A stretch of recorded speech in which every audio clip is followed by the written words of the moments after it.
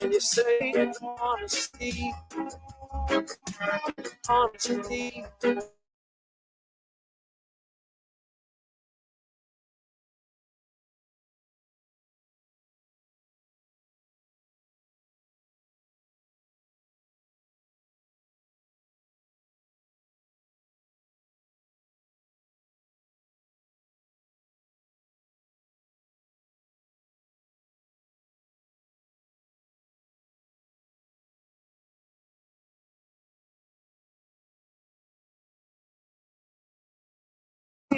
Honesty,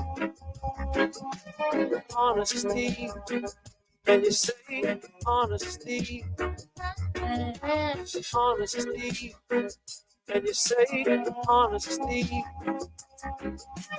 honesty, and you say honesty.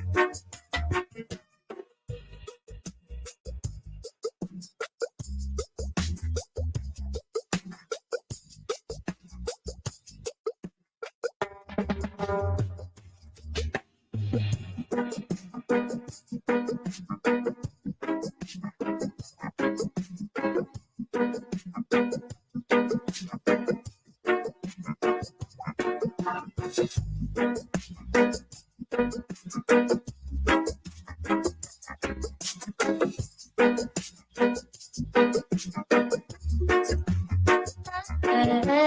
honesty, and you say honesty,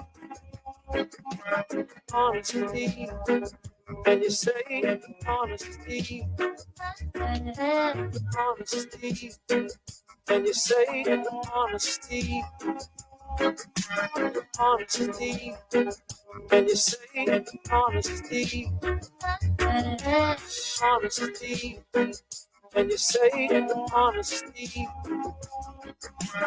honesty, and you say honesty,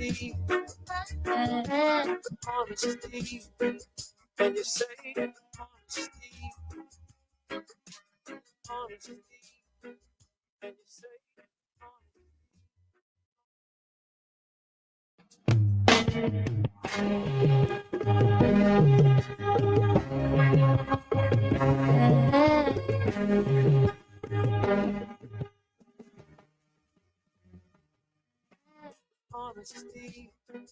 and you say honesty, honesty, and you say honesty, honesty,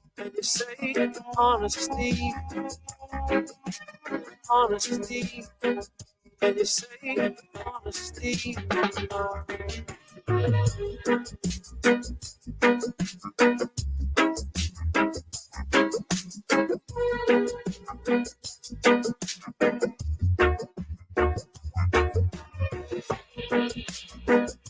honesty, and you say honesty.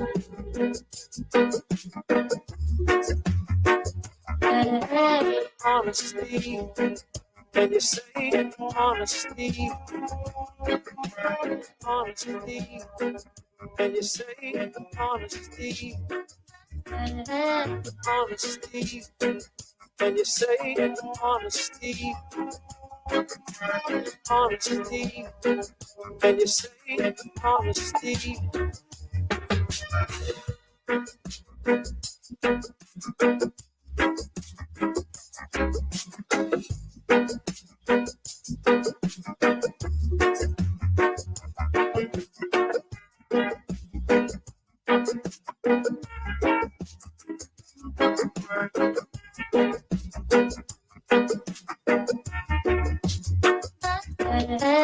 Honesty, and you say honesty, honesty, and you say honesty, honesty, and you say honesty.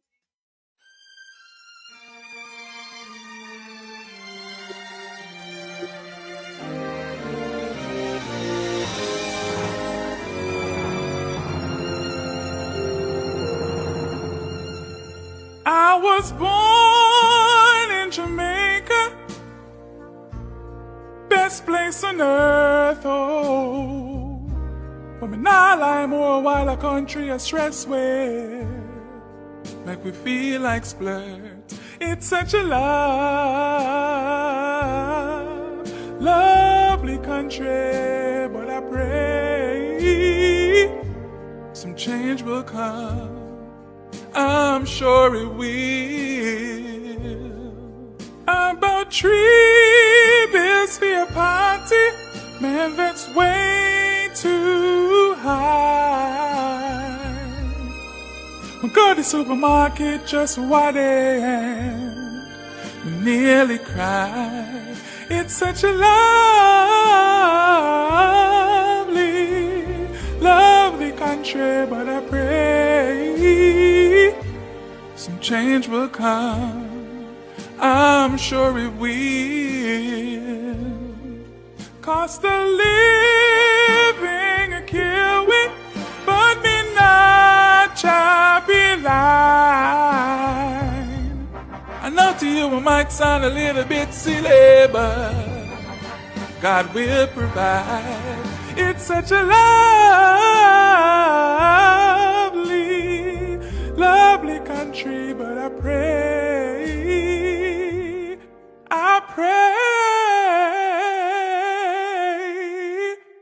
some change will come.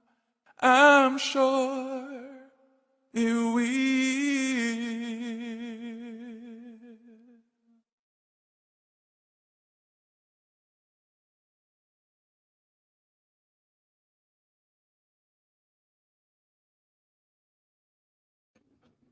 Cut. Yes, indeed. People, you can't hear me? You can't hear me? Jeffrey. Welcome to Reason with Rattigan on Reggae Global Radio and YouTube with yours truly, Wil, the Rebel Rattigan. Today, as always, we have an impressive lineup of guests. And in keeping with our mission, we will discuss topics of relevance and real substance. No cascas round here. Now, the last 7 days have been very eventful, and I know you want to hear from me. And today, you will. Thanks, Sharon. All right, Doris. Everybody I hear me. Blessed one. Yes. Now, if you're tuning in for drama, you'll be sorely disappointed. Reggae girl, big up yourself. You'll be disappointed because we're going to reason. We're not going to rant. We're going to provide facts. We're not going to provide fiction. And we're going to avoid the mess and focus on the message. So keep your channel locked. And folks, don't forget, on Friday, August 30th, we will have a protest. And I'm going to poll the audience anyway, but as of right now, we're planning to have that protest in New York, across the street from the Jamaican consulate. We will be at 41st Street and 2nd Avenue. And just so you know, the protest will be sponsored and promoted by the One Jamaica Legal Defense Foundation. No other organization will be affiliated with this protest. All the arrangements, all the financing, everything will be taken care of by the OJLDF, and the OJLDF is you. You make it happen, folks. You're the ones who provide the funding. You're the ones who provide the guidance. You're the ones who provide the support. And we're eternally grateful to you for taking a stand with us against the corrupt government of Jamaica. And we also urge you to take a stand with us against any government that should come to power, or any party that should come to power in Jamaica. We are going to hold every single government accountable. And remember, the message is exactly that. hold governments, plural. This one and whoever kept one come accountable. We're not going to be diverted. We're not going to be distracted. Now, join me tonight. Switch gears, Spawner. Join me tonight at midnight on Reggae Global Radio. And as we say, relax with the rebel. Come early and stay for the entire program. Now, based on your response last week, we will continue with our vintage reggae selection.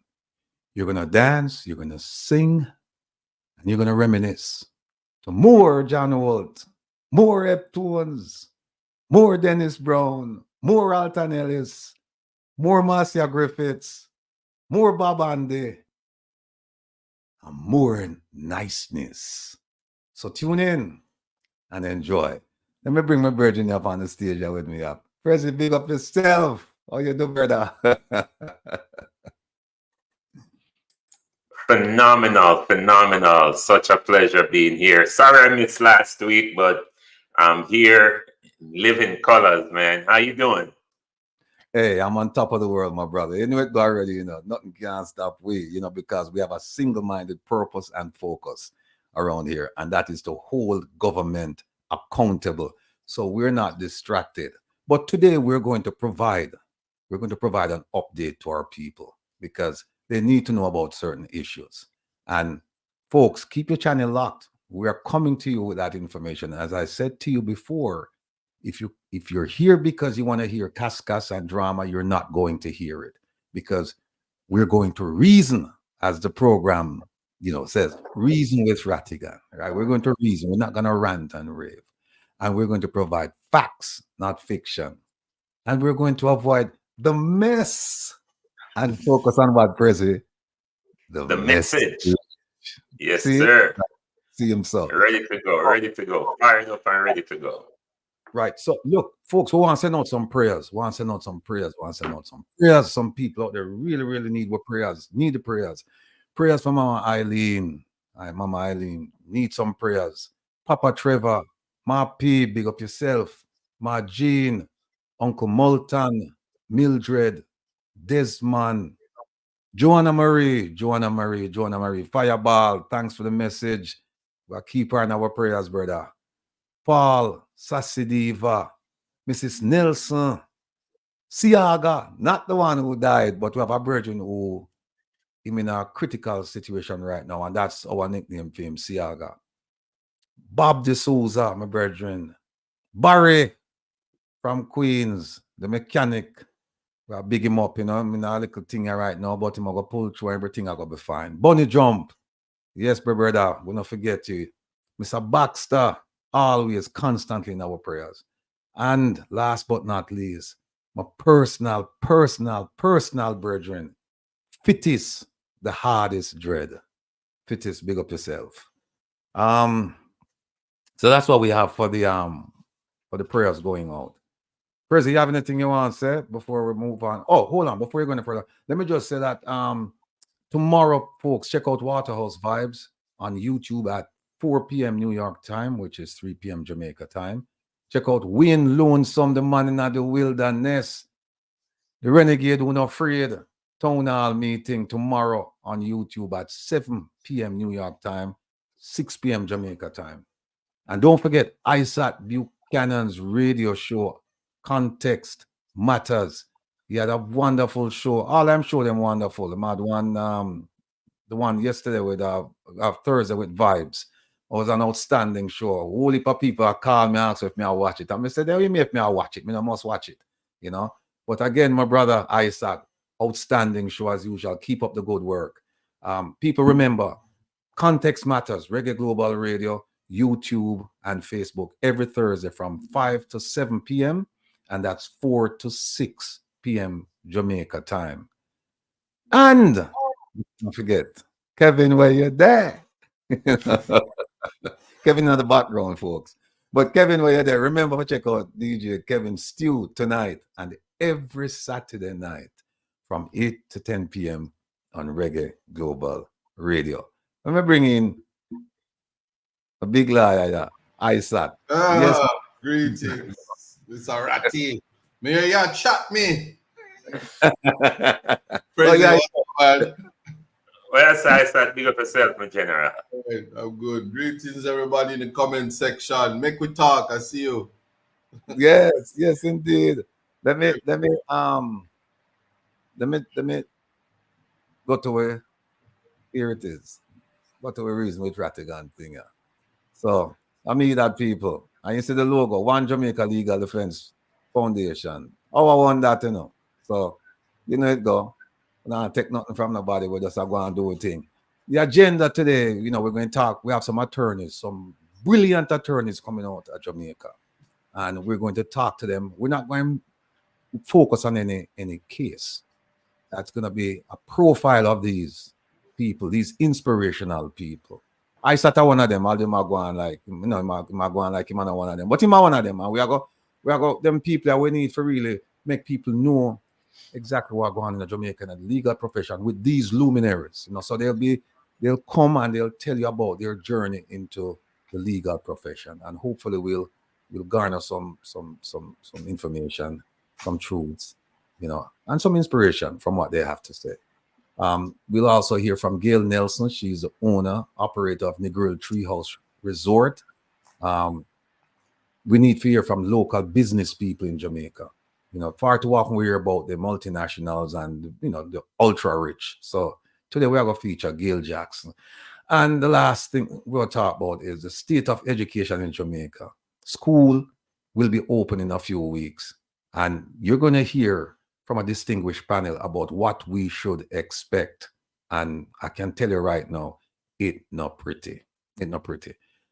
And last but not least, we're going to focus on some things that occurred this week, and you know, issues that some of our folks raise. We're not responding to what some other people say. We're just responding to what our people have asked us to say. Listen, on Saturday we'd like you to focus on the following things, and we said, okay, fine, no problem. Your wish is our command, and that's exactly what we will be doing.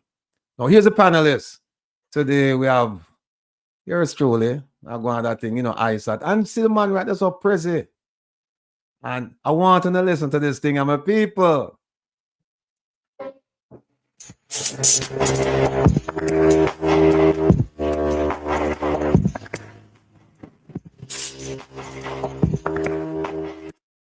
A lion never looks back when small dogs bark. So we roar around here. And so when you hear the barking people, tune out the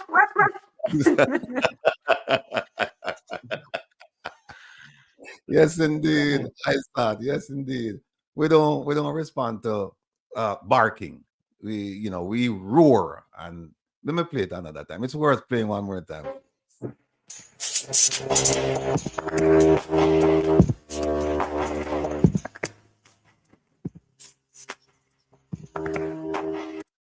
Yes, we don't bark, we roar. Remember that. All right, engagement norms. Now, for today's program, folks, I'm asking you, please be an active listener. Listen carefully to what's being said, right? Far too often, we just pick up on keywords. Pay attention. Use the time effectively. Be present when the thing are going. We want you there completely. That even if I call upon you and say something, you can just respond right away because you're here, you're present, you're actively listening.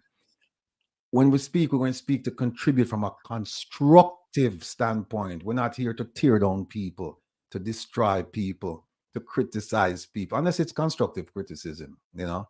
But that's our mission. Our mission, remember, our mission is to hold government accountable, not to hold the barkers accountable. The people who are barking, we don't hold them accountable. We hold government accountable.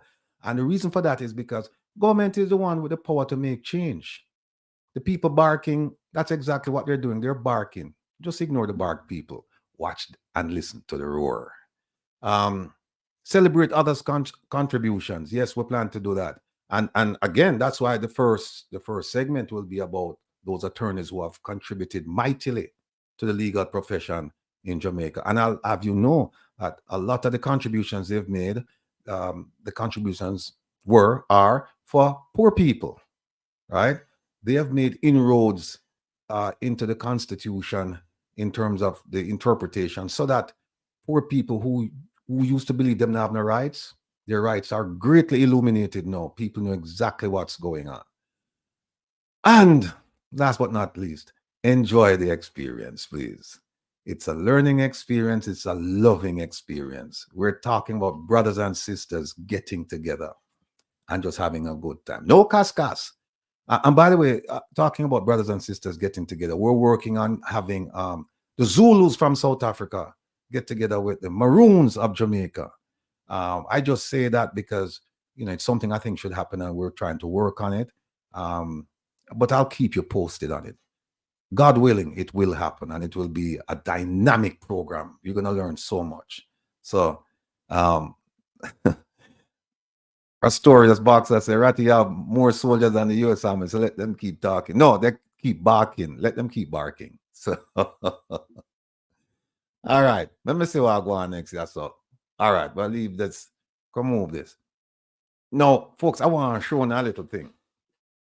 All right. I have a couple of videos here I want to show now. And I want to show for the early warm, as we would say. Early warm, you know, so you listen to this, but we're going to play them again. And by the way, tonight we're going to play a section dedicated to all of the people who used to listen to sound system like Tubbies and Tippertone and Arrows. You know, hear some music. Believe me, we're not here for just tune in. Yeah, that gonna hurt you when you hear the music. Appear forward. I'm sure I'm not gonna get through, half of the selection because people are gonna keep on and say forward. But these songs will they will bring back memories for you, as they have and they will for me, because as a youth I grew up in a firehouse. I used to go dance at them songs, them tunes we used to listen to.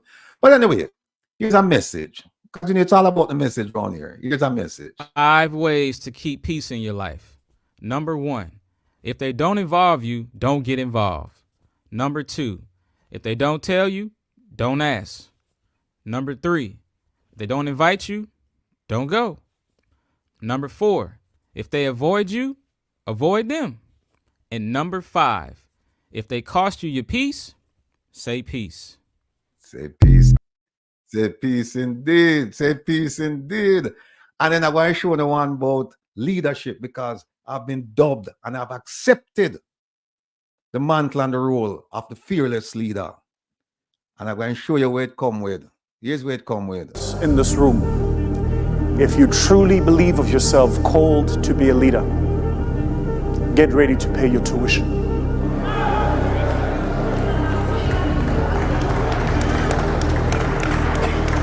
Get ready to pay your tuition. And so we spoke about the what to do. That's why the how is difficult. The how is difficult because the first part of the how is I've got to be willing to pay my tuition. And the tuition fee for this place of leadership is isolation. The tuition fee for this place of leadership is being misunderstood. The tuition fee for this place of leadership is being maligned, lied about, spoken about, and still loving those people enough to lead them as well. People, this is so inspirational for me. Never lick it back. All of us in this room, if you truly believe of yourself called to be a leader, get ready to pay your tuition.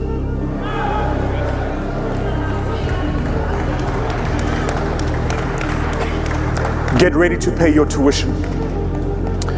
And so we spoke about the what to do. That's why the how is difficult. The how is difficult because the first part of the how is I've got to be willing to pay my tuition.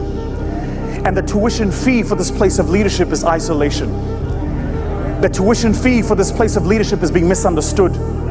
The tuition fee for this place of leadership is being maligned, lied about, spoken about, and still loving those people enough to lead them as well. Yes, folks. Yes, that is the tuition I am paying. And I'm paying it gladly and willingly. And I'm still serving those who have sought to do all manner of evil. But that's for some other time. Isaac, talk to me. What going on in your world, brother? Boy, coming off a very exciting show. You know, you asked, I'm going to tell you, after a very exciting show, I got the opportunity to have conversation, not an interview, but a conversation with a national treasure. And out of the 1 hour, listening to the artist and hearing what's in his head, you know, in his mind, his thoughts, and hearing him interact with the public and everything like that. The usual responses in the I think they call it Jamaican Twitter. You have a lot of you know, like the lion who don't look back, a lot of don't look back things. I'm not gonna really stress it, but I mean, you have some real mentally ill people in Jamaica that need help. And I just asking everybody in the diaspora, pray for them. Them broke and them hungry and them don't have nothing to think about or talk about. They need help and attention. And we have to have compassion and empathy for them. And apart from that, I'm here always happy to contribute to the learning, the jurisprudence, the betterment of country. I always drown out the noise. I'm very honored, proud, and happy to be here in your presence, my brother. And that's all I'm going to say. And if they come for me, I'm going to answer them. And I do have the $500,000 because Mr. Carter say I didn't pay it the last time and I'm not pay it again. So, yeah, I'm going to leave it at that. Yeah. No, well, let me just tell you that, you know, I ask, and I'm asking everyone here to pray for those who have been misguided and misunderstood. Because what happens is that, and I know it's tough, but here's my personal feeling. My personal feeling is when you develop enmity, it will affect you. When you spread love, there's a chance that will affect other people. Maybe it will infect other people, and that's what you hope for. And so, you know, I'm not putting you, but you see, you know why I beg for the prayers? I don't want my Jamaican people caught in the stadium begging peanuts. I just don't want it. That's all I'm going to say. It's not a good look. So I want the people to strive and be the best that they are. And so no time for hate. It's just progress. Because you see, sometimes you have your profession, you lose your little profession, and you stretch out your hand for peanuts. We don't want that for our Jamaican people. Well, my understanding is that the peanuts were offered; they weren't begged for. So, all right. Let me rephrase it. At no time in life you should be begging nuts. Leave that to the chipmunks and the squirrels. And I'm done. But there are so many things. And one thing I'm happy to say, and I always speak positive things into the universe. We have a mission, Mr. Rattigan. We're going to complete it. We always do. There are some that we will carry them, you know, some young, some old, some frail, some nonsense, some you give platforms and opportunities. And just Moses never make it to the promised land, and I him to get the 15 commandments and drop 5 of them. That's all I'm gonna say. So what we have to appreciate is that we keep moving, because a quoting an artist is happiness that we're choosing, and we don't have no time for losing. Yeah, and that is the mandate, and we still have persons who we have to stand up for them. We have to fight for them. So we drown out the noise. The good thing is, we have the tools and the equipment to continue to do it. And I stand by you, my brother. Yeah, you know what is easily realized by me, the fact that people will go with you on a journey, but they will not complete the journey with you. I know this. We all know this. There are some people that come in your life for a season. Some of them come in your life for a reason, right? Some of them come in your life and you're running a marathon. They come in your life for a sprint, 100-meter sprint, or a middle distance, run, and complete the journey with you. Some people are like the rocket boosters, where they're attached to the rocket and they serve a purpose. They get you up to a certain altitude, and then they fall back to earth. And you just have to kind of accept that in life, and once I was told a long time ago, that knowledge and acceptance are two things that will guide you to happiness. Well, that's so true. and you can accept certain things, then that's fine. You don't have that internal struggle. First, the way you said. Well, one thing I have to say again, congratulations to ISAT and the team. But and of course, it was a great interview and a lot of context came out plus an announcement. So everybody get ready for December. Right, you have to fly down, you have to book a ticket early. So So, I know itch up right next to ISAT. yeah, well, Public service. public service announcement.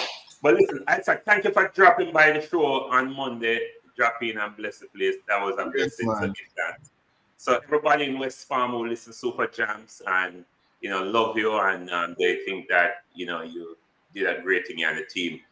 Also, for those of you who are concerned about some of those things that have been said on some other platform, we will be addressing it later on in the program. So stay tuned for that. And yes, our fearless leader don't look back when little dogs are barking. So they can bark as much as they want. It's a big teeth lion behind our side. And it's a one in the red shirt. This is what we are talking about. Yeah. We're not fear and we're moving forward. So everybody welcome. And I'm excited to hear the team, break down jurisprudence today and what is lined up for the program. So fired up, ready to go. Everybody in the chat, big up yourself to the ambassadors, OT and the team who was traveling, big up on yourself, welcome back. And Mr. Tavares, boy, I tell you, big up yourself. So back to you, Isa. Well, Peter Rattigan, Isa. Not staring at the camera. Yeah, you have to see with me. No.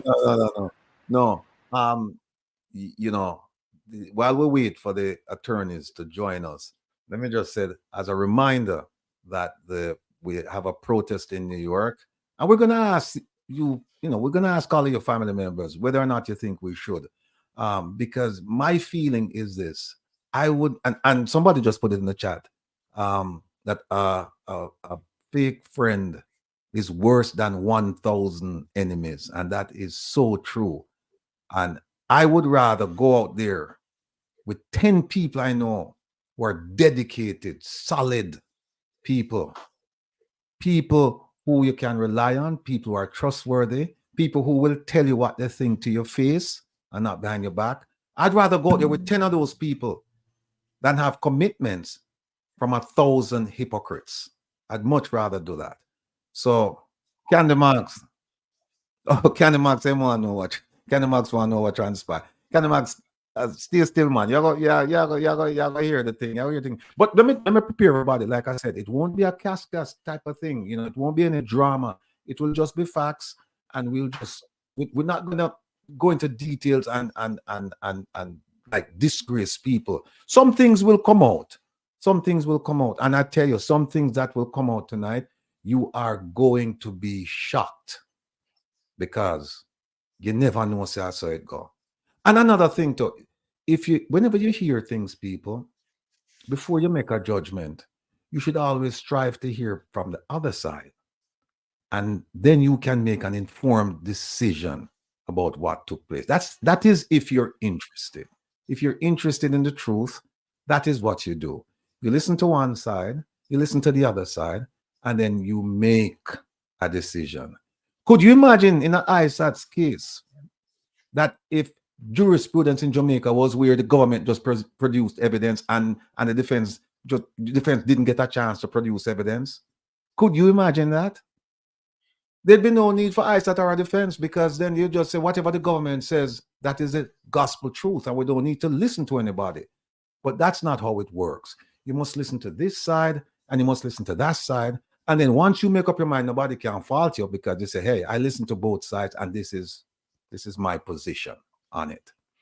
But we find that a lot of our people, we tend to like run with the first thing that we hear, and that shouldn't be. But anyway, folks, 3:34, and I see we have two of our attorneys and we have ISAT there. So I have Mr. John Clark join up on the stage. John, big up yourself. Yes, and we have Hello. Miss Valerie. Ah, here's Miss Nita Robertson. There you go. All right. Agree. Look, go ahead, John. I say thanks for the invitation to your big show, man. On the big The show. next one. Yeah, no, my pay eyes at well. So Miss Valerie Nita Robertson, welcome, ma'am. Welcome to the show. You're You still mute. muted. Yes, thank you for the invitation. Some of my favorite people are here. Yes, I haven't seen you in a while. The last time you were here was, I think, maybe I don't know, a year ago or so. It was a while. Yes, You I've talk here that you must share the youth portion with us. You know, whatever it is that you're drinking, eating, using, whatever, share it with us. okay, I've been very busy. And then we also have Alessandra LaBeach, a member of that fantastic team. Alessandra, welcome. It's the first time, but I'm you know, I can assure you, I believe it won't be the last time. It won't be the last time. So who will wait? Iqbal, where's Iqbal? I don't see Iqbal at all. I don't see Iqbal. Anyway, he'll join us soon, I'm sure. All right. Look, a big welcome again to all of you. Now, folks, full disclosure, truth be told, two of these four attorneys, they represent the One Jamaica Legal Defense Foundation. I won't tell you the cases, I'll just say that two of them represent the organization, and that's a good thing. Now, let me start out by asking each of you, because this is a program about profile. It's not about cases or politics. It's about you and your struggles and your contributions to the development of the judicial system in Jamaica. The difficulties, the easy part, you know, the struggles, all of these things. So let me start with this ladies first. John, no disrespect. I said no disrespect. But we know I said already. My one away. Let me Well, I start with must say this, Mr. Rattigan. I don't know how you guys do it in the US of A with the Trump mentality, but in Jamaica, you start with the King's Council. I am sorry. So the ladies first not flying here. There is a hierarchy. You know what? Thank you very much. Miss Valerie Nita Robertson, you have my apologies, ma'am. Very My sorry. darling, learn one thing about Valerie. I have no ego. No. Well, then, Isat, I rebuke you, Isat. Anyway, Valerie, do you mind if I call you Valerie? No, of course not. Okay, all right. No, Valerie, just in a few minutes, take as much time. Just tell us, who is Valerie Nita Robertson, please. Oh, a country girl from a big family, 6 of us, 6 siblings, 5 siblings and myself. St. Elizabeth, Appleton Estate, Thornton Primary School, scholarship to Wolmer's. I miss the country so much. Kingston is not my thing, but I came with a purpose, and that purpose was to seek justice for the underprivileged and those who can't afford it. And I will tell you, I do many free cases. A lot of people don't know. That's what I talk about. Yeah. They seem to think I only do the big cases. That's not true.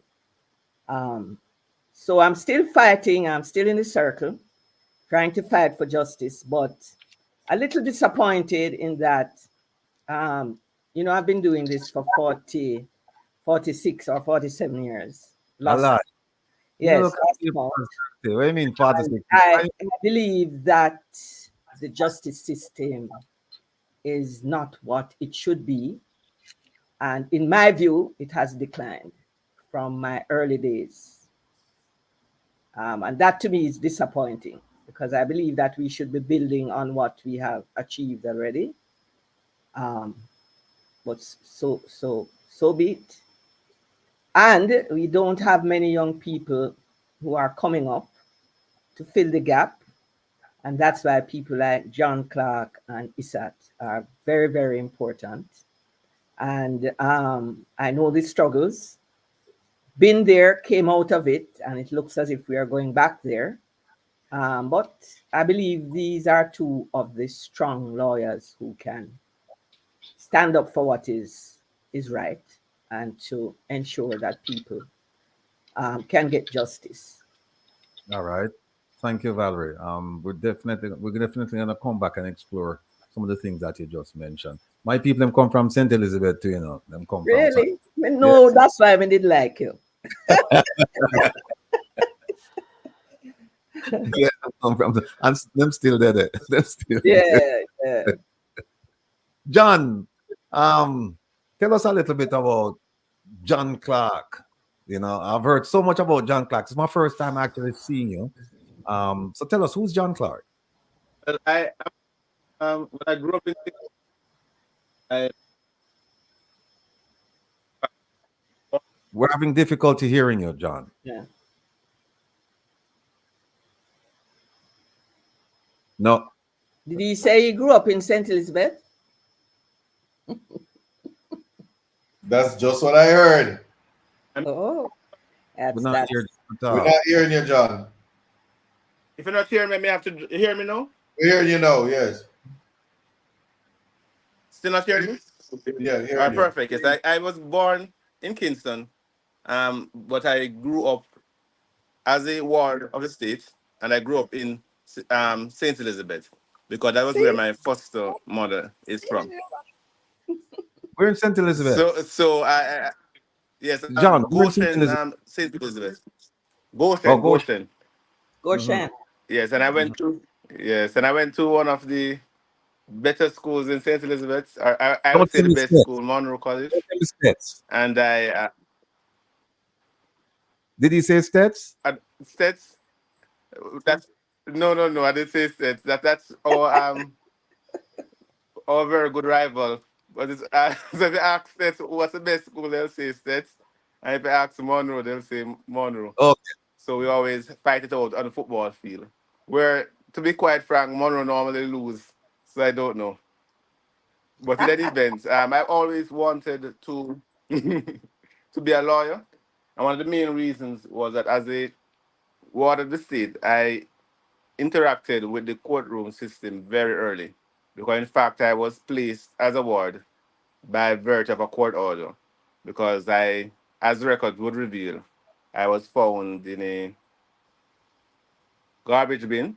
So the court actually would have made an order in relation to what would have been my care.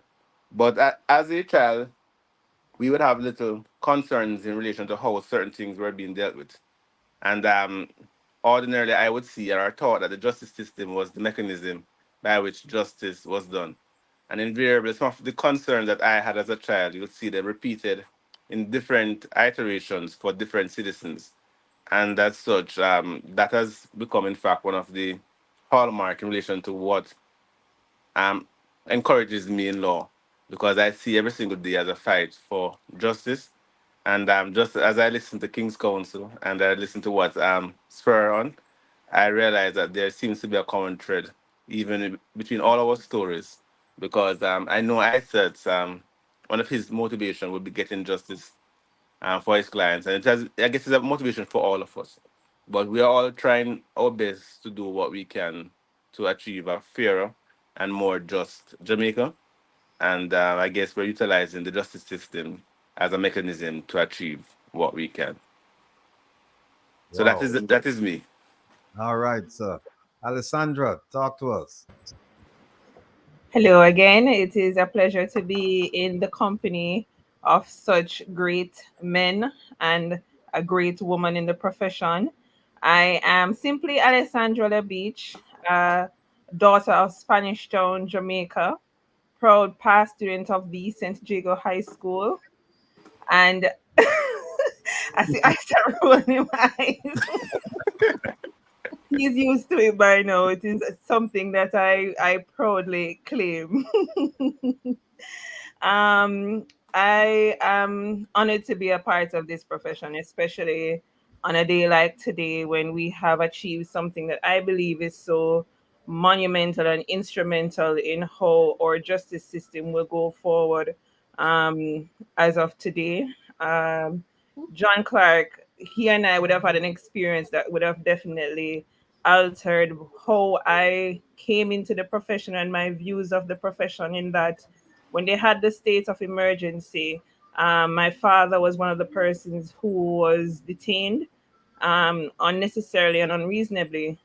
He was detained for a week on a traffic ticket that was paid, and he would have had the proof of payment at the time that they would have arrested him, and yet his detention lasted for 7 days. And at that time, I was at the Norman Manley Law School, and trust me, that was a definite turning point for me to determine whether or not I really wanted to even come into this profession again, having gone through that experience. So it is a passion of mine to reunite persons with their families. So when I sit here and I'm able to see clients with reuniting with their families, it is a definite passion of mine, and it always gets me very emotional because I know personally what it was like when my father came back home, and even though it was just 7 days, there was a change, and it does something to someone's psyche to be held and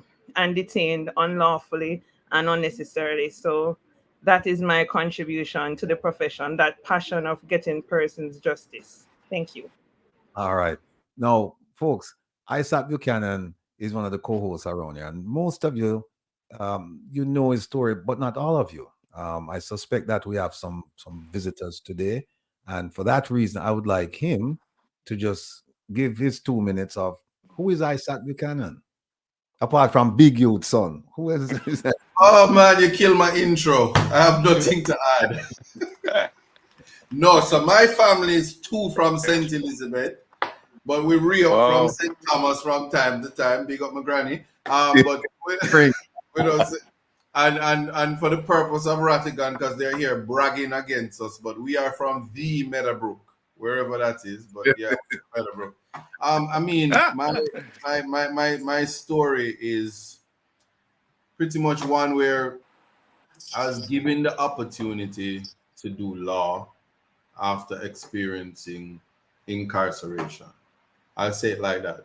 There were many people who it's not a feat that would have happened by myself. There are many people who believe in me, and in Jamaica, where people may say the worst about it, but we have a constitution. I was introduced to the constitution through Tracy Robinson, again through Bert Samuels, and I know that the constitution works.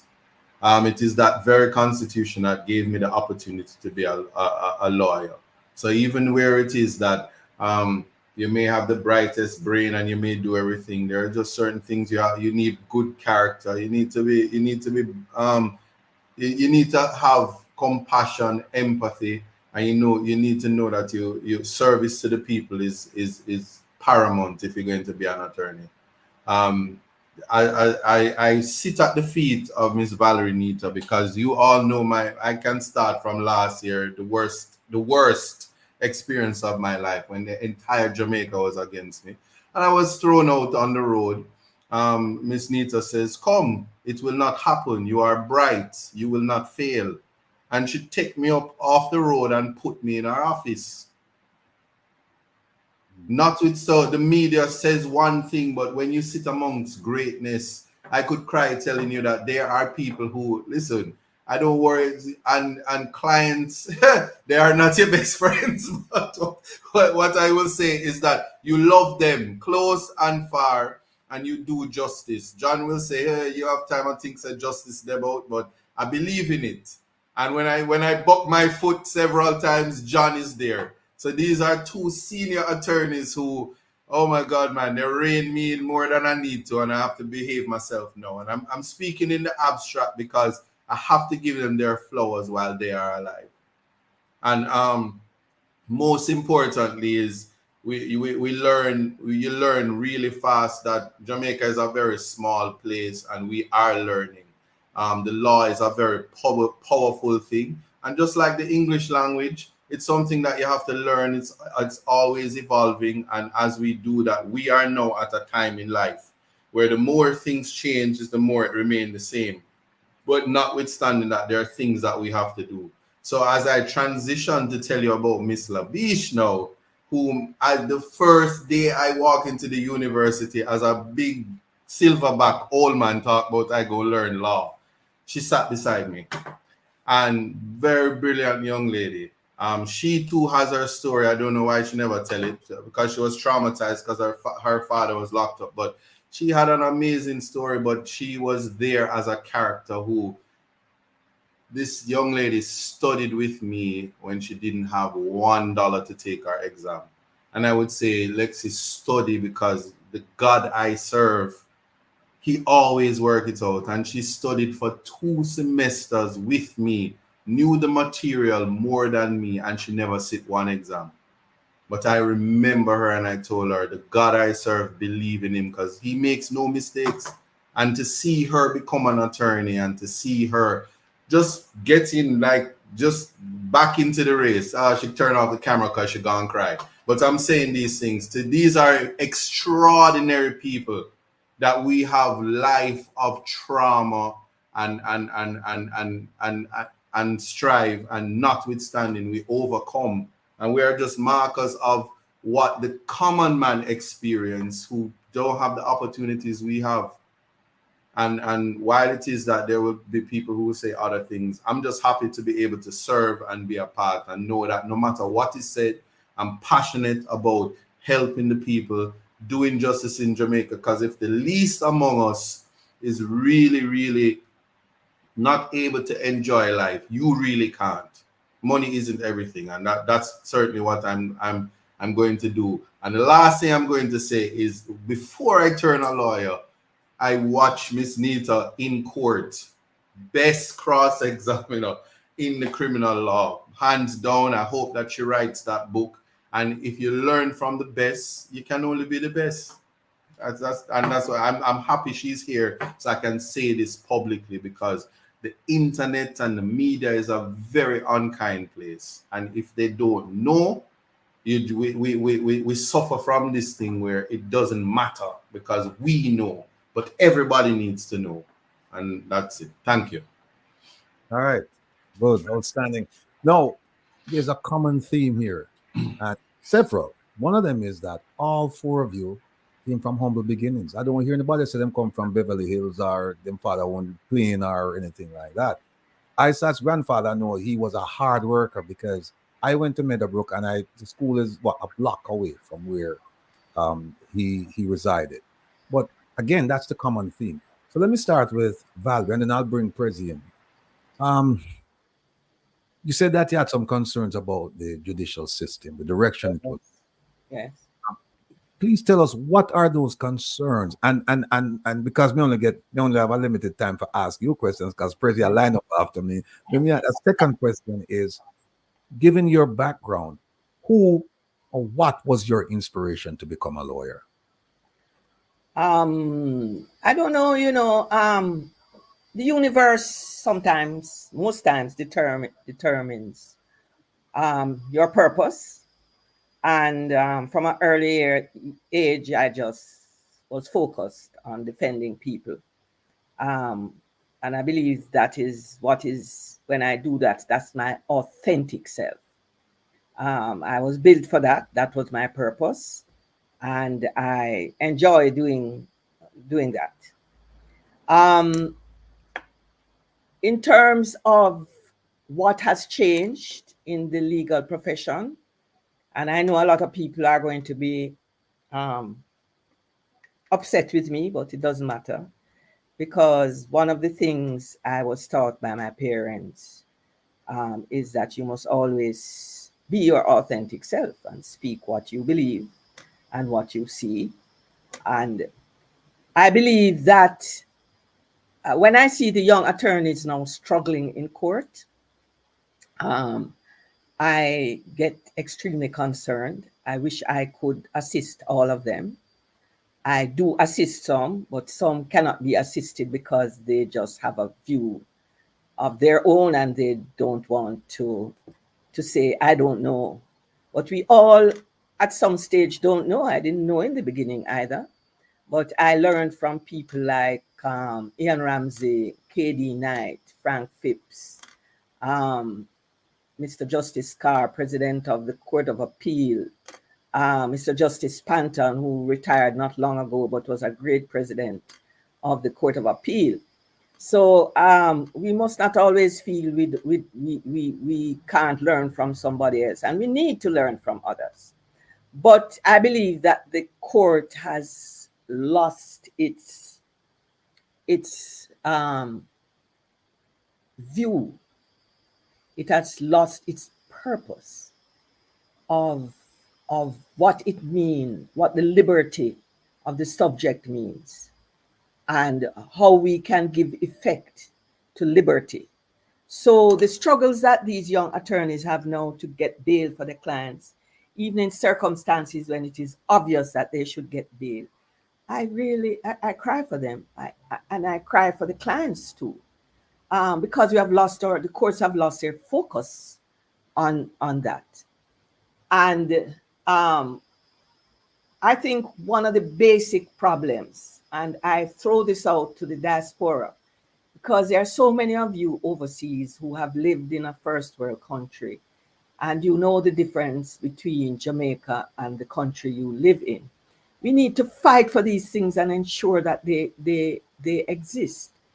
So one of the problems I have, and I believe that John Clark and Isat will agree with me, because they see it every day, is that we need to reform our constitution, because I believe that is the platform that can give us what we want in terms of the delivery of justice to our people. I don't think some of you know, I mean, I could talk on this for hours, that most of the judges are taken from the DPP's department. So they go to the DPP from law school, or maybe from a firm, a small firm. They go there and they work their way up to the resident magistrate, or the corporate, or the parish court, as they now call it. And then they work their way up to the Supreme Court and become eligible for the Court of Appeal. It is my view that if you want, because I'm making a comparison between the judges I appeared before when I just came out of law school, which was 1977 people. Don't bother calculate my age now. And I can make the comparison. You hear them say, he who lives the longest knows the most? It is so true. I can make the comparison. Things I used to undergo, the platforms I operated on, the young lawyers now don't have that advantage. It has gone through the window. And I believe one of the problems is that we need to look back at the system of justice, and we need to make some decisions. It is my view that if you want to be a judge, then you need to have a school for judges. If it's only 6 months, 8 months, because let me tell you, I am sometimes flabbergasted by what is delivered in our courts. We have good judges. We do have good judges. But we lawyers, we can tell you who the good judges are. We can tell you because we can identify them. But we have judges who I don't believe are up to the standard required of the delivery of justice. And I'm very concerned about it. And I'm so upset that I'm going to leave the profession, but I'm going to retire shortly. I'm going to leave the profession, and I have left it in the state in which it is in. And for these younger people to struggle through it. That's my unfiltered view. Well, yeah, I'm sad to hear that you're contemplating retirement, because I was looking forward to come and sit at your feet and do what ISAT is doing now. I was hoping you'd take me in off of this program here in the office. Bad man. You can call me, man. I'll do some personal tutorials for you. All right, cool. Mr. President, you have a question for Ms. Valerie? Yes, Miss Valerie, good evening or good afternoon. Welcome to the program. How are you? I'm good, thanks. Now, over the years, I'm sure you have seen your skills and your perspective evolve as an attorney.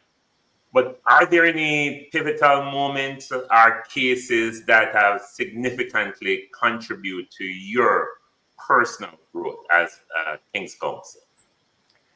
Well, yes, I believe every case has contributed, some more than others, because I've done some very tough cases. It appears that they usually drop in my lap. And I have a particular style that I use for my cases, and it has proven to be, the right approach to to matters. Boy, I can't. One case I believe I was extremely satisfied with is Lessine Edwards. Yes. Lessine Edwards went to the Privy Council not long ago, I would call it in recent times. And it was a case with mountains of difficulty. And I believe that we battled through the trial court. I mean, really battled. We battled through the Court of Appeal, and we were delivered by the Privy Council. So that's why I say at all times, I give the Privy Council praise, because I knew that Lessine Edwards was innocent. But the system of justice that we have, the system which we need to work on, just did not deliver justice to Lessine Edwards. But it is a benchmark in my mind, because I was battling the system, and even though I was battling, it's not an easy thing for me to do. I don't give up hope. But in Lessine Edwards, I almost did. And the results delivered by the Privy Council was really an emotional thing for me. So I give that one a standout. But there are many. I can remember Mark, oh goodness, what's his name again, guys? Mark Sangster. That was another case you might not remember, in which I battled disclosure, the failure to disclose by the DPP. And Mark Sangster was an absolutely innocent man, as the video that we were able to get eventually disclosed that he was not one of the robbers. And the police knew, and I believe the DPP knew, that the video, because they must have viewed the video. You would have been very negligent if you didn't view that video from the Western Union robbery. And I was very satisfied by the judgment of the Privy Council. Do you know that we had to go all the way to St. Lucia to find the video? Yes, the video was being used by Western Union as a teaching moment for staff as to how to behave or not to behave in a robbery.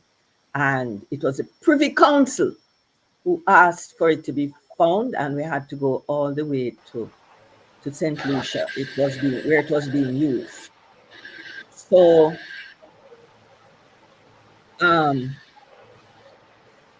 there are many cases. Oh goodness, I couldn't go through them all. But as I say, Lessine Edwards was one very fulfilling to me, because I was a little doubtful of the decision of the Privy Council. Valerie, let me bring in John for a bit here and talk to you. John, you came from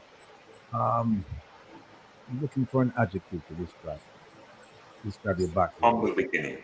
You came from a place where you should not have survived. And I'm talking about survive as a person, much less to thrive as an attorney. So what was your inspiration through all of this because you came from a background that people didn't, I suspect, didn't expect anything of you. There you were a ward of the state, found in a garbage pail, and you battled and you made your way through all of that, and now here you are, a renowned attorney in Jamaica. Do you pinch yourself sometimes and say, "Is this real?" Or do you just accept it and say, "This is John Clark. I deserve this. I worked hard for it. This is who I am." Well, for starters, one of the reasons why I have a soft spot for the diaspora is that my foster mother was in fact a Jamaican citizen who was in the United States. That's Miss Marjorie Binns, God bless her soul. And she was so in fact it's when she came back to retire in Jamaica that she decided that, well, I'm going to adopt a child from the children's home. And then she would indicate and had instilled in me the view that one, you deserve to occupy whatever space, and you deserve for your voices and your voice to be heard, and you must not treat yourself as less than anyone. And there is, I believe, that will instill that hard work is one of the most important things that I need to do, and invariably, whatever I want to achieve will have to come by hard work. I have to work harder than most because ultimately, somehow that would somehow be a mechanism by which you would attain whatever it is that you want to attain. So yes, that was one of the basis for me believing that one, I can achieve anything that I put my mind to, and ultimately, that was important because I grew up with an environment where because based on her age, she couldn't qualify at the time to even sign on for me to get student loan. So I had to work very hard to qualify essentially for a scholarship to ensure that I could go to university. Because the choices I had at that stage was either I get a scholarship or I'm going to work before I can go to university. And I come from deep rural St. Elizabeth. So the work that I was contemplating was some work in, and I have a problem with hog pen, but some work in my in a hog pen until I could save sufficient funds to do what I want to do. So ultimately, luckily for me, because at the time I think there's only 7 scholarships the government afforded or made available. So luckily I was able to qualify for one, and that was how I went to university. But I've always, as a child, had my own little concern about every little thing that I think needs to be changed systemically. So I formed the desire then to see how it is that the law, and by advocating for change through the law, could achieve some of the changes that I think were necessary. And listening to King's Counsel, we lost for the cases that we studied in law school, like Mark Sangster, which is one of the greatest cases in terms of jurisprudence, and the work that she had done in that particular matter warms my heart because it means that what we were originally envisioning, that is that through hard work and through person's dedication such as herself, law can change in the right direction, because what had taken place in that particular case, and even Lysine Edwards, is a slow development in the law to correct some systemic problems. And I'm happy that we're having this particular discussion as we reflect on these developments over the period of all our collective lives. Alessandra, I'm going to come to you, but I'm going to do something a little bit different. I'm going to ask Valerie, if you could ask John one question, only one question, what would that question be? Goodness gracious. Let me just say this before I go on. John Clark and Issa Buchanan are the future of the development of law in Jamaica. They are exceptionally bright. John Clark has a fantastic mind. I've watched him in the court and in difficult circumstances. And you know the thing I admire, they say you can learn something from everybody. I'm a very passionate, hot person, I would call it. John is so calm in court. Valerie, joke him, no man. Joke him. I admire him for that. Valerie, is super calm. And what comes out of his mouth is what gets him where he wants to go. Juke him now, Valerie. Forward. I hope I'm Juke him. alive. I hope I'm alive when John they asked and then they proposed QC for John. I hope I'm alive. Valerie, juke him. Fantastic models, these two. If I were to ask John one thing, I would say to him. No, not say to him. Ask him, Valerie. Will you work with me? Yes. Developing the problems that exist in children's homes behind the scenes.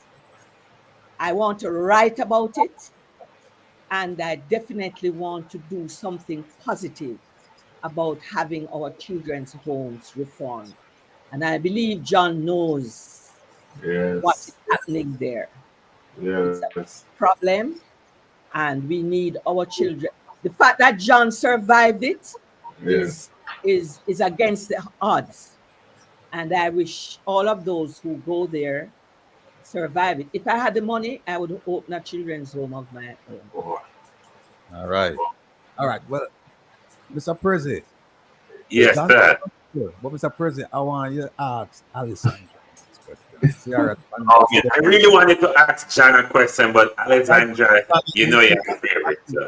So, no, there's a quick question for John. You didn't answer the question. Will you help Valerie? Yes or no? Yes, and just that is a project that I in fact triggered my desire to be in law, because there is in fact a lot, and by even asking that question, you know what you're talking about. There is in fact a lot of work that needs to be done, and in that area, because it was, and I am aware of the state, and in fact, as a person who would have gone through certain circumstances where essentially felt you have no rights, and essentially you're just there to be abused and be lucky to be alive. That there are certain things that I'd love to see addressed in terms of how complaints from wards are dealt with, and I'd love for that situation to examine, because there are a lot of untold stories and untold trauma from children's home.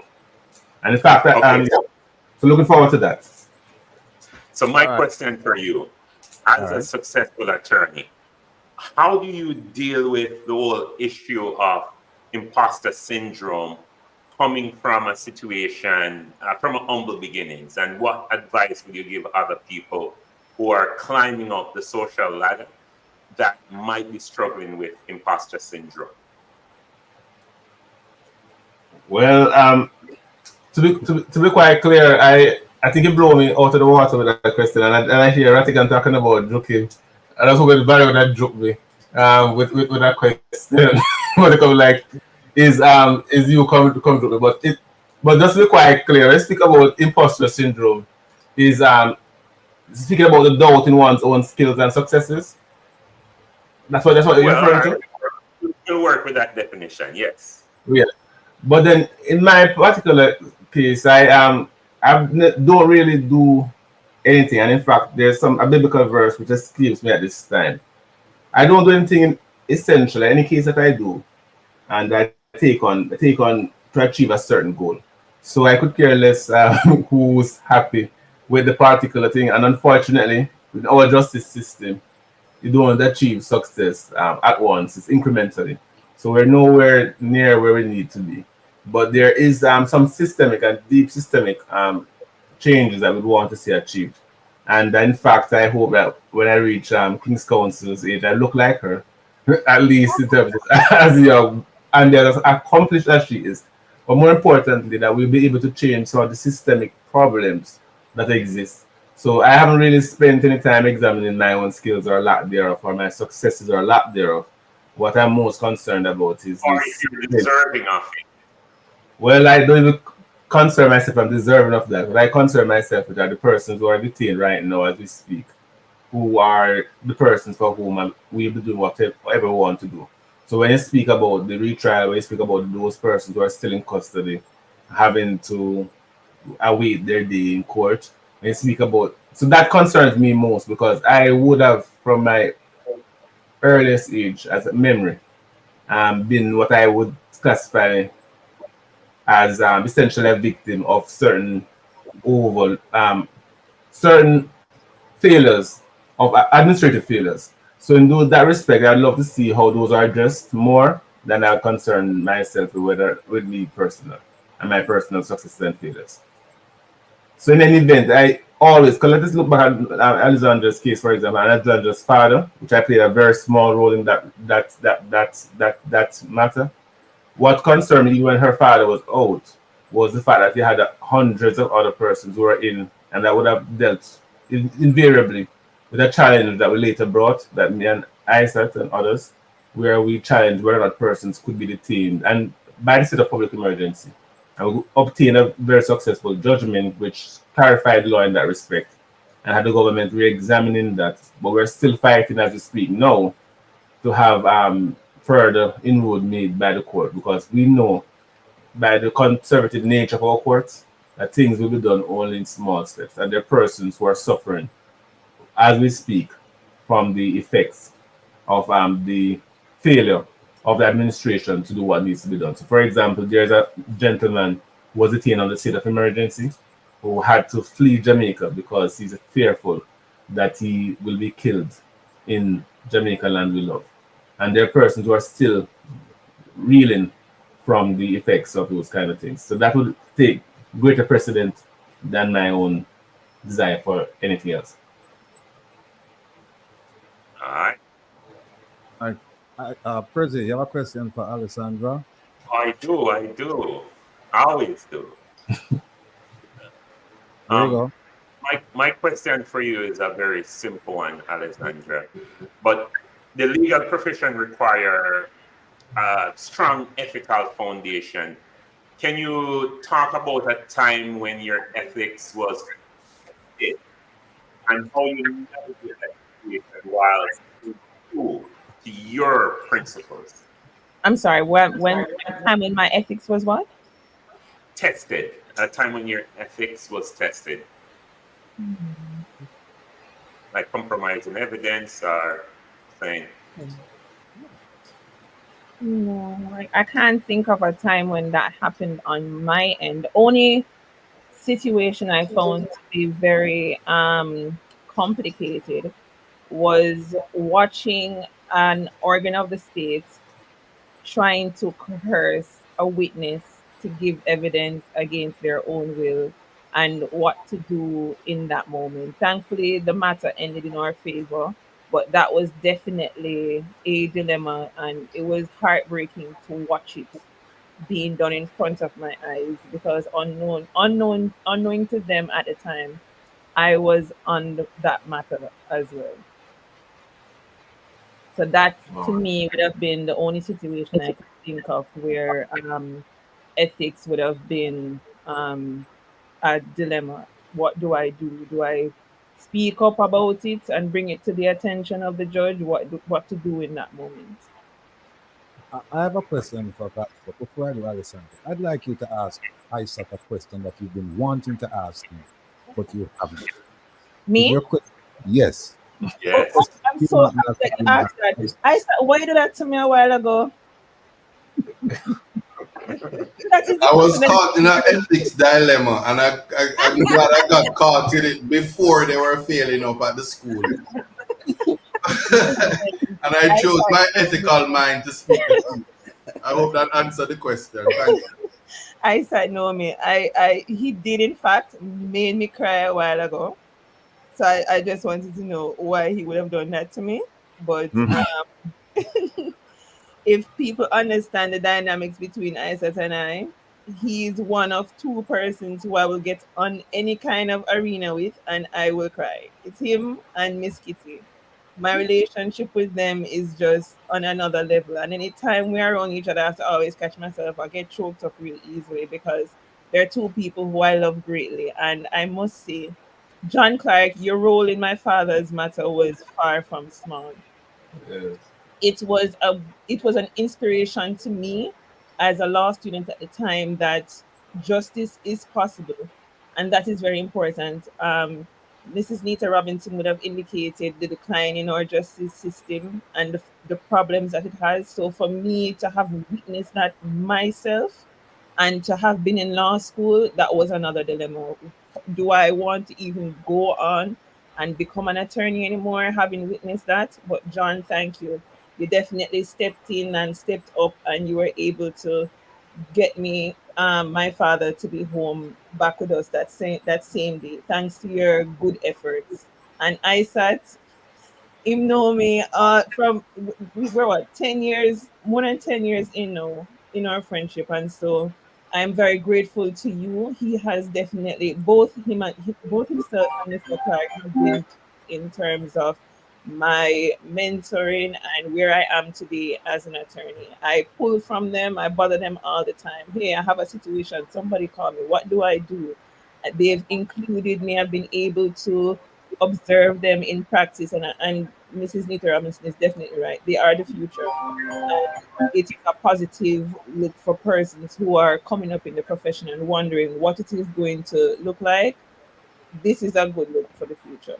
So I'm grateful to both men for their kind guidance and tutelage in my career thus far. You have both been very instrumental.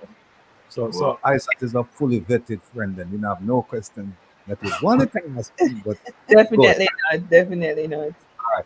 Let me turn to King's Council here. Ask her a question. King's Council. No, there's been a lot of brouhaha about the Constitutional Reform Committee's recommendations, Yeah. and they're talking about deeply entrenched provisions and type of government we should have, and also should the Privy Council be our last and final destination for justice. Now you have gone through all of this discussion, this analysis. I don't know what the other panelists, your colleagues, I don't know what they think. What I'd like for you to do is explain what is your position on it and why, because then I'm going to ask them as well if they agree. Let me just say this first. We're really playing lip service to the Constitution. We really are joking. What's going on now is a joke. It's a big joke. If I sat down with you, it couldn't take one day, maybe a week, and explain to you the Constitution and the impact that each section has and what we can do to change it.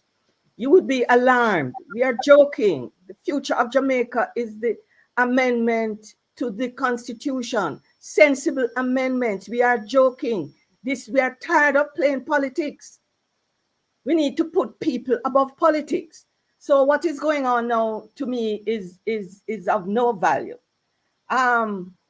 Listen, Jamaica is too small to have a final court of appeal. Don't argue with me about that, because I am not going to agree. And it has nothing to do with the intellectual capacity of our judges. Some of them are extremely bright. Okay? Has nothing to do. It has to do with our society that is small. Everybody knows everybody. Everybody has a view about everybody. And when these matters come before the court, it slips between the cracks. What you need is a body that is not influenced by who is who in Jamaica and the politics of Jamaica, and to just deliver justice. And when I see that, I will adopt it. Until then, the people in England, who are white people, and I don't want anybody to think I am a colonialist. I am not. I could have left Jamaica when I graduated law school. I had offers. I would have been a multimillionaire now. I chose to stay in my country because I want to make my contribution here. Okay? It has nothing to do with these white people in England.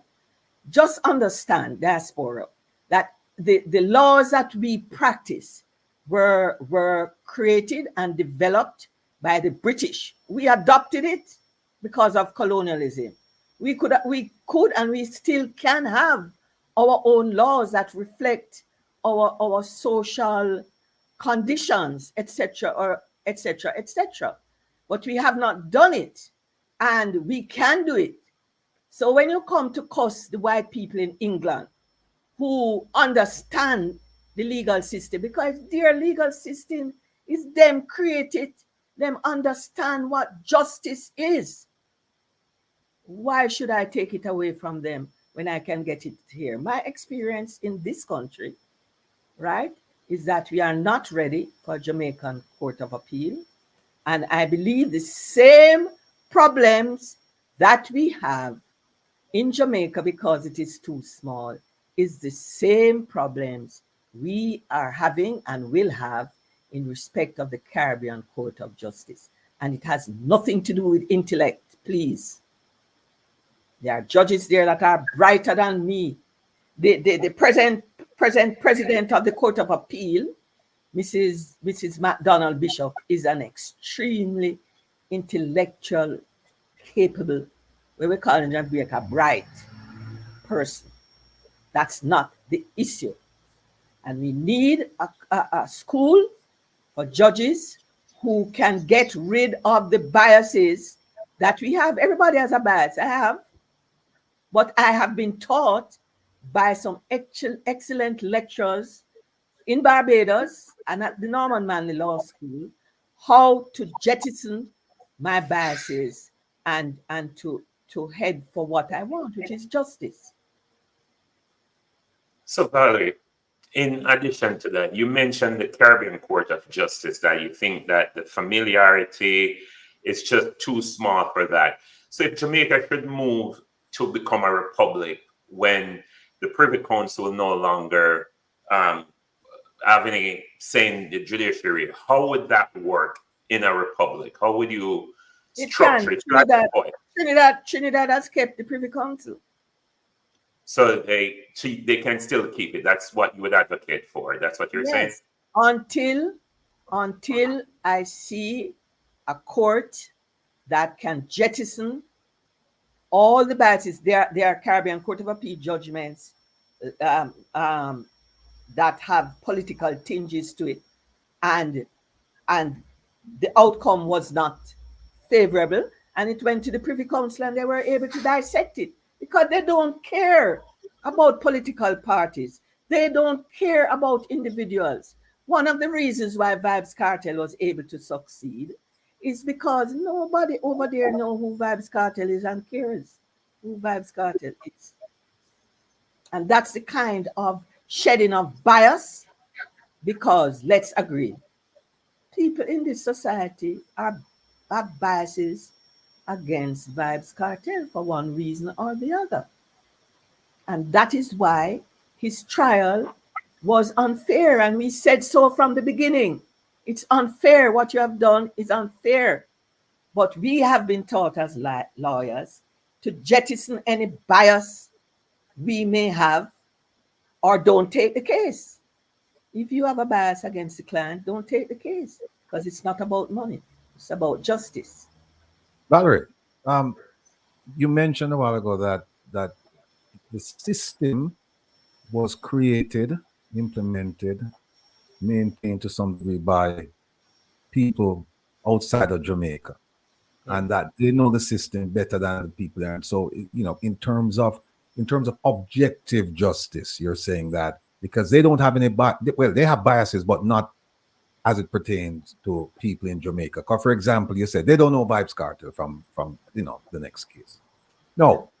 With this constitutional reform committee, I know you say it's a joke, but just bear with me for a sec for the purpose of this question. Let's say it's not a joke, right? Just for the sake of this question. And they're able to make significant changes to the constitution now where it's reflective of a Jamaica that represents Jamaicans. There's, as I said, the Jamaicanized constitution. At that point, do you think then that the Privy Council, as the final arbiter of justice, should be relocated to Jamaica at that point? No, the first of all, the process that is going on now to reform the constitution is purely political. Okay? It should not be. It should not be. We, John, Isat, myself, and Alexandra, what's her name again? Alessandra. Alessandra. are the people who go to court every day. We know where the system falls apart. We know what corrections need to be made. You don't go to court. So sometimes when I speak about things, you will hear me, but you can't identify with it because you have not experienced it. Experience teaches wisdom.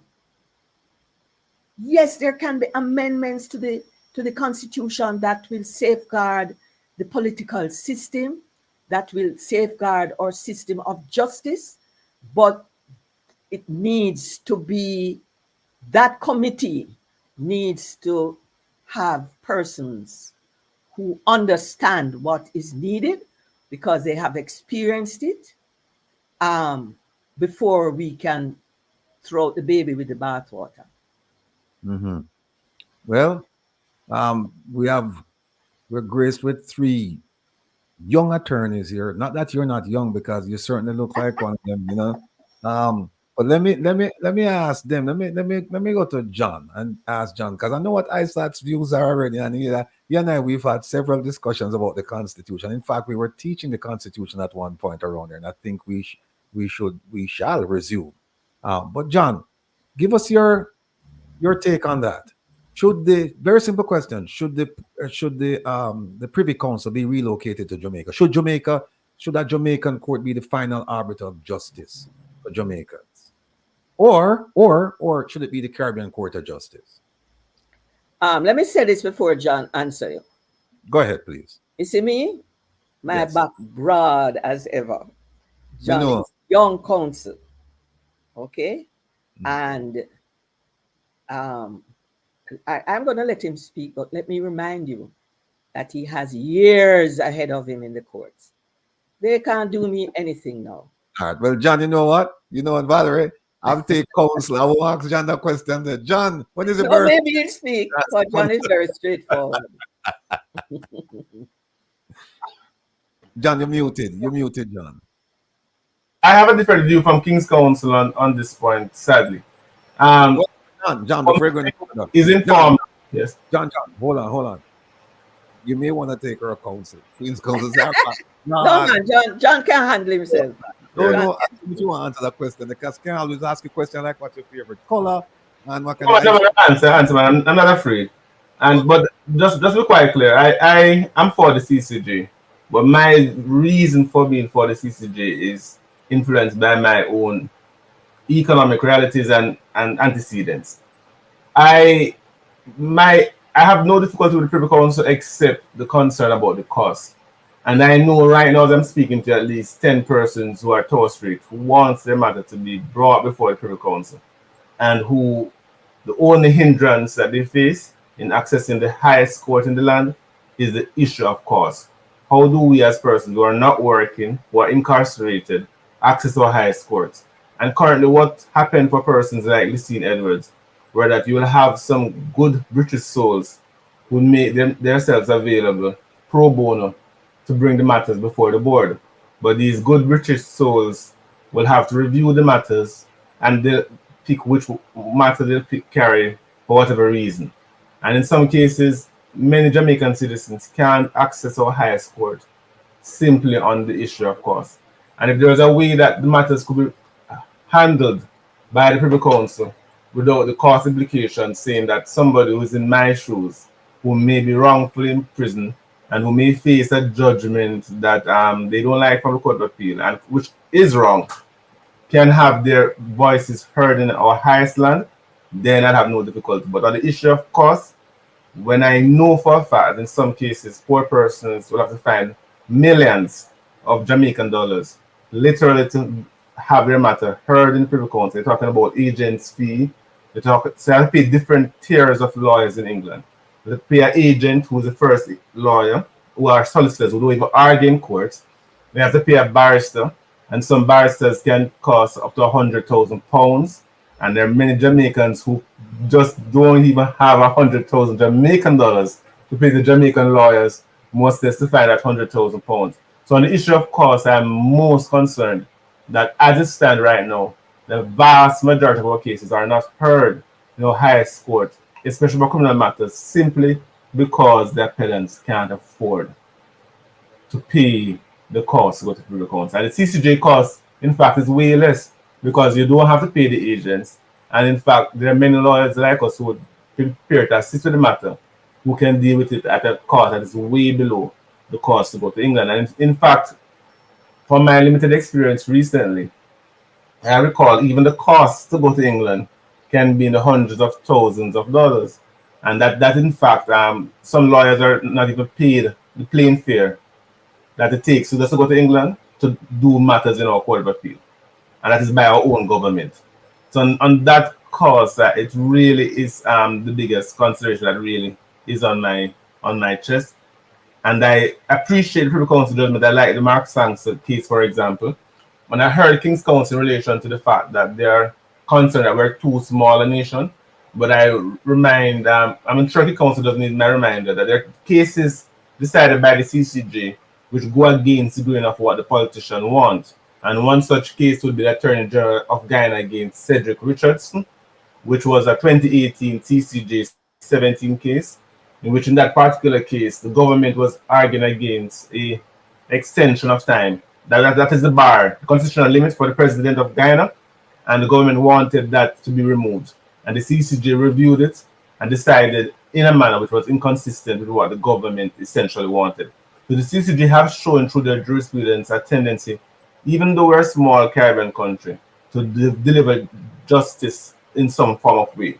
But then for those litigants who some of them I have to talk to on Monday, who still want their matters heard in the Privy Council, and who just don't even have the first money to even pay the Jamaicans to even look at the case, that is my biggest the tip. There's nothing else that can cause me to have a to be supportive of the Privy Council in light of that fact.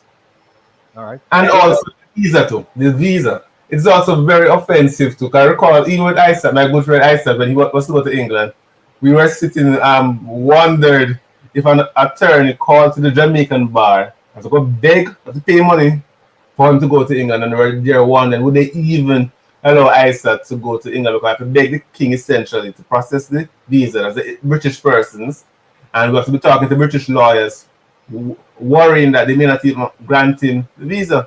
So in light of all of that factor, I think it's very offensive. And we need to get a visa to go to argue in our highest court. Get my visa. I don't mind. I don't mind. I will beg for my visa. I don't care. Don't mix me. I love the Privy Council. John, if I want to go to England or I want to go to the United States to visit relatives, I have to go and get a visa. So, you know. Well, I have no difficulty with that. I'm saying our highest court can't say that you need a visa to come to our highest court. Well, listen, maybe we need to look at constitutional reform that will make the government pay for those people who have cases worth going elsewhere to go. Maybe that's where we need to look to reduce the cost or remove the cost. Casey, look, Casey, and I'm being facetious here, but how do we come up with a mechanism to have the government pay for attorneys to represent defendants in England when they said that they're not paying for DPP personnel to go and argue, or DPP personnel to go to observe cases in England, but we see them on video.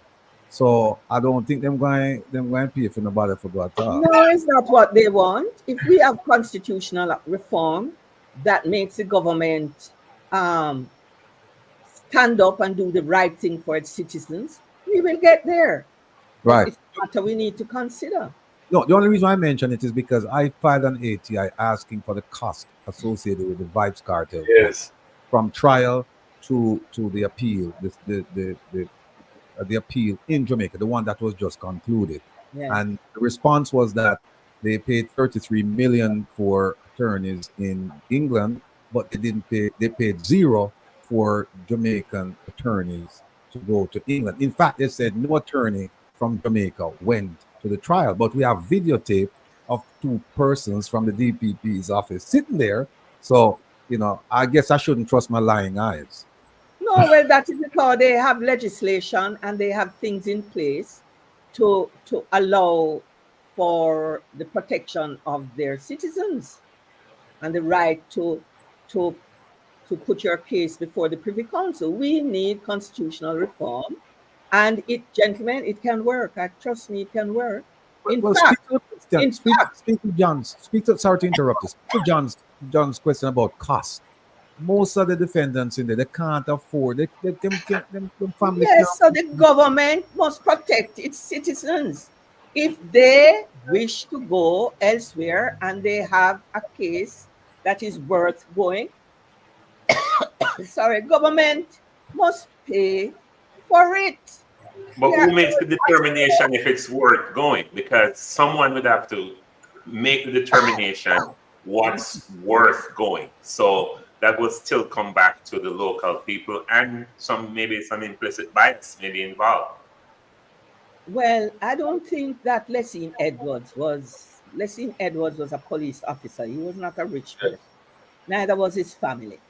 But the legal team out here didn't charge him anything because we were confident his matter would needed to be attended to by an impartial tribunal. So yeah, I know the cost is one thing. I know it is offensive to have to go for a visa, but what I say is this: we have a constitution. In that constitution, we can ensure that people who are worth going can get there. It can work. Well, let me ask Alessandra. I know you're a relatively young attorney, but I'm sure you've heard this topic being discussed. If you haven't even been a participant in that discussion, do you have a view of this? I'm definitely pro Privy Council. For Privy Council.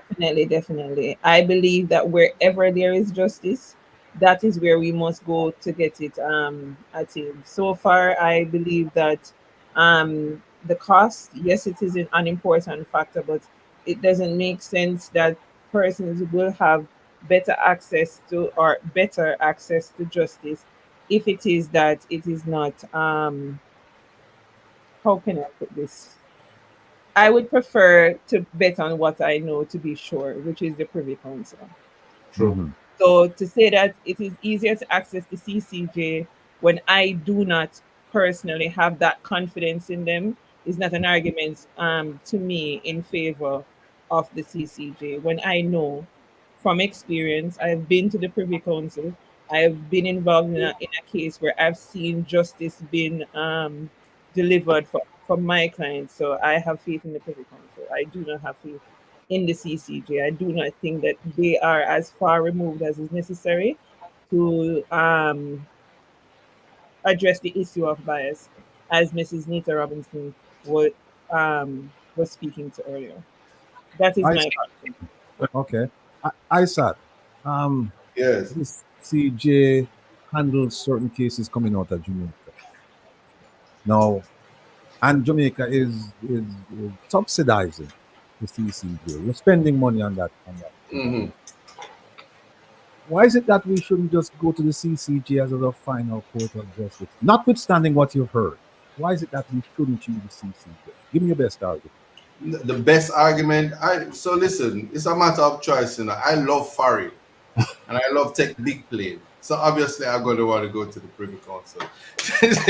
Look, see that council laughing at me. But yeah, there's something about the you got big foreign, and you're doing big things, and it also make your lawyer feel yeah. So that's for me. So it may be a very superficial difference. What I will say is this is a matter of choice, and it should be a matter for the people of the country. I have no conflict because I have full confidence, and I'm not being political right now, but I have full confidence in Mark Golden, and he doesn't want the CCJ. He trolls me on it because he's saying CCJ and I'm saying Privy Council, but I'm also saying Mark Golden. So this is an issue that the people will have to pretty much resolved, but I make it clear. I'm for Mark Golden, but I love the Privy Council, and you have a serious just because of Big Farry. Because I can tell you, the judges of the CCJ, competent judges. I've experienced them in that jurisdiction. You can look at the Quincy McEwan case, and you can look at the reasoning, the freedom of expression. Their reasoning was adopted in the Virgo case. So I know competence. I'm also pro UE, and the majority of the judges who sit on the CCJ, they were trained at UE. So I would be a hypocrite to say that I have a problem with the CCJ. I don't. I just love big foreign. And that's the end of that's it. If I sound very superficial, I'm sorry, but I will go stand in line, beg for my visa. I should have some dual citizenship because I wouldn't give up mine. All of these things when you look at it, because I'm gonna love the diaspora. I can't wait for run up and down in big foreign. I'd all go to the United States Supreme Court. Is that an option on the table? I'm a member of the U.S. Supreme Court. I'm licensed to practice before the U.S. Supreme Court, so I'll sign up for you. All right, you have it. All right. Yeah. If I may do, sure. Go ahead. I hear the argument about the proximity location, but I've read carefully many of the decisions from the CCJ, and I don't see how they suffer in terms of reasoning from anything as relates to their proximity to any of the jurisdictions. That's one. And I see some persons talking about cost and saying that there is a waiver of cost before the Privy Council. There is for the Privy Council fee, but the agents generally don't waive their fees, nor do the barristers. And if they do, it's only in relation to pro bono matters. And I can tell you from experience that when persons are deciding to do a matter pro bono, it can take up to 4 to 8 years because the English barristers have to examine the cases to decide whether or not they're willing to offer their service to us for free. And I think it is very sad. And to be quite frank, my position, which is different from my two other colleagues, is very, very personal. Because I asked myself the question, could I, if I were incarcerated, afford the hotel fee, the lawyer fee, and all the attendant fees to pay an attorney to defend me before the board? And it's because of my own circumstances that I have my own biases, and I'm biased. I don't think that because I have a real doubt that I could afford it. That's because I have that doubt. And I know that for many Jamaicans, their access to justice is dependent on affordability. That has been one of the tipping scales, in my view, against supporting Privy Council. Not because Privy Council judgments are bad. In fact, I like the Privy Council judgments. I like how they deal with cases on behalf of many of my clients. But in many of those cases, and I can speak from experiences, on that point as well, my client's ability to afford it in one case was dependent on a friend assisting that client to pay the legal fee, and in other cases was dependent on non-governmental organization paying the fee, and another case was dependent on all the lawyers deciding to pay their own fare, including ISAT for Mr. Ray Morgan, paying our own fare and our own way to England to offset a promise by the client if to pay us back sometime in the future, which we don't know will ever come. And in many cases, we can't have access to justice or highest court being hinged essentially on your ability to afford it. Because then what it means is that it becomes illusory, and most Jamaicans will never be able to access it, not because they don't have a good case, but because their pocket not large enough. Let me ask you something. Yes, so then, John, the argument is what mechanism? Hold on 1 second. I read something recently, and correct me if I'm wrong, where the Chief Justice, Lord, whatever his name is, for the Privy Council, Lord Reid.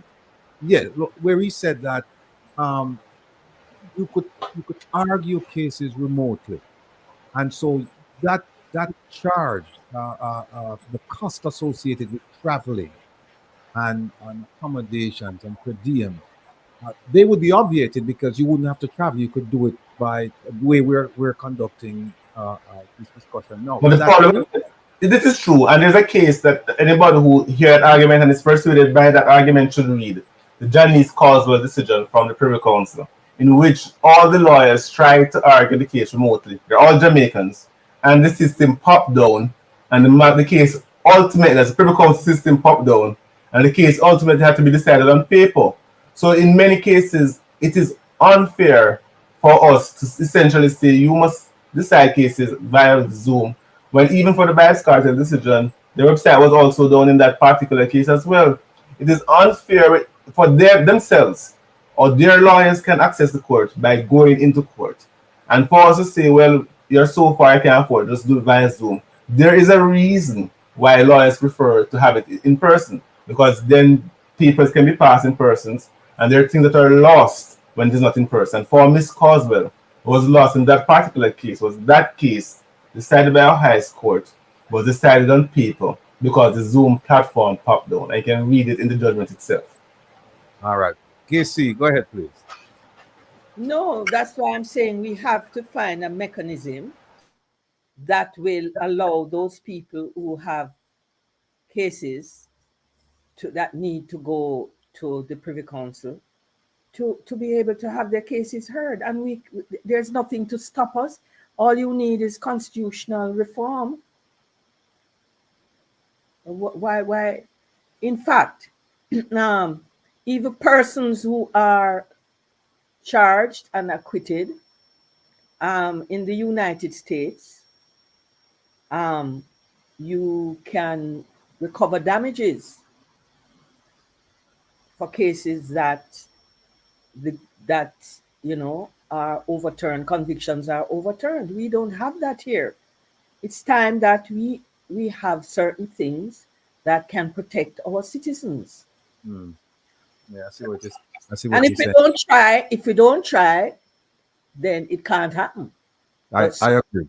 We must look at what is possible. I agree. Let me turn to a different item now. John, you mentioned, and it was said previously, but you're the last person to mention pro bono. And this is a question for all of you. Can you share a memorable pro bono case and its impact on the client and on the community? Let me start with Casey, since you're up. Yes. Well, the pro bono case I have is Lessine Edwards. Mm-hmm. Yes. And how did it? Go ahead. Talk to us about how did it impact the community? Not just the person, your client, but the community. How did it change? Did it change law? Did it refine law? What was the outcome of that? That actually impacted the system. Okay.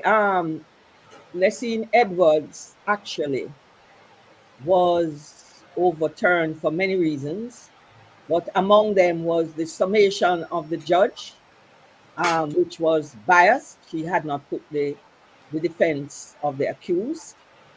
It also turned on the issue of the availability of expert witnesses in our jurisdiction that are affordable. That's another issue, because in Lessine Edwards we needed certain expert witnesses. The client could only afford one, and that was a handwriting expert. And what the Privy Council did was to have the expert witnesses in England go through the material and give their opinion. Mm-hmm. So not even that we have in Jamaica. So we have a political system that is lacking in terms of providing what is necessary for people to get justice at every level. Every level, we have that problem. Let me go to Alessandra. Alessandra, the pro bono question. Yes, there is one client that comes to mind, and that is Jabari Williams. He was a sixth form student at the time who got into, I guess, some scuffle with another student, and he had to be taking time from school to be coming to court. It was a petty session matter, but he was from humble beginnings, and his family could not afford to pay. But my heart went out to him because he was such a humble young man, and the case was eventually thrown out, and I was just very happy that I could have assisted him and he could have gone back to prioritizing his studies at the time. So that for me is the pro bono matter that sticks out. And even though his mother um, has been very supportive, even the other day when the announcement um, in the retrial matter with Mr. Palmer, Mr. Campbell, and their co-accused was announced, she called me to congratulate me. She's invested in my success. So those kind of things, it warms the heart and it's an encouragement to help those who are in need and just genuinely cannot afford it. Outstanding. John, Boy, I don't even know where to start, but they have let's start with the One Jamaica Legal Defense Foundation. the point is many of the matters. One of the key things that ordinarily trigger me is the impact that the case may ultimately have. So many of the most memorable cases that I think I would work on would be essentially cases which in fact would start with clients who essentially don't have the resources to engage, because that's always a concern of mine. But there is, in fact, I recall the case of a lady who wanted to bury her daughter for more than, and I think I said I assisted on that matter. Because from far back. And even George Williams, I think, because let's start with George Williams. So George Williams was in custody at for more than 50 years, I believe, at the time, when he was at he has a mental illness. He's in custody, and we're trying to discuss how best it is that we could have him released to his family who wanted him out. He has not been convicted of a crime, but he's in custody for 50 years awaiting trial. And a very egregious case. And in relation to that particular case, the habeas corpus to get him out, drafted the documents. That was one of the cases that I worked on pro bono, which I thought was most significant because it opened my eye essentially to the hundreds of other citizens who were in custody simply awaiting their date because they have a mental illness. And by virtue of some gap in our law, they are just there essentially waiting to be found fit to plead, to have their matter determined. And I found that to be, one, very offensive, and two, assisting in that particular matter would have opened my eye to an issue that is in fact one of the central issues that we're still working on, to see how it is that we can bring justice to that area of law, and to have that particular those legal provisions that empower that to occur, have those provisions declared unconstitutional, and have that become a thing of the past. And as related to another family member, and that is the Yui case, where the young lady, the mother was waiting on her dead body, her child's dead body, to receive the body so she could bury her daughter, and we had to bring a matter before the court, so to order Yui to have that child released to the mother.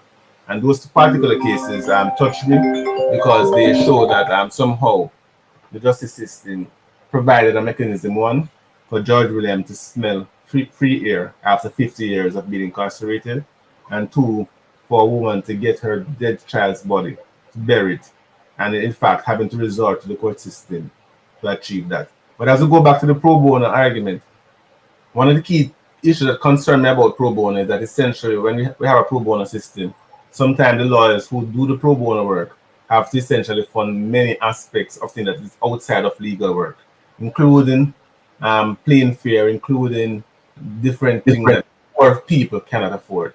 And that is one of the reasons why I say we cannot build a justice system dependent heavily on pro bono, especially when it comes to access to our highest court. Isaac? Yeah, so let me try and speak like a lawyer. So, in terms of pro bono, I don't call it pro bono, nor do I call it legal aid, because I don't do legal aid. I never will do legal aid, and I won't sign up for legal aid because I have a criticism about that. Everything, there's a way to trump the system, and I don't like when people take advantage of systems. But what I would say, there's a particular pet peeve. So when I was 17, I was charged for a drug offense in Jamaica. And here it is years later, I'm going into the courts and representing young people who are charged, and some of the ways they're charged, Lexi can tell you, they charge them and they don't have the benefit of legal aid. So the court, they put you before the court on an allegation and say, forget about the presumption of innocence. You're going to have to find the money because obviously they're saying you are a drug dealer, so you must have the money to get yourself out of the situation. So lo and behold, I don't really talk about this, but I'm in the court fighting the exact type of matter and doing it for free because they don't have the money. And it was one of the biggest words last year when I was suspended was I had files from the floor to the ceiling with these type of matters where they never had money, and these persons were scampering to find money or remain unrepresented. And you can ask Alexandra, when after Miss Nita and Mr. Clark assisted me with my stay, these people came back because they were going to court without representation the whole time. Nobody's not assisting them, and it's left that way. And those are things in the law that I think that needs to change. And if we have the system right, we are talking about the Privy Council, but we have to look at connectivity. Miss Nita, who has been in this system, she's in a position to make the critique. If the judges are doing the work from first instance, you won't have to be even contemplating the final court.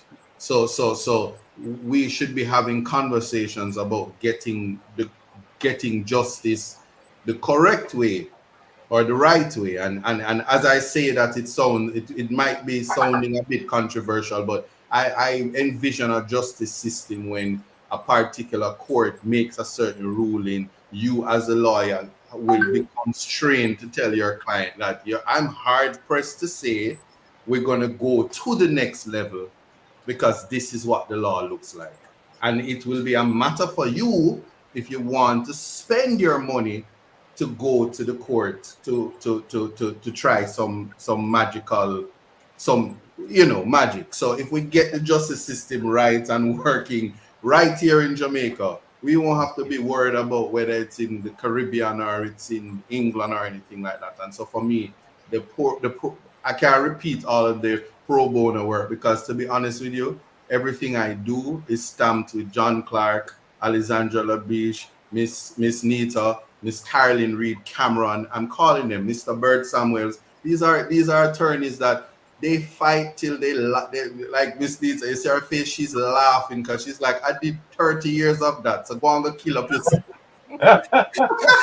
Yeah, and she's laughing. And the same thing with Bert. He'll be like, yeah, man, you go on out there, go get your punches because we did it already. So the more things change, the more they remain the same. But in terms of what I can tell you, even before we're thinking about the Privy Council, these people don't have no money and their rights are violated from day one.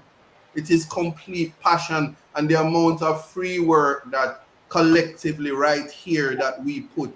Sometimes I'm offended when I'm at the stoplights and people are begging me $1. And I'm like, hold on, me have your court case, 30 other million court case. My copies are done. John no want buy back the ink. Lexi no want buy a new printer. Miss Nita said, come out of the office, your AC are blow too loud. All of these things and people begging you money and then saying you're rich. When majority of the cases that you do, you have to help Jamaican people because the people who are prosecuted are the poor people. This is a fact. Anyway, I digress. Let me just say that Isaac, you mentioned the name Bert Samuels. Bert Samuels and I would go a long way back. He was my Meadowbrook, right? And we used to call him Balahula. Let me share that secret. So Balahula, if you listen to me, big yourself.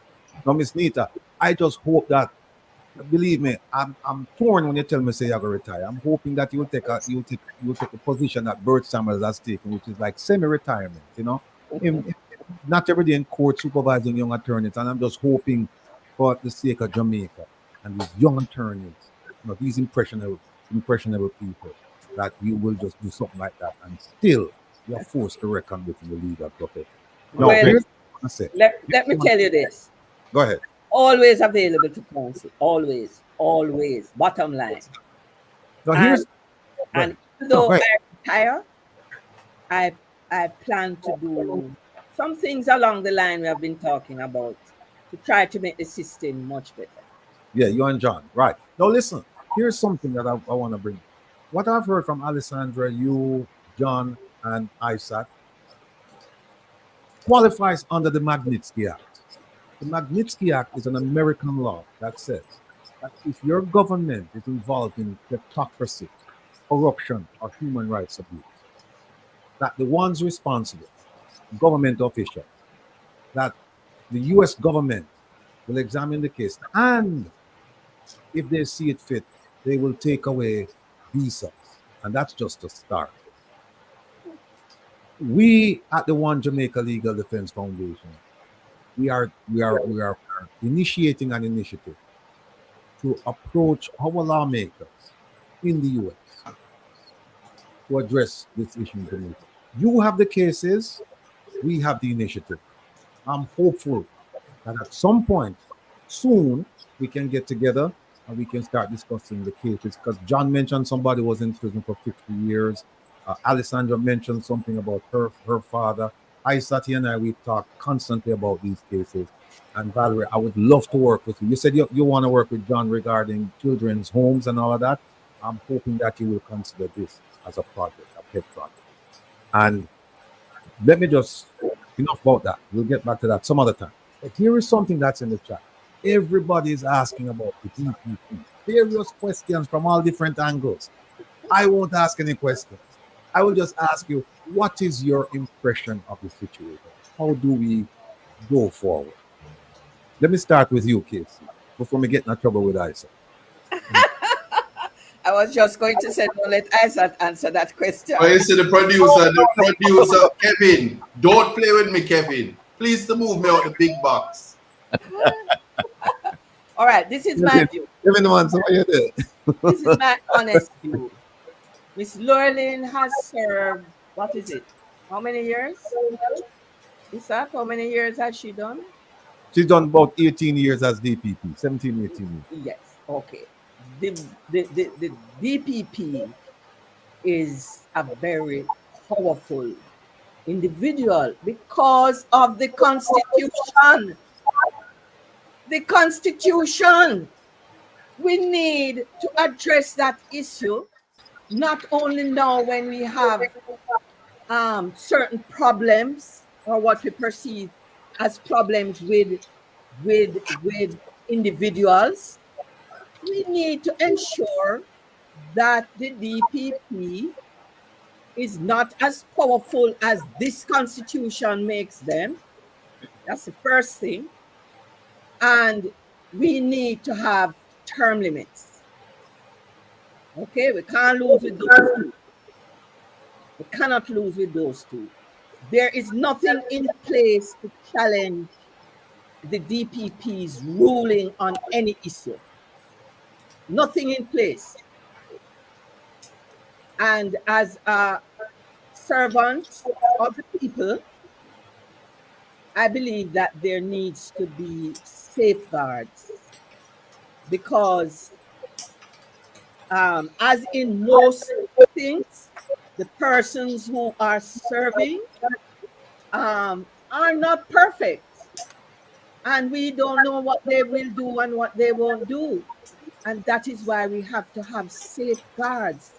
So when they step out of line, we can pull them back in line. That's my view. But let me leave Isaac. Let me leave Isaac. Thanks, Kevin. Leave Isaac out of this for a second. John, any impressions about what's going on with this DPP situation? We're hearing all kinds of things. We're here. In fact, I got involved. I must, full disclosure. Let me tell you how I got involved. I got involved because I felt that the Jamaican public, many of whom are my relatives, that they shouldn't be paying for two DPPs. Or shouldn't be paying the salary for two DPPs. We have an acting DPP, Ms. Thompson, and we have a DPP that was told to stay home or go home by the court. But she's been paid the salary because it's on appeal. And I was asking about that, and I really couldn't get an answer. Furthermore, I recently filed with the GLC asking for them to examine her behavior in the Vibes Cartel case when she advised the judge that he should move forward with the trial, despite the fact that there were allegations of pure tampering.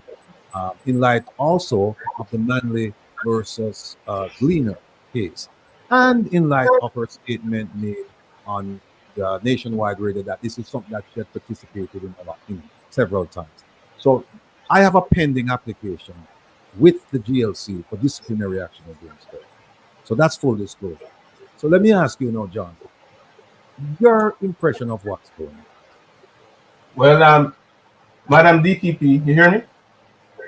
Yes, I'm hearing it. Yes, was became DPP in 2008, and if one looks on the website, she's still DPP despite a court order saying otherwise. But in any event, she has been DPP for 16 years, and there has been a lot of questions asked in relation to what has been achieved in those 16 years and what more is left to be achieved that she couldn't have achieved in the 16 years that passed before. So one looks forward to see what our Court of Appeal will say in relation to the appeal. But I know that she's a very skilled lady, and one would have thought that after being in the office for 16 years, which is the longest serving DPP in Jamaica's history, no other DPP has done the amount of time that she has done in that particular office. One wonders why it is that she's been put through the indignity of having to fight to hold on a little bit longer to do what I don't know. Because she has served the country for a very long time. And as such, I think it would have been nice if she could move on to either her retirement or to do something else. Because and just by history, the other longer serving DPP would have been a DPP who had spent 11 years. So she is the longest serving DPP by some record. And that DPP who served 11 years became a judge of the Court of Appeal. So one wonders whether or not they're doing a disservice to this great Jamaican woman to asking her after 16 years to still continue the office for what purposes? Is there nobody else in the office who is skilled enough to take over that role? Or is it that Jamaica is totally inept at even attracting somebody else outside of her office to carry on the role of DPP? But that is left to be determined. And what I am most disheartened by is the fact that you actually have her in court having to fight this little issue about staying on for a little more 2 years. And I saw a video going around where somebody said that somebody resembling her was in the stadium asking for peanuts. And I'm hoping that that video is not utilized to say that she's just begging for a little bit more time in office as well. I start reported that from information he received from credible sources, aka spies. Give us your take on what's going on, please. All I would wish to see is just a prosecutorial department that believes that their duty is not just to win. I hope that we will always remember that it's not just to win, but to do justice in each case that is put before them. That is my only take on the DPP's office, and that is not directed at any particular person or any particular post.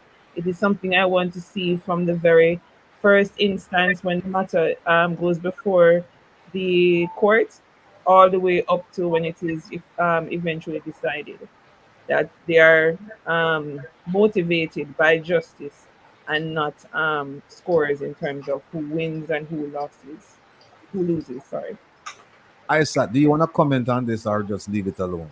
Because no. So unfortunately, I had a client who would pay my legal fees in relation to this, and I don't think that Miss Neat or Mr. Clark would give me good graces to catch another case in 2024. What I will say though is, when John said allegedly, I would never believe in 2024 that Madam DPP would be begging nuts anywhere. So I know that it's an AI video, because in all her grace and her distinguishedness and her erudite existence in the Jamaican space, no DPP would be caught begging for nuts in public. So I know it's an AI video, and even though it's funny and all of that, I know Madam DPP was not there and was not begging any man nuts. peanuts. Okay. All right. Full marks. Full marks. Yeah, right. Thank you. No, yeah, put it in Full context. marks. I give you full marks. All right.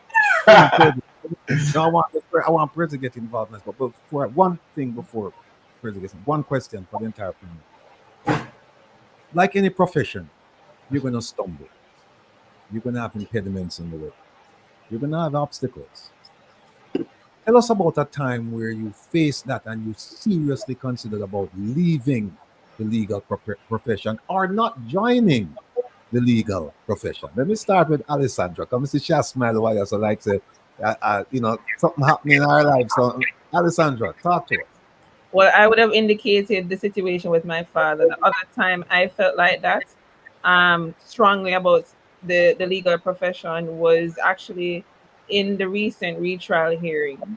I told Mr. Buchanan, I would have also told my client that, listen, if it is that I ever feel that I am practicing and I know that the law supports me on a point, that I am right about it, and grounded in law, and a court decides otherwise, I might as well go and flip burgers or clean somewhere for a living. It wouldn't make sense for me to put on my clothes and go to court if the system would continue to fail persons and it not be justified and grounded in what the law is. So, yes, that is two instances where I've felt very, very strongly and passionately. I told ISAT if the court had decided otherwise in this retrial issue, I would seriously consider whether or not I wanted to continue doing what I have been doing. It wouldn't make any sense to me because I know that we were right on this point and that our position was firmly grounded in the law. John? Well, I've never at one point sort of leaving the profession, and I tell you why.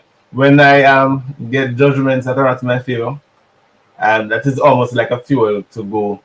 And the same night, prepared the ground of appeal to file the next day, because I'm of the view that yes, decisions will be made by judges, which I may not agree with, but we do have the options to appeal, and that sometimes fuel me to continue because ultimately I know that mistakes will be made by both myself and by judges, and I look forward to seeing how the highest courts possibly deal with that issue, and that is one of the reasons to why it can hurt me and cause me great concern when it is that some persons may not be able to access the highest court because they may be in a situation that I know too well, which is they don't have the money to do what they need to do.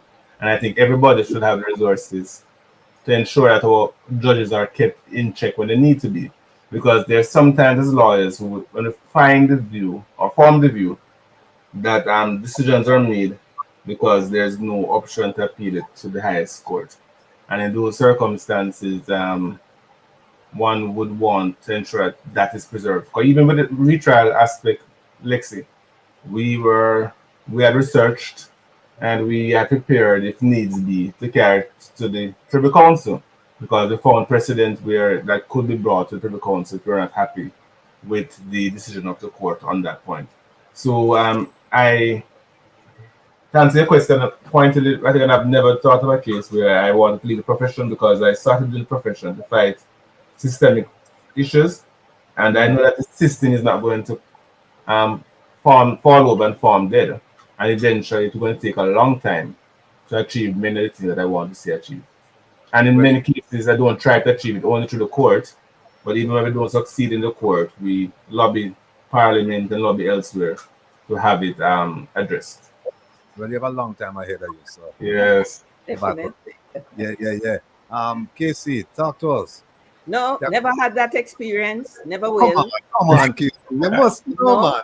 never, ever have I You had understand, that John, experience. because John is a youngster now. John is 17. But you know, man, with your 30-something years, 50-something years, or whatever the number of years, you must Yes. have at one time where you say, boy, you know what? I prefer, like Alessandra, you say, boy, I prefer me Yes. go flip burgers than deal with them people because this system is just corrupt. We can't deal with it. No, I know the system is corrupt. I know where the faults are.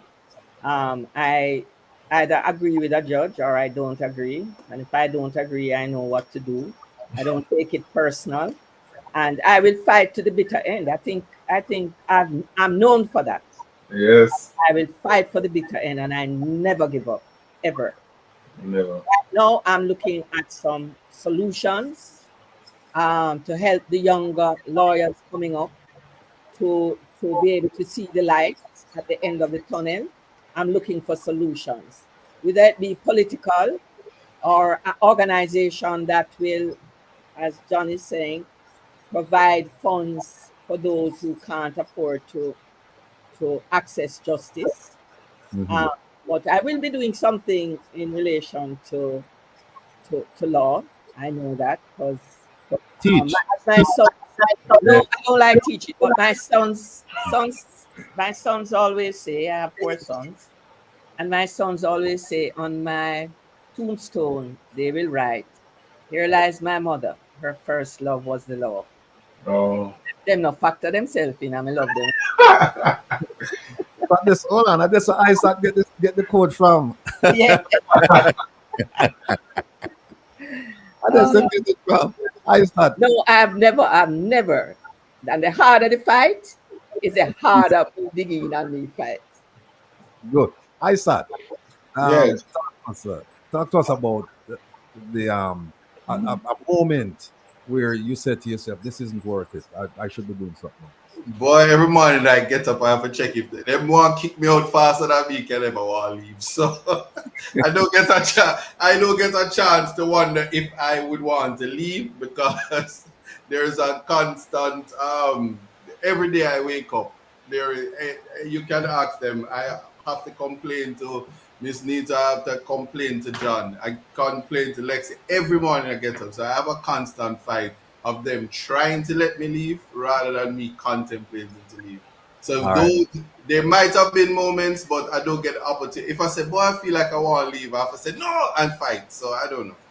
Good. Let me leave that. Let me leave that line of questioning there. I turn to President because we're running out of time, and in advance, I want to thank all of you for making the time to be with us today. Very informative, very dynamic. I love it to death. President. Yes, the producer is giving us a 10 minutes wrap up signal. So we're like, what? But anyways, so I had two questions. Yeah, man. So I had two questions, and I said, I'm going to start with you. How do you rebound from the emotional trauma whenever you lose a case? That's question one. And we could have delved into that a little deeper. And the other one is, what's your goal now that you're a famous attorney with mentoring new and young people entering the legal profession? All right, so let me tell you, how do I deal with the emotional trauma? I'm a really really emotional guy, but I always have I put it in this order. I have John Clark who said, "Don't worry, we will appeal," and then the strong. But if my back broad is because this lion represents Valerie Nita Robinson behind because she goes to the media and says, "We will appeal." And when they say that, I know problems for them. So I believe in my lawyers. I do believe in them. And I have a support system, family, my father, my mother, my brothers, sisters.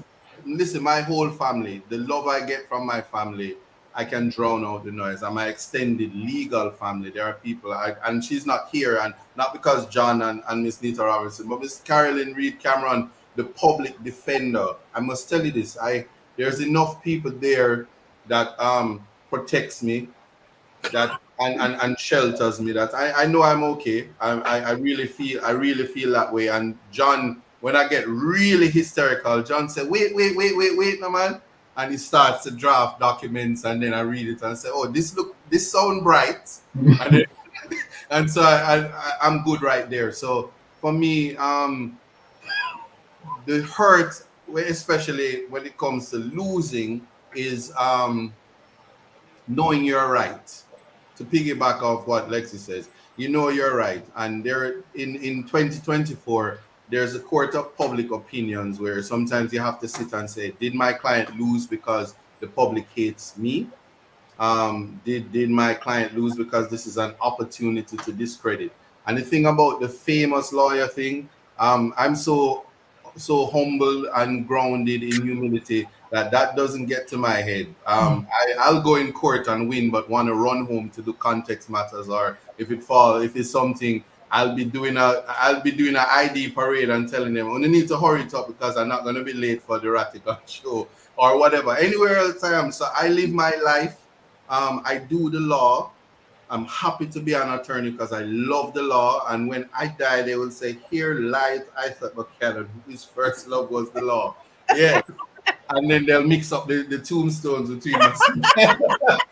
So if we're very close, it's problems. I might get all your flowers then. But so for those reasons, I just think, and the young lawyers, I'm sure they'll adopt this in terms of mentoring. Is we live in a different world. We love TikTok. We want to say tap up the screen. We want to enjoy carnival. We want to enjoy our lives, dance hall. We want to be a part of the world. And to us, law, as much as we love it and respect it, we love the law for the law and not the procedural and practice that comes with the formalities, because the success is for the client and the service is for the clients. Certain for me, I don't put opulence and stuff like that. So if there is this thing about famous attorney, I'm still ISAT, and I want people to approach me and love me for that, because I can only be me. Well, you know you're well loved. So send me some KFC. I did leave out that part. Barbecue chicken. Well, you don't want the KFC from by the way. You don't want the let me say this though. In the past, in my era, sound old, don't it? In my era, judges were much more kind to young counsel. They were harsh with the more senior counsel, but with young counsel. And they spent their time teaching and correcting. I believe that's why I never really fell afoul of any serious grievances. But remember now, some of our best have been cited for contempt by judges, and some have been convicted for contempt. But all of that goes with the landscape, yeah. So for the young lawyers like ISAT, don't worry about it. All you do is try to be polite. You can be critical, but still polite. All right. Well, I tell you what, we're almost out of time, so I'm gonna go around and have each of you just make a statement. I won't say closing statement because I don't think anything is closed here. I think you'll be back in due course. Let me start with Alessandra. Alessandra, you're on the floor. Well, it's just as my shirt says, it's a mantra I believe in. Always God and time. You put God first and everything will be okay. And to all the young attorneys out there, dream, strive, believe, and find yourself great mentors as I have found in John Clark and Isaac Buchanan. And you will be okay. And let no one dim your light and confine you to any space or any box. Thank you. You're welcome. You're welcome. And well, before I make that, I was going to make a comment here, but it's actually a tribute directly to the entire family. So let me just go to John and I'll make a comment. John.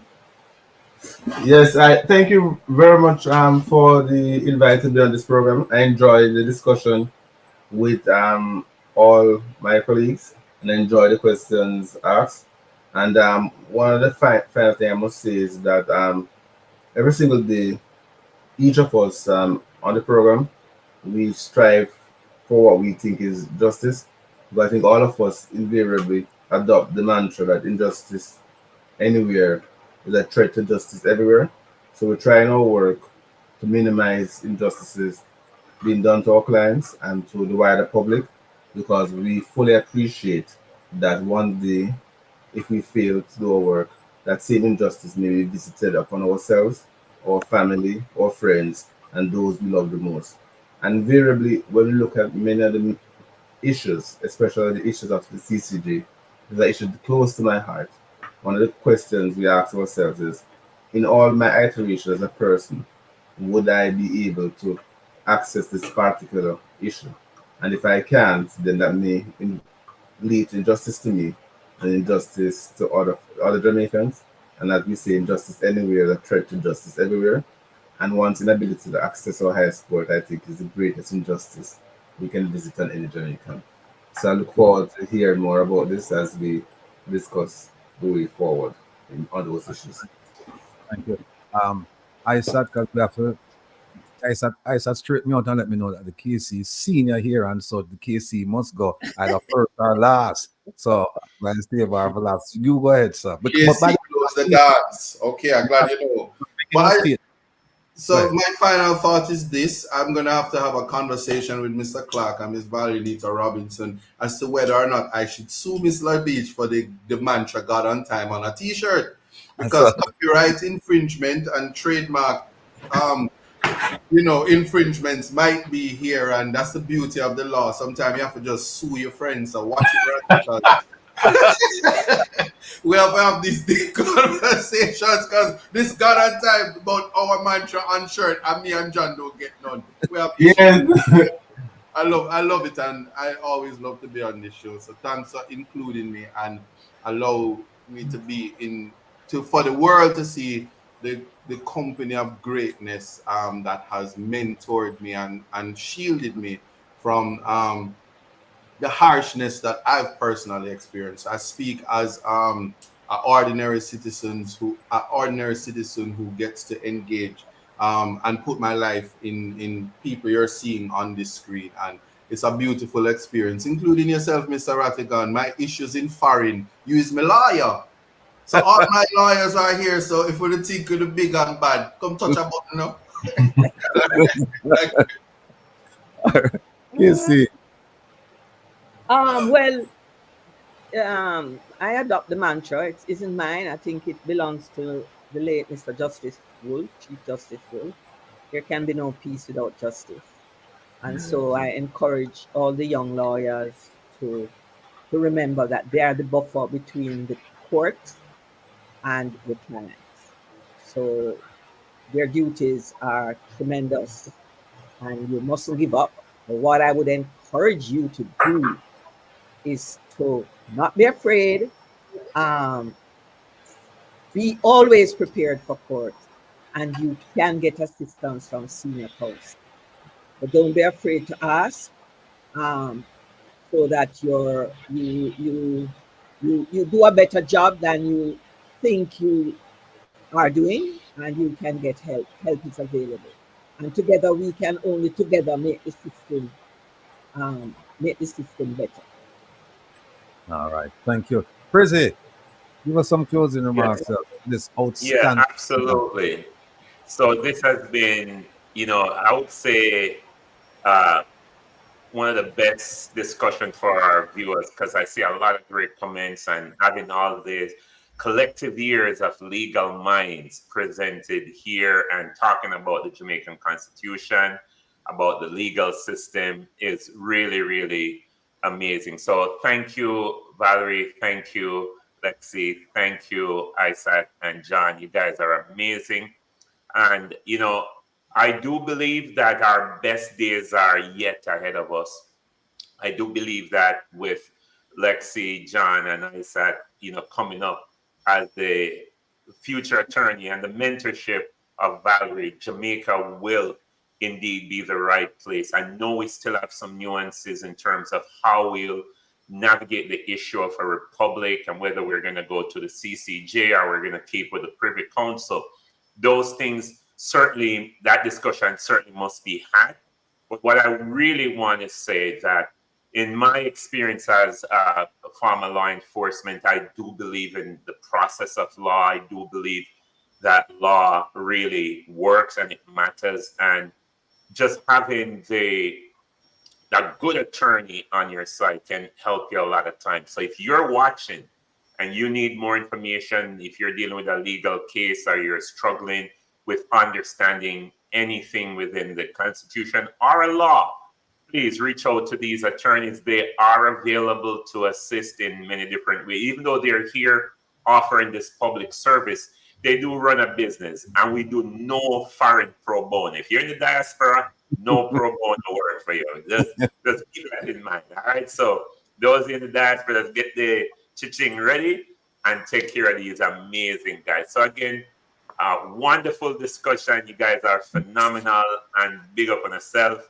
And that's all I have to say regarding that. God on time. I know. No, Mr. Rattigan, before they go, there's a challenge that's going on, and Prezi just started. I don't know how it works, but I'm going to try it. They said the diaspora have enough money, so I have to beg for it.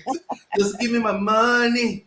Yeah. No, all right, let me stop. You don't even know the challenge. Let me just say, all right. it's a pleasure seeing you again. And I tell you, you have to give me that potion, that elixir, whatever it is that you're using, because every time I see you look younger and younger. You said it was a revelation a while ago. You said that you have 4 sons. I couldn't believe it. You know, you look like you're ready to have the first one, but that has I adopt those 2 you have there. I adopt them. All right. Alessandra, it's a pleasure meeting you. I've heard so many wonderful things about you, and it's my pleasure. Thank you, and it was a pleasure for you hosting us, and it's been great as a young attorney to be in the company of such great counsel. Yeah, and John, it was great seeing you. Yeah, and thanks. We're looking forward to being here again. And like I said to people before, I won't name them, but 2 out of the 4 attorneys you're looking on the screen, they represent the One Jamaica Legal Defense Foundation and some significant cases. And you will hear about them in the future. I'm extremely confident victory will be ours. So, folks, until we meet again, take care, be well. We'll talk to you. Thank you. Thank you. And ladies and gentlemen, those of you who are watching, please hit the like button.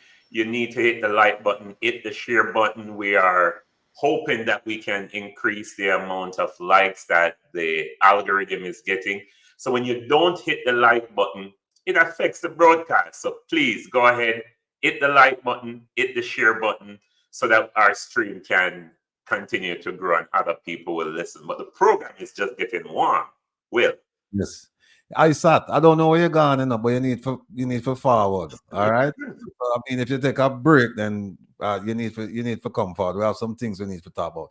No, ladies and gentlemen, we are going to be joined momentarily by a wonderful lady. Her name is Gail Jackson, and she runs a business called the Negril Treehouse Resort. And this, you hear about all the multinationals and the Spaniards and the this and the that running resorts in Jamaica. Well, here's one of our own, right? And we have to big her up. We're going to play a short video, and then we're going to have her on, and then we're going to talk about her experience in this business and so on and so forth. So please join us as we play this video. Here we go. On a day like this, it feel like summer. I feel like summer. I feel like summer. You can feel it. Well, that looked like a place where me should have there. So, without further ado, Miss Gail Jackson. Here she is, ladies and gentlemen. Miss Jackson, welcome to Reason with Rattigan. It's a pleasure having you. Thank you. My pleasure. Look, I just look at this video, and I'm gonna have to look at it several times. God, this place that look really, really nice. Talk to us about who is Gail Jackson, and how did Gail Jackson become involved in the hospitality business that she's able to run something like this? Well, first of all, thank you for having me. It's been a 41-year journey of being involved. Negril Treehouse Resort was established in 1979 by my former husband, Jimmy Jackson. He has since passed, and I have been basically running the hotel. He was running his farm of the year many times, but I am running a 70-room hotel on the beach. I fell in love with Jamaica in 1981. Mm-hmm. Wow. Well, I must tell you that it's a really, really nice place, and I look forward to being a guest at Well, this thank you. lovely place. Percy, I'm sure you share the same feeling. Um, Absolutely. Give us a brief description of Negro Treehouse Resort. Well, we have a staff of 100. I'm the only hotel in the grill that still has the same general manager. She has been here 43 years. Casita Store, and I have a assistant GM, and she has been here 38 years. So we're like sisters, and I have a great female team running the hotel. And I have Okay. a reservations manager that's been here 39 years. Wow. So I guess you must be a great boss because people just Oh, stick around. I love the staff. Um, we're like sisters. Every time during COVID, we gave out bags of groceries through the generous donation of our guests, and that's what it is. It's giving and helping one another. That's so important.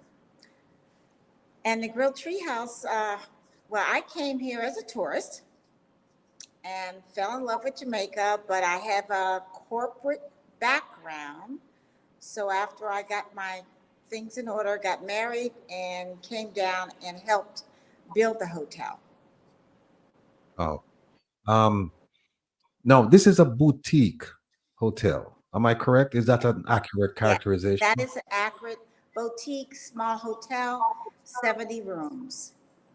Now, based on your experience, what is the difference between a hotel like yours and one of those all-inclusives? What do you offer that you wouldn't get? I would say we're inclusive of the community, inclusive of being able to travel. I mean, you don't go to all inclusive in New York City or New Orleans or LA or Chicago. So this is a chance for my guests to experience the beauty and the culture without feeling guilty. My guests can go out to other places to eat. One thing we do, we include breakfast with all of our room rates. So you can get a good breakfast, full breakfast, full. I mean, it's pretty comprehensive. You can get a full breakfast, and then you can go out to eat. But we do serve lunch and dinner also. Okay. You don't have to tell me what the prices are, but are your prices competitive with like an all-inclusive? Well, the thing of it is, we have a cocktail party on Saturdays for our guests. I would say that we have less entertainment, but then you're not paying for it. So we're Okay. very affordable in terms of room rates. Your family, if your family lives locally, they can come in, you can park your car here. One of our biggest clients is JPS. As they are Wow. working in this area, the workers, they do stay here. You know, this the more I talk to you, the more I'm just yearning to go to your place. And I'm looking in the chat, and apparently a lot of the people in the chat have actually been guests of yours. And Okay. yeah, and they're saying very nice things about your place. Somebody Oh, said I very see. delicious I breakfast. see. Uh, Lots of people have been there apparently. Now, how do you advertise? Do Right. you advertise word of mouth, or is there a publication or A social word media? of mouth, a lot of social media, a lot of social media. I can't tell you, Instagram, Facebook, our repeat clientele. One thing we do is we have a lot of groups. So if you have a wedding here, or family reunion, um, you're the only wedding of the day. You're not in the queue next. And when my guests come here, we have a bellman that's been here over 20 years, and everybody knows him. So it's a family type of intimate experience. Gail, I'm telling you, when you get a chance after the program is over, you should go back and look at the chat. I mean, Okay. I thought I would be introducing your establishment to people, but apparently a lot of them they've been there, so they're telling me they're describing it to me instead of you and I describing it to them. Yes, yes. And you know, our location is prime. We're right in the middle of Negril's 7 Mile Beach. Now, before I bring the illustrious president in, because I see him yearning, chomping at the bit to ask you some questions, let me just ask you this one question. Sure. No business is perfect. Every business has, ups and downs, challenges, so on and Absolutely. so forth, competition, whatever. What unique challenges and opportunities have you experienced in Jamaica with your business? Oh, the challenges are numerous. But when you operate with joy and love, you just take care of your business.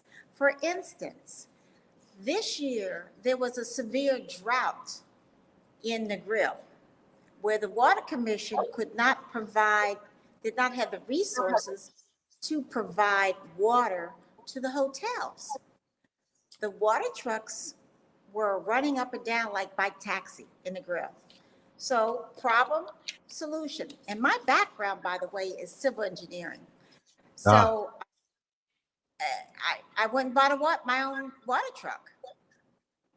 So I would never be without. Another thing, during Hurricane Burrow, I have a generator, which all hotels need to have.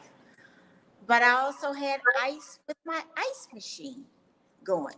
So that ice during a hurricane is a luxury. okay. Mr. President. Absolutely. Gail, welcome, welcome.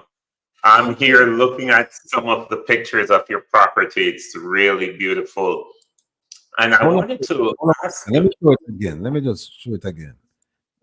yeah, There we go. Feeling in the street on a day like this, that it feel like summer. I feel like summer. I feel like beautiful. summer. You can feel it. Yes. Lovely, So lovely. beautiful, Gail. And, I wanted to ask you about a little bit of the conflict, though, that might exist between the big named resorts and the allocation of resources, like you mentioned about the water during the drought. Several reports said that the utility services were prioritizing the larger hotels, where on average guests use several hundred of gallons of water per day. Were you, well, obviously you did say you got your own water truck, so so in Right. some case you were affected, but in a case like that, what would you want to say? What would you like to see with your background in civil engineering? What would you like to see in terms of infrastructure development that the Oh, government can do to help? it's numerous. I took a trip to Kingston this week and going the North Coast. And when you get from Montego Bay to Negril, the roads are horrendous. The roads are horrendous. But to me, they're putting the cart before the horse. There needs to be, why would you approve a swim up suite hotel when the workers don't have water? You know, I'm really concerned, not as me from the hotel standpoint, but I'm concerned about the people. A lot of my staff still don't have electricity in Sheffield, Westmoreland. So that's where, I'm okay. I have the water, I have my electricity, I have the generator, but what about the people? My staff have to bathe here, and that's no way of living when you don't have water in your own pipe at home. So for me, the government, before they approve the luxury swim up Instagram photo type of accommodations, because you really don't mega pools. You need to see what you're doing for the people first. You know what? You talk about people. Let me ask Yes. about your contributions to the local community. In what ways does your hotel contribute to the local community? And how important is that to your business model? Gosh. Well, I come from a background. My mom was a social worker. My dad was a teacher and a principal. My grandmother was one of my teachers. And we always had service. My high school motto is enter to learn, go forth to serve. So with that said, let's run down some of my projects. This week, I have adopted the road from Orange Bay to Salt Creek Bridge here before the Negril sign, where I send people out to clean up the road. The cost is $200 US. I pay $100 for each person. I get the bags, then I send my pickup truck to pick up the bags and take them back to my skip once a month. I had a co-sponsor of Ripple Villa on the West End, a new property. He sees what I do, people see what I do. But if everyone took a portion of the highway in Jamaica, you would not see litter.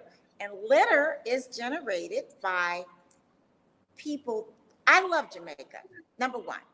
So for me, I take it personal when I see garbage on the road. Garbage on the road does not do Jamaica's beauty justice. So if I complain about it, let me do something about it. So that's what I do. Once a month, I clean up the road. I have two people that, like clockwork, Miss Gail, do you need us to clean up the road? Yes, I do. And they cleaned up the road. One is works at another hotel. One works at the Texaco gas station. And they clean up the road for $100 US. It takes them about 4 hours. So they make about $25 an hour. So it's joy to have a clean road, because I remember many years ago when the Queen of England came to Montego Bay, it was such a big deal. I went to the reception at the Half Moon, and there was such an effort about cleaning up Montego Bay. And I said, no, wait a second. I'm the queen. I'm the one that lives here. So if we're going to clean it up for a foreigner, we can clean it up for ourselves. So that's where I got the idea of I'm as important as the Queen of England. So I do that. Okay, so I clean up the road. How about Clifton Boys Home? The discarded boys on foster care in Darlington. We have given shirts, school shoes, school supplies, all to Clifton Boys Home. And they really appreciate it. They really appreciate it, because these are the kids that have been discarded by society, by their families. So that's another project. And I also am involved in Revival School in Westmoreland. Revival School, I have donated school supplies to the school. And I'm doing a big fundraiser in Atlanta, September 1st, at the Vibes nightclub. That is my guest owned. Howard owns it, and he's given me space. The entry to the club that night with a live reggae band is school supplies. So I'm going to gather up all the school supplies and bring them all down for Revival Schools. I also participate in period poverty in the schools, where we give away sanitary napkins through a person that delivers them to the schools. So that's another project. And I also am involved, with the Links of the United States, Miami, where we've donated to NEAT at Travelers Resort. Mr. Wellington from Travelers has developed a great program for parental involvement with their children. And through that organization, I was the liaison And all the children, when they graduated, got tablets this year. So that's about it. I've gotten awards from the Chamber of Commerce in the Grill. I have gotten awards by the Kiwanis Club in the Grill. I've gotten an award by the JHTA, the Hotel Association. They gave me a legacy award. I guess that means I'm old or been around a long time. So various organizations have bestowed upon me recognition for my work in the community. Gail, listening to the things that you're involved with, it sounds to me like you're more of a community activist, a social development person, more so than a hotelier, because you're involved with so many things. This is. I'm glad you're on the program because people get to see and to hear from a real hotel owner and to see how much that person is involved in the development of our community. I commend you for that. Thank you. Go ahead. No, please go ahead, because I'm going to shift to a different question. I just want to say Jamaica has given me joy. Jamaica is, I take it personal, Jamaica. Don't talk about Jamaica. If you complain about Jamaica, do something about it. Do something about it. Don't just sit around and complain. I feel very grateful. I came from corporate America. I work every day. I love what I do. We have water sports. I have a parasailing boat. I have a boutique here. I have scuba diving here. I have the first pickleball court on the beach of a small hotel. Oh. And I'm a pickleball player. I play as much as I can. So it's a Ocean View pickleball court.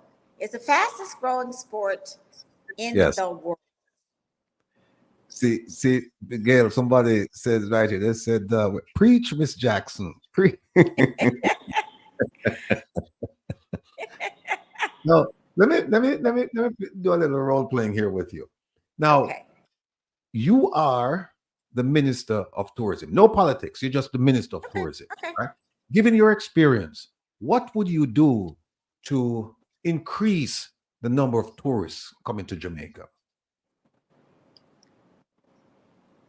I would match the product with the infrastructure. Now, I know the minister or the director of tourism can't do that, but there needs to be a marriage. There needs to be a wholesome marriage. When we say we're so wonderful, but the guests don't have water. Now, that doesn't make sense. That doesn't make sense. How can we talk about how wonderful we are, but we have problems in the back room? So, and I think we need to, I do a lot of groups, and I do a lot of groups, and I do a lot of groups that vary from, my next group is African Drum Circle. The next group is a house music group, and they're taking over several hotels. I have a Thanksgiving dinner, American Thanksgiving dinner, where all of my guests get free dinner. Wow. Free dinner. That's my annual dinner party. And also, I'm the host hotel for the Reggae Marathon. I've done the marathon 10 times. I am a supporter of the marathon. It brings a different business to the grill. Everything is not music when it comes, and I think there needs to be more diversification. As you see with the Olympics, we don't have a swimming pool in the grill for kids. At Treehouse, I have learned to swim. I'm passionate about kids not drowning. I'm a swimmer myself. I do stand-up paddleboarding also. But this is the headquarters for children to learn to swim. There's a woman by the name of Alison Leary, and she teaches here at our pool. But there are hotels that don't have a pool facility, that don't have a pickleball court, that don't have a basketball court. We need places where people can go. And I've traveled the world, and one thing I enjoy when I go places is going to parks. Hmm. I enjoy going to parks, interacting with the people that are there. And I think we're being exclusive, not inclusive, of tourists that come to small hotels. There's a lot of things that can be developed, I feel, with the smaller properties. We have a lot of repeat business, a lot. You know, it's nice to know when you see a guest, you can call them by their first name.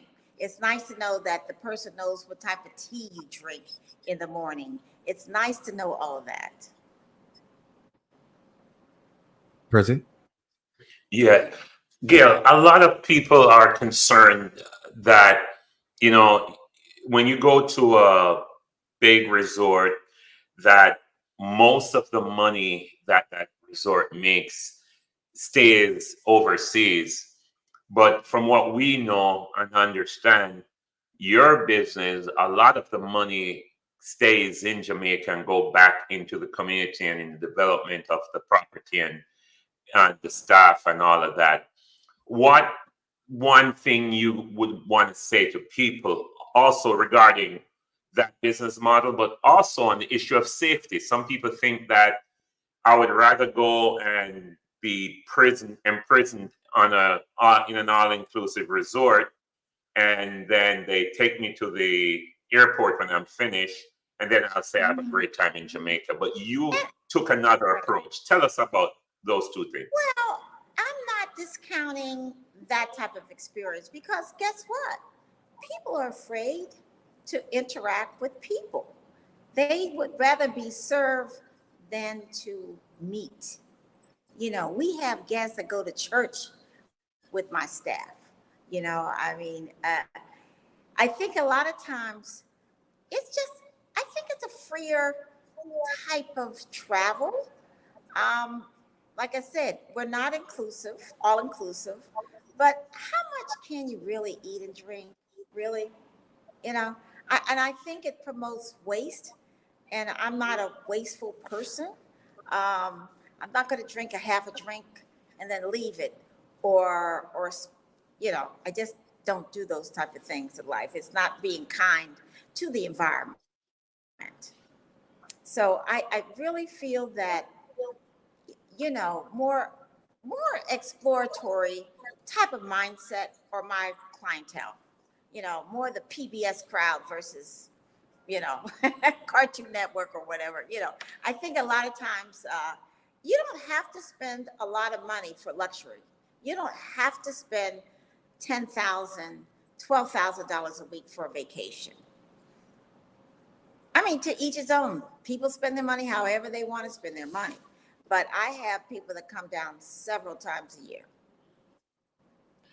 You know, Gail, I'm looking in the chat and I'm looking at my phone, and people are just writing glorious reviews about your place. In fact, Thank you. one of our dearest supporters, she's saying, "Great hotel, been there several times."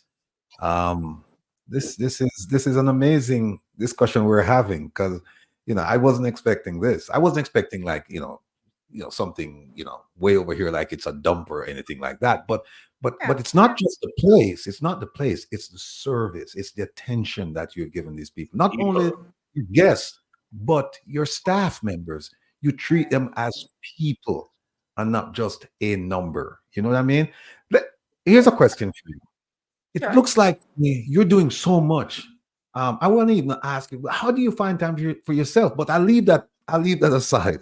What I really want to ask you is, are, are are you working in conjunction with other hoteliers to do the things that you're doing? Are you inspiring them? I mean, how are they taking on to what you're doing? Are they looking at you like an outlier, like let her go do it, or are they joining you in doing these projects? Well, I work 7 days a week. I'm a workaholic. I'm a self-confirmed workaholic. But I love what I do. Like I said, I come from corporate America. So this is just, I mean, to get up and to smell the air, to eat jackfruit, to eat, oh my God, today a fruit lady gave me, a taxi guy gave me jackfruit. He knows I love jackfruit. Miss Gail, here's the jackfruit. Today I got passion fruit. I have coconuts on the property. I mean, it's heaven on earth. I love this place. Really making me hungry. And you know, So I have you're a gym on property also. I have a gym on property also. and you're right on the 7 Mile beach stretch too.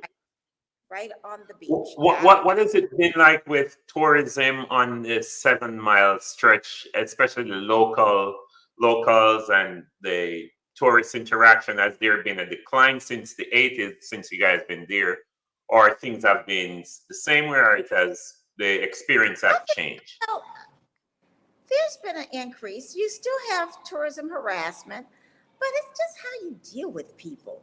You know, there's some of those vendors that I can tell you they're my favorite people, like the popcorn man.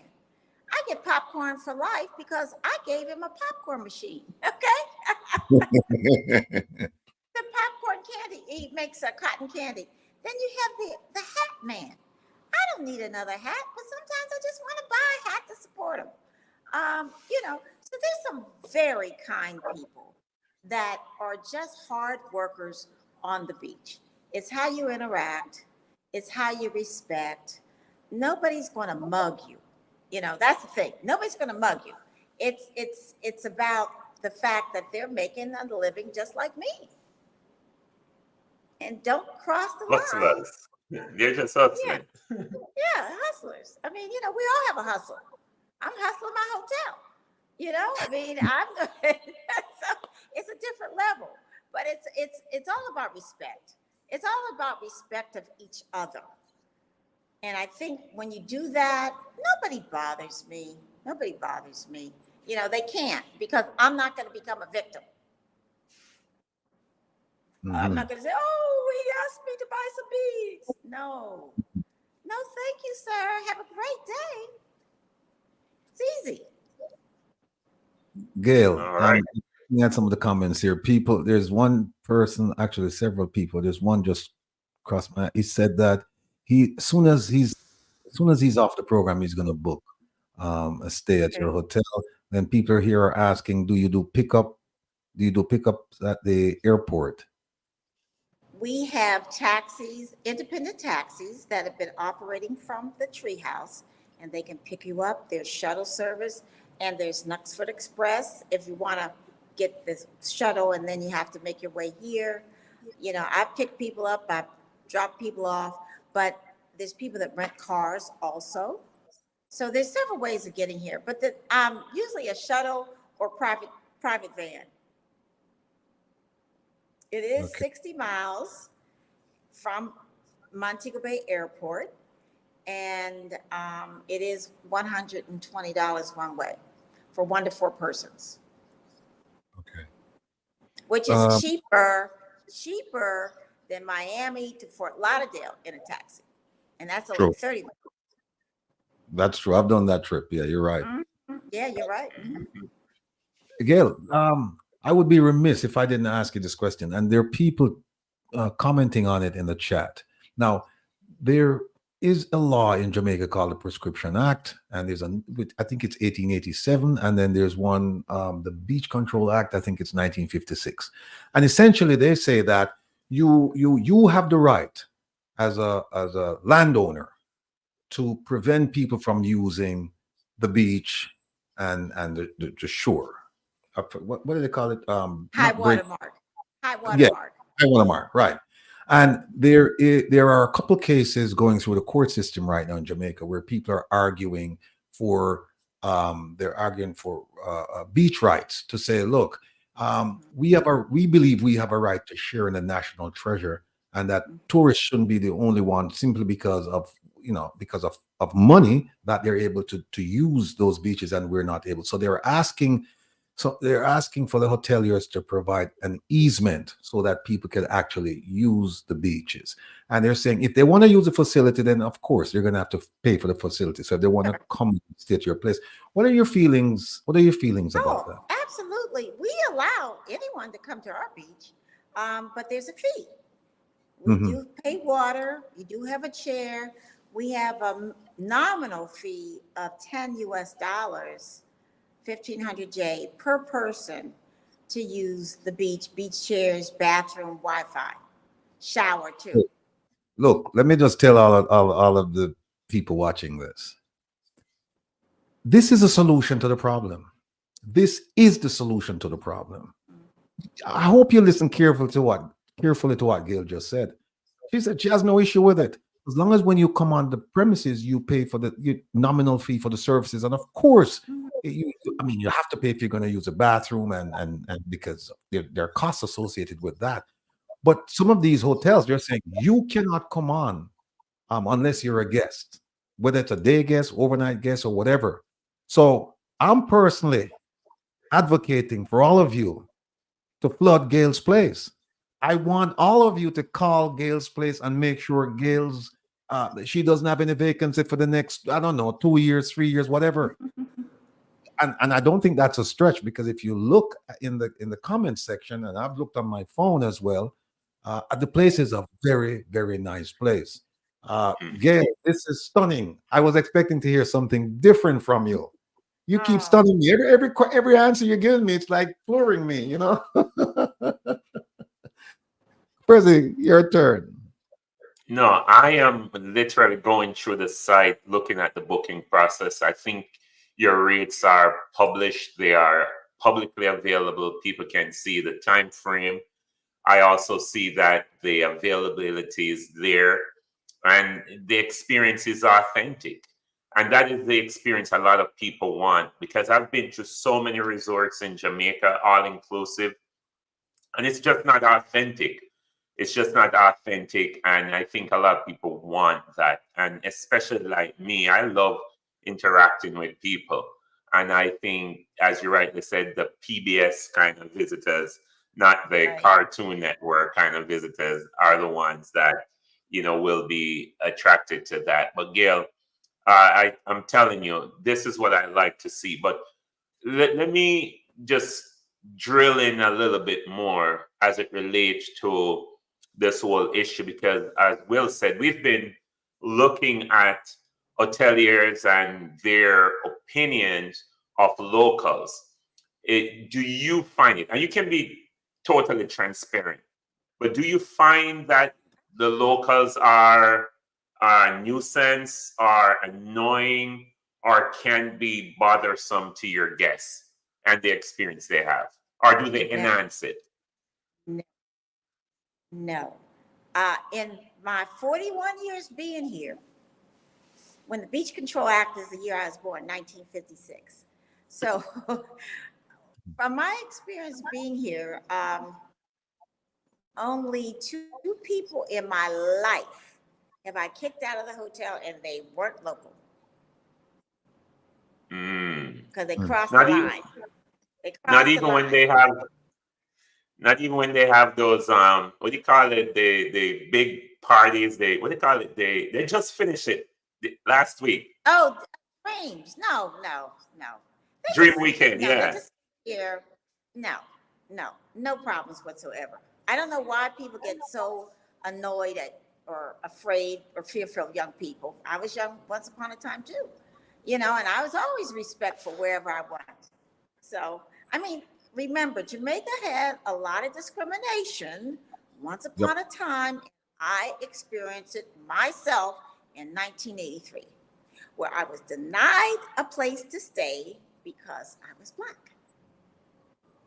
In Jamaica, in the grill. Wow. So, this is real. This is real. Montego Bay, if you're dark, you could not stay in certain hotels once upon a time. Try out. Nope, you better not. Nope. Brown Tail, nope. Half Moon. Yep. No, can't go there. You couldn't go there at all.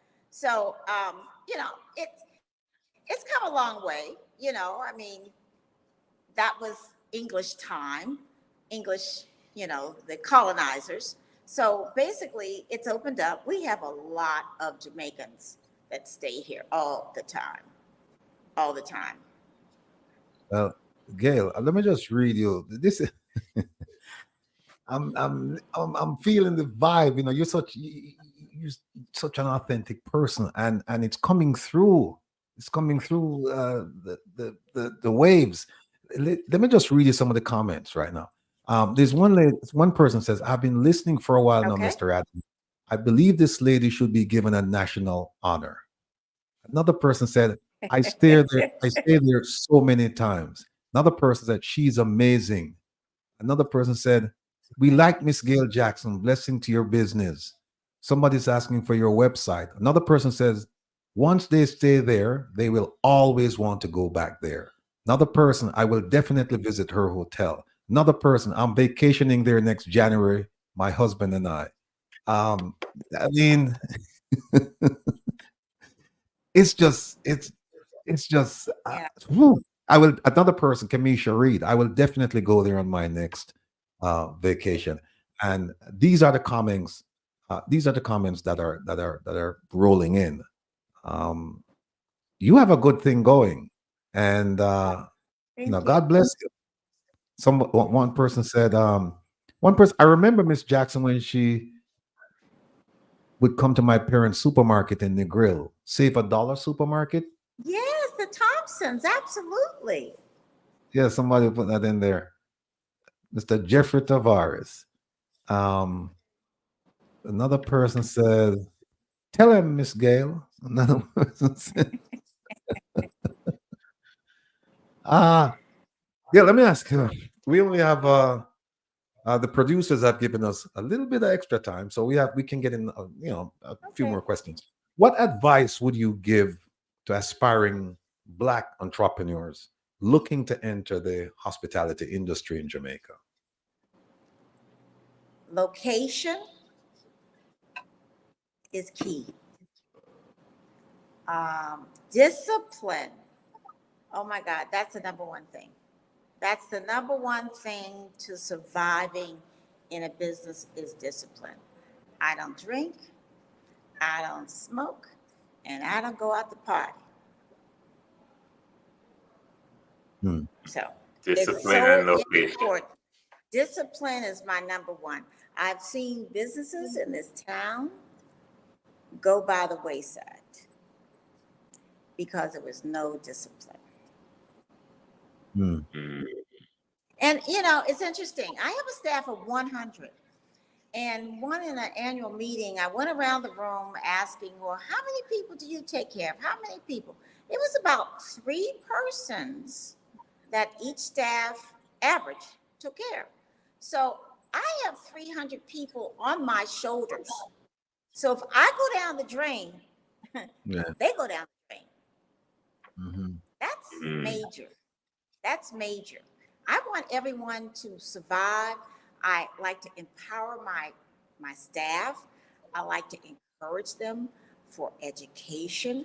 We do a work study program. We do an intern program. One of my groundsmen has a stepdaughter, lovely young lady going to university. She's 19. She's done a 6-week program here of working in various departments, because opportunities are half the battle in Jamaica. Once you have an opportunity and you can say, I can do that. So, I encourage women to drive, to learn how to drive. I mean, there's a lot of things. I'm kind of the rabble rouser around here. I mean, when people move to Jamaica, they, as a woman, oh, I'm afraid to drive. I said, what are you afraid of? I've been driving all my life here. You have to be able to get over fear. Fear confines people. If I was fearful, I wouldn't be in Jamaica. I don't know anybody. Come on now. People Right. come to me now. My sister was just here visiting with me, but she helps me out a lot too. So my mom comes down. She's 94. Wow. Wow. She was just here. Oh, she was here during Burl. That was my roommate during Burl. My mom. Yeah, so I'm a widow, and so I have to work double hard. Right. Right. Um, we only have like a minute or so. Uh, what advice? Just give us some life experience advice to the audience. What kind of give us a pearl of wisdom? Pearl of wisdom from Gail. Listen, listen, listen, and read. Read about the trends that are going on in your various area. I read the New York Times a lot about, that's how I found out about pickleball. You know, I don't waste time on things that are insignificant. I really don't watch TV. There's nothing on TV for me. So I read a lot. Read and listening is so key. You know, I like my guests to give me feedback. Right now on TripAdvisor, I think we're number 11 on TripAdvisor right now of all the hotels in the grill. Oh, wow. Congrats. Thank you very much. That's big. All of the grill. Wow. Well, I'll tell you what, Gail.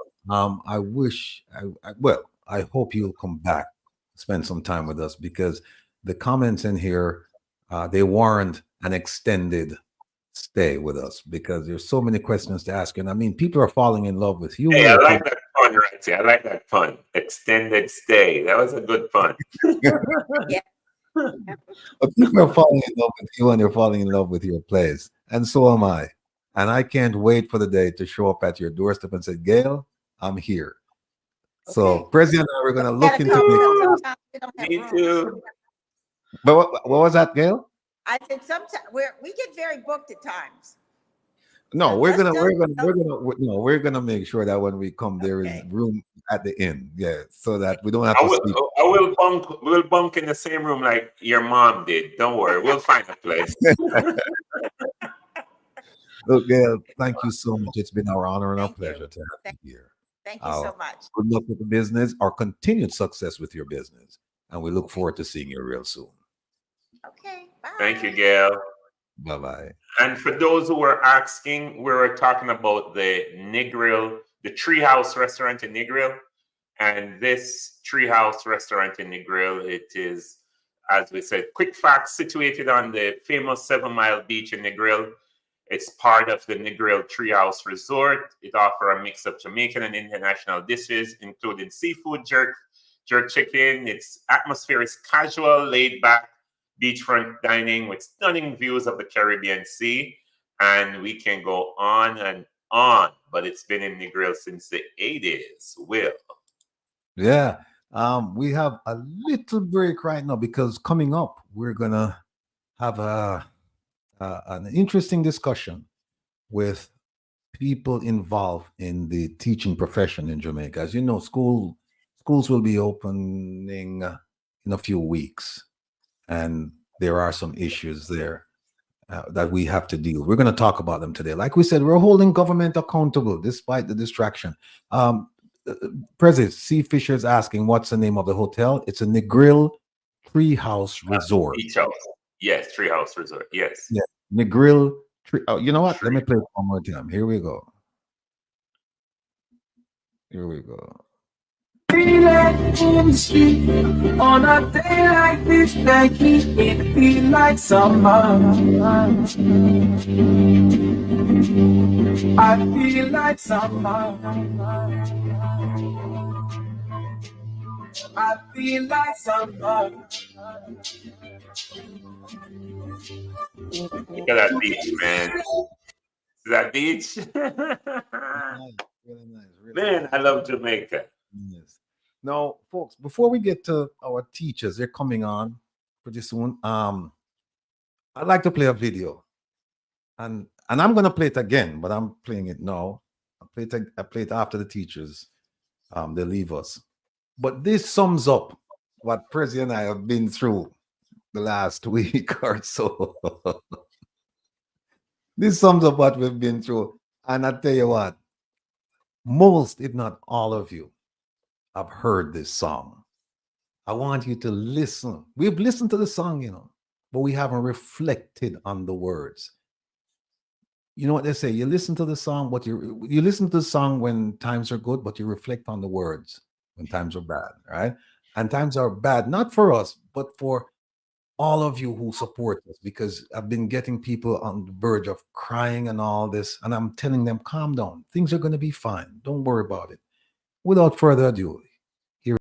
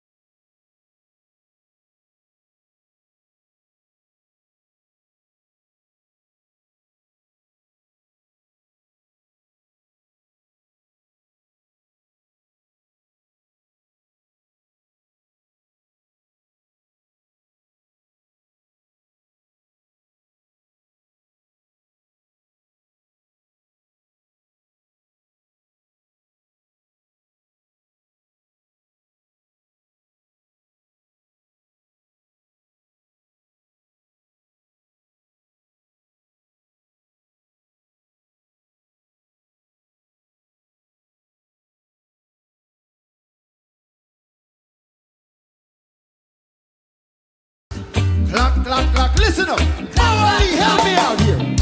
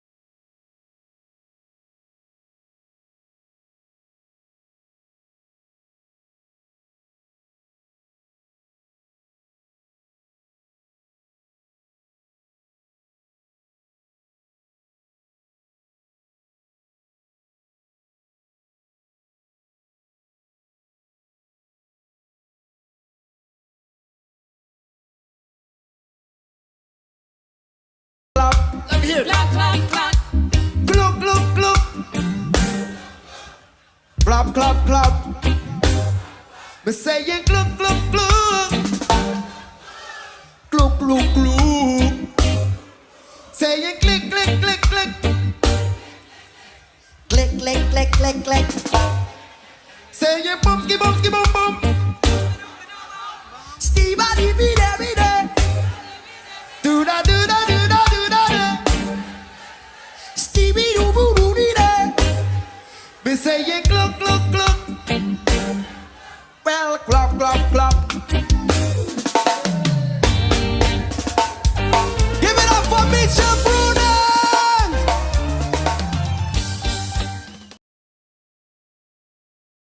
Yes, my people. Brap, brap, brap, brap. Missy Bram Bram. That's how we handle them, you know. We don't know cats, or no argument with nobody. We just do it thing around us. So because at the end of the day, we come for whole government accountable, right? So, President, what do you think about that selection there? I think it's an absolute perfect choice. And for those that are wondering, what's the context of that song? Why Ratty play that song? Well, stay tuned. Later on, towards the end of the program, we have some administrative stuff we're going to address. And I do believe it is important that you hear from our leader and what, is going on and where, things lie as it relates to the organization. But the song selection in general, perfect. It sums up the experience this week. Same so, my brother. Them want to know so them can never get we down. Never. Because you know what? We're protected. And no weapon that is formed against us shall prosper. None. Prosper. Same Yes, so. sir. Yes, sir. What's up now? We have this segment now. We're supposed to have Senator Damian Crawford. I'm not sure if he's going to make it. Miss Patricia Scarlett Forrester, she's a principal. Sharon Grand and Richard James, or resident statistician. See him, my brother. I see. I see. I'm going to say Sharon, guys. Sharon. So we're missing two people. But here what? The show going to go on and hopefully they'll join us. If not, we'll just continue the program and do what we have to do. So without further ado, folks, let me bring in my brethren, Mr. Richard James, and yes, Miss Sharon Grant. Yes, good evening, everyone. And thank you for having me on as usual. All right, Miss Sharon Grant. Hello, everyone. Thank you for your invite, and I look forward to a fulsome experience. So are we. We're looking forward to it. And from what I've heard from our producers, it's going to be, a fantastic segment with both of you. We were expecting two additional persons, but they're not here yet. So we'll just continue without them. Now, the topic is teacher migration and its impact on the education system in Jamaica. Before we start, Richard, a lot of people, they've seen you on the program and they've heard, they've heard your background about your background. But I see Miss Patricia is joining us. She will join us shortly. But we have some. Every show, we tend to have new people, and that's what we want. We want new people joining us, listening to what's going on, enjoying and the program, and also being educated. So take a few minutes and just tell us, who is Richard James, please? Okay, Richard James is just the author of Richard James Mathematics Resources. A vision for the longest while. I returned from the university in 1996, and I was amazed at what I saw. And when you consider that it was not until 5 years later that I had a cell phone, then you'll understand where we are today in comparison to when I got the vision that Jamaica and everyone in the world will need mathematics resources, because you're always going to need a tutor by your side. And that is because of the distraction that I realized that was in society, things that students would normally encounter on their way from school. I concluded that they are not going to retain much, so they need to have resources. They have audiovisuals and also books.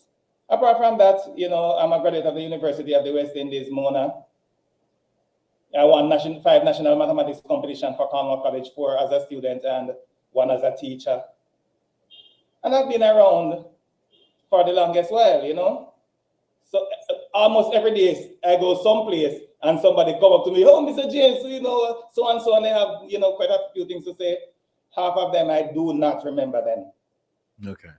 Right, and of course I've been teaching for quite some time, and in a wide variety of places, to the extent that I've also taught like 3 generations, the mother, the daughter, and the grandmother, thing like that, and I've done that on more than one occasion. That's a good man. Yes, I've done that on more than one occasions. Right. So my passion already, to get students to learn mathematics the right way. And as usual, just to take a handful of these, for a few seconds, we have the mathematics resources, and these are the main ingredients of the mathematics resources. 7 instructional manuals for students doing the CXC, CSEC exam. Some of them might be turned upside down. The first one is the algebra. Of course, I'm not going to take much more of the time. The second one is functions part 1, and I've divided functions in 2 parts because of how wide the topic is and its importance.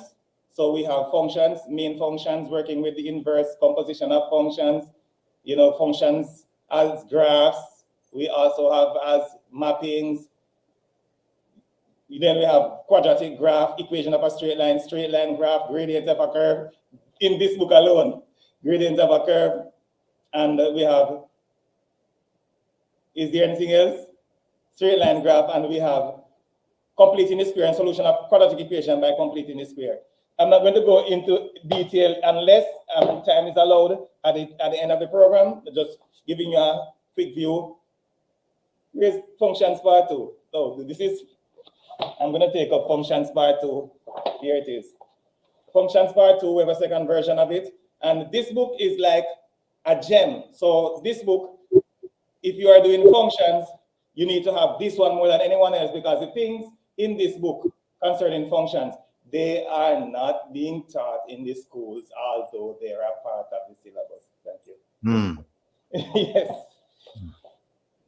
Computations part 1, continuation from your primary school and your lower grades with your ratios, percentages, and so on. As I said before, I'm going to make each introduction very short. Trigonometry. Nothing else about trigonometry except that that is the simplest version of a trigonometry presentation that most people who have seen this book would have seen in their entire lifetime. This one, yes, this one is also a must-have because it also discusses a lot of things that you don't generally get taught in high school. And of course, the only hybrid book at the moment, which way to go? This one, Computations Part 2 and Geometry. Inside here we have the set theory, we have, what's the second one? Statistics. Then we have your regular measurements, circle theorem, construction, and those things. And so those are your 7 instructional manuals, and I'm brief with it.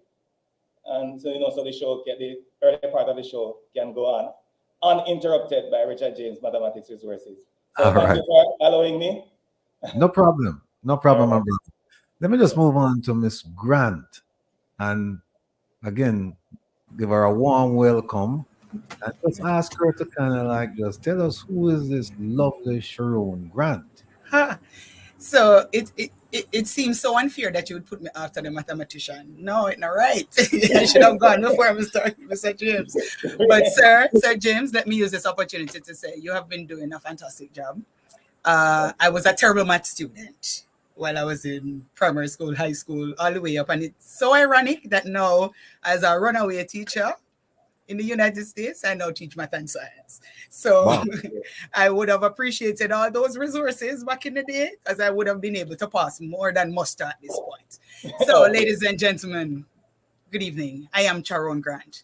I hail from the beautiful parish of St. James. And of course, as a Montegonian, yes. I'm a past student of Herbert Morrison, which is the creme de la creme now, Sir James. So you have to go hold on from the Cornwallian over there, sir, for a bit. Me? And of we know course, that Cornwall College is not nowhere where it's supposed to be at this time. All right, so there don't you go. believe that I I'm going am to come so up here and tell you that Cornwall is good. Because Cornwall is not good now. You want to play this out than me? that is for another show, Mr. James. That is for another show. Boy, It's my school. I won 5 national mathematics Sharon, you competitions. start him up and I I know use that they are nowhere now. And I'm going to be the first person to say that. I am so sorry, sir. I hear some deep-rooted emotions right there. However, Yeah. for the other segment of the show, we'll take it up. However, It's not my fault because I have everything for the school to do well. There you go. And Yes. of course, the reason why we're here this evening, you know, not accepting our jobs and so on, and not using the resources the right and proper way that we can at you know, the national level and internationally, we are now suffering the repercussions or the implications of all of that, because we talk about teacher migration. And of course, I am one of those teachers who recently migrated on a teaching program after 20 years in the classroom in Jamaica. So I am a master teacher by professional standards, and I am still an active justice of the peace until I have resigned, but I still hold my roots there. And of course, any little contributions that I can make, I still make towards the schools in my community, as well as in the areas that I need to. So the synopsis is Sharon Grant, master teacher, now teaching in the United States and rocking it as I normally would. See him so. All right. Now we have Miss Patricia Forrester.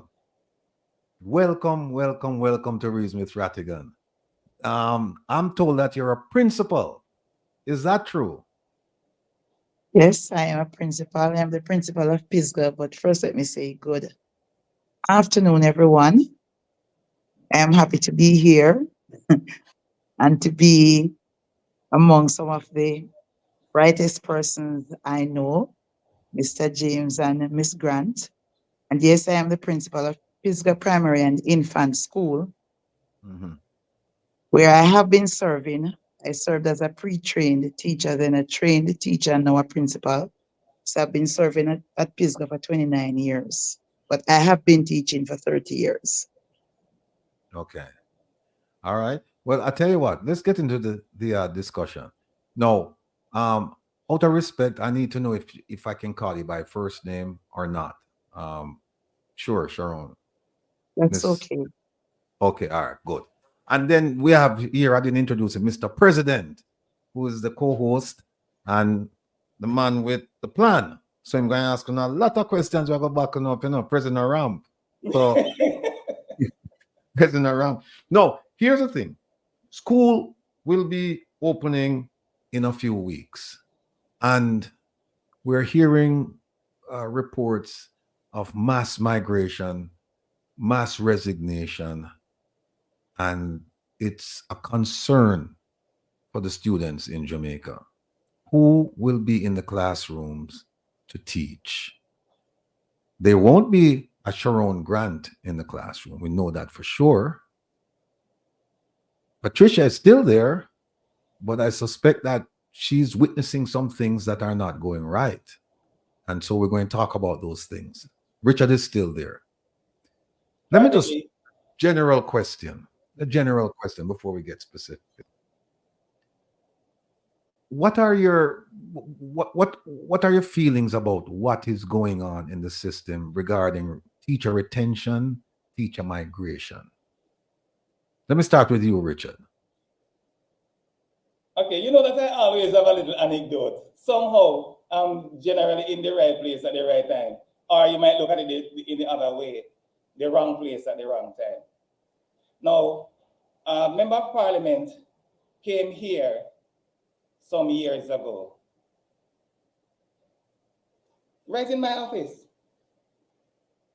And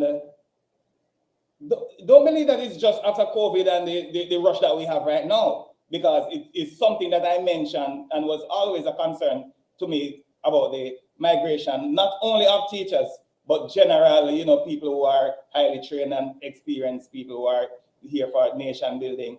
somehow after between 15 years, you know, they have decided to go. So I was just speaking to him. And his take on it was that since they are going away like that, all we need to do is just continue to train them. And then, so the impression that he was giving me is that he would just train them to ship them off, train them and ship them off, train them and ship them off. That was the kind of idea that he was conveying to me. You know that? Well, I'm very happy that we have experience, you know, along here with me who could confirm the same thing. I graduated from the University of the West Indies. I'm a graduate from the University of the West Indies. I graduated from Sam Sharp, Michael, anywhere. When you leave Teachers College and you enter the classroom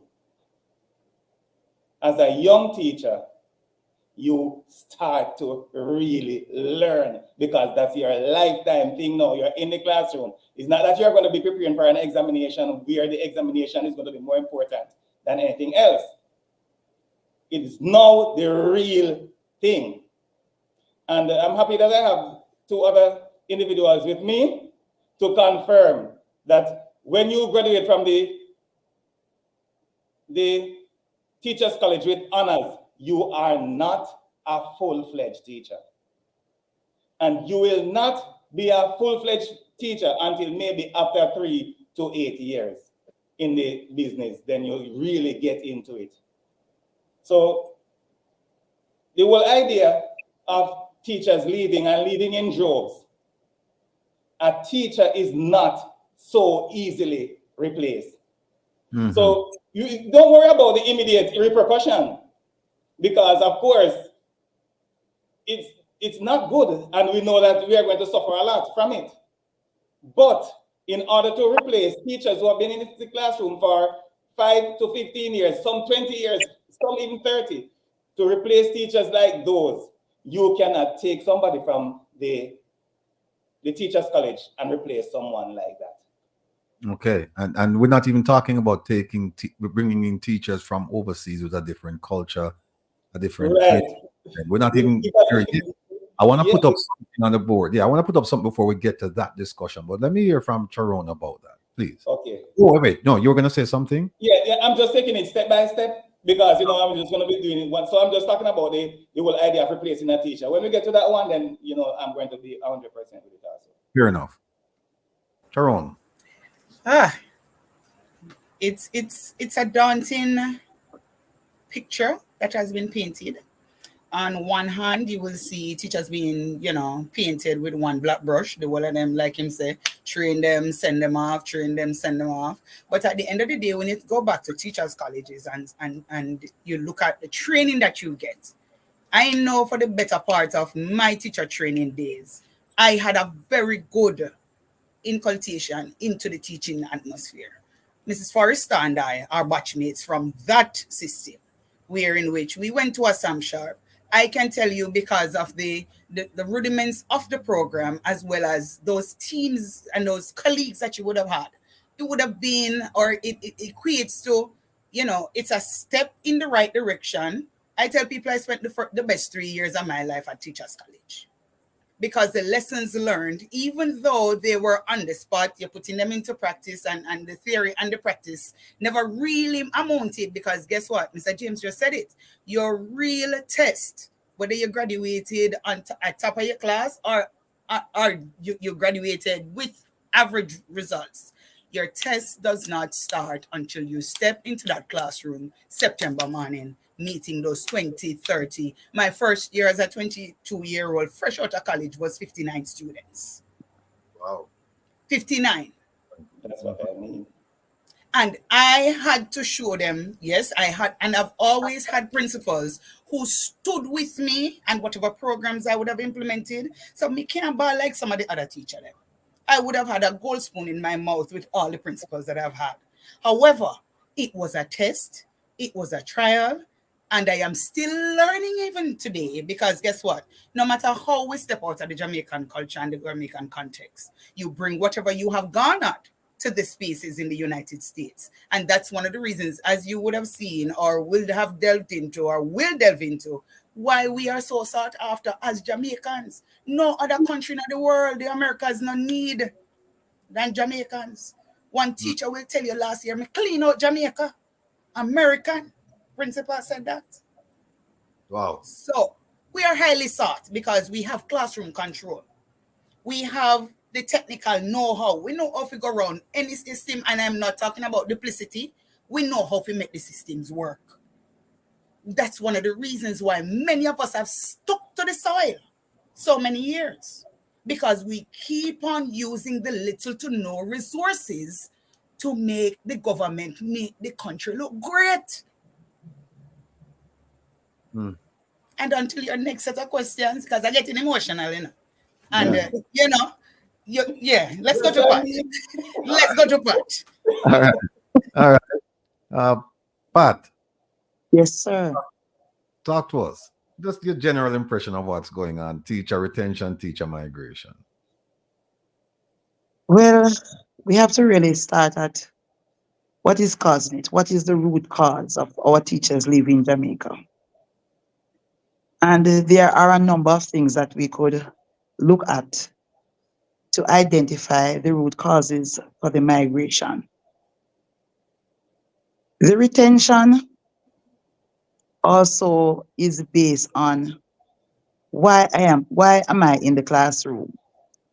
There are persons who are in teaching for different reasons. And you would go in with a philosophy that might be different from others. Because as for me, I am not going anywhere.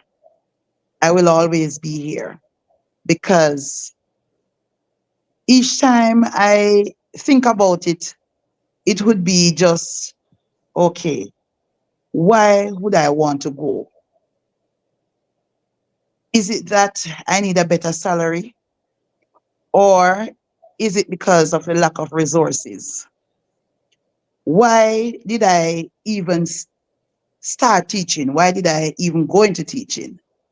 And I have to go back to that, check myself, and then I realized that I went in it because I have my little Black brothers and sisters who need to learn to read and write.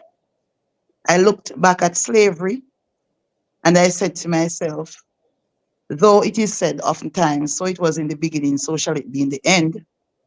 But if we should ever get back to slavery, then my little Black brothers and sisters, they should be able to read and write this time around. So it all depends on the reasons for being where you are. Miss Grant, she's a master teacher.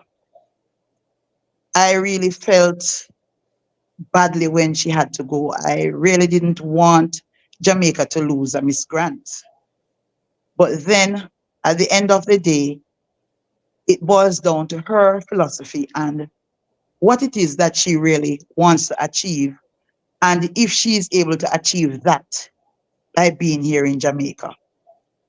The systems here, it's rough, and it takes, you have to be extremely strong to work with the education sector in Jamaica to get what it is that is really needed for our students.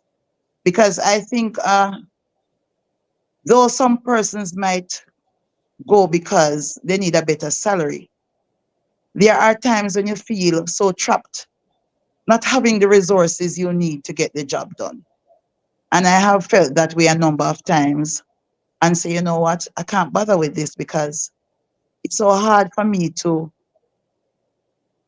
be out there doing fundraising to get the resources that I need to keep my classroom going when I was a classroom teacher, still a classroom teacher, and even now as a principal.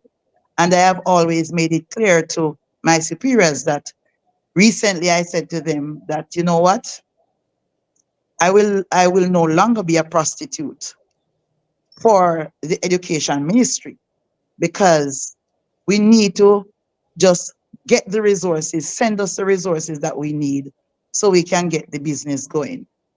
So the migration, it is based on a number of reasons, and different persons have different reasons for leaving. And most persons are leaving because of the salary. But that again, we as teachers, we have the power. Before the migration, it was like over 23,000 of us. But we are cowards. Teachers are cowards. We could be getting more done in Jamaica if we were not cowards. We are afraid to stand up. We are afraid to speak up. And even though we are a part of a union that says unite and serve, there's no unity. I have experienced it on a number of occasions where I would go to conferences and meetings as a principal, standing up for certain things, and there's nobody to stand with me. And that's the reason why the system is the way it is now, because we who know better, there is not enough of us to fight for our children. There's not enough of us to fight. So instead of fighting, we just move on to somewhere else. But at the end of the day, Jamaica needs us. And Jamaica needs us now more than ever, because it's our children who are really suffering. And we really need to fight this system. And I am prepared to fight it. I've been fighting it. I've been getting some results, because recently, though it is not through the government of Jamaica, but through Caribbean Development Bank, I was able to now get they are going to rehabilitate my school and give me some new classrooms and and other things that I need. Well, right now I'm getting even more things than I've asked for, because even for September I'll be getting 2 special education teachers just like that. But how many of us are prepared to fight? But we need to fight, because Jamaica cannot continue like this. But we just need to fight. I'll just end right there for now. Fight, we will. Let me throw up before let me use this as to segue to the heart of the matter. Look at this, folks. I don't know if you can see it clearly, but I'll read it. This is a sample of 156 teachers. From Teacher Migration and the Jamaican Education System, Exploring Push and Pull Factors and Policy Options. It's dated December of last year. It's very recent. And it says, based on a sample of 157 teachers, 45.9% of whom had left the Jamaican classroom and were working overseas, and 41.4% of whom were seriously contemplating migration, the study found that, and here is the first finding, approximately 94% of the respondents perceive that Jamaica has a teacher migration crisis, and 89% believe that the crisis has become more acute in the last 2 years. Next finding, 10 factors are identified as contributing to teacher migration, the chief of which is, and Patricia just spoke about it, low wages. And Sharon is an example of it. Low wages. That's one of the reasons why she left. Not the only reason, I suspect, but one of the reasons. And then another finding, the other 4 factors in the top 5 in descending order are lack of resources for teaching, poor school leadership, poor working conditions, and negative behaviors of students. Leadership by principals played a role in the decision of 72.1% of the respondents' decision to leave. Now, here it is. Here are the responses. Incentives that would encourage teachers to remain teaching in Jamaica, right? There it is. Safe society is one. Better leadership and management. Better working conditions. Improved discipline in schools. Affordable housing. More resources for teacher. And look at the very last one. Improved salaries. Now, let me play devil's advocate. I won't put this thing back, but let me play devil's advocate. Sharon, Patricia, Richard, one ball for the government just give the civil servants, them teachers, and give them a a hefty hike of 20%. We're not talking about the 300% we them get. We're talking about the 20% we want to get. So, what and we see weird now. Them want to bring lawsuit now if say that the lady who signed the thing, she shouldn't have signed it. Right. So this time around, Sharon, you go first. Talk to me now. Why are you complaining about the salaries? You got an increase. Funny enough, you'll talk about the increase, and that's kind of like one of my push factor. The wage increases and so on, and salary discrepancies. But if you stop to think, and I've often said, yes, as bright minds in Jamaica, you'd want to think that the government will have a handle, and yes, they did surveys and whatever, but how many teachers are they going? You ain't have 23,000 teachers. You couldn't do one survey with each one of them. Now, when you look at teachers and salaries, say the lifespan of a teacher, basically, they have you in the classroom now until 65. I've had teachers who've retired from the system, and sickness take out all of them pension. They don't have nothing left in the kitty. Them not have nothing to say, all right, if me sick a morning, me can go pay the bill there, or me can go see the doctor. Plus, they have spouses, they have children. Now, I have often said, you will have less persons quarreling about a salary increase. As a 22-year-old teacher when I started, you see, if the government will say, all right, Grant and whoever else, we go all off on the salary because them come in with memorandums of understandings, many of those during my tenure.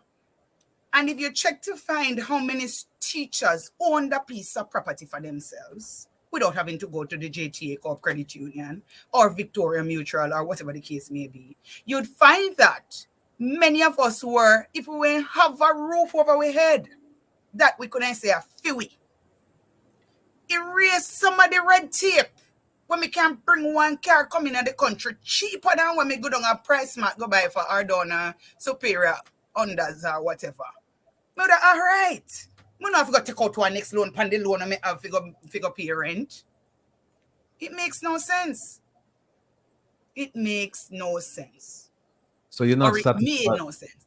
At the end of the day, and I can tell you, there was no shame in my game. At one point in time, in 15 years of teaching, me I carry home $3,000. 3,000 Jamaican dollars. And I was not living above my means. And for want of wanting to step above the curve, me take up enough self, so me I go do this a degree, yeah, that a degree, and that's where the money had to go back to. I have to take a loan to pay for the people them money when I go borrow down a JTA. Take a loan for and to kill that loan there. That's how we lived as teachers. So the 20% increase, then you're saying that it wasn't enough. You will hear people quarreling that Jamaican teachers greedy, this and that, and Tara knows what. But until you step into the shoe or the classroom of a teacher and you find out the nits and the grits behind how that teacher turns up every day, giving 110%, then you would have something else to say. But those of us who have been in the system, who have been in the classroom, who have had the struggles, we know. And I've oftentimes tell people, our system in Jamaica is not ideal. No system in the world is ideal educationally. But when you do go to these places that provide you a little bit more, and you say, all right, before me reach 16, I can go on the vacation then, or I can go on the cruise then, or without having to take another loan.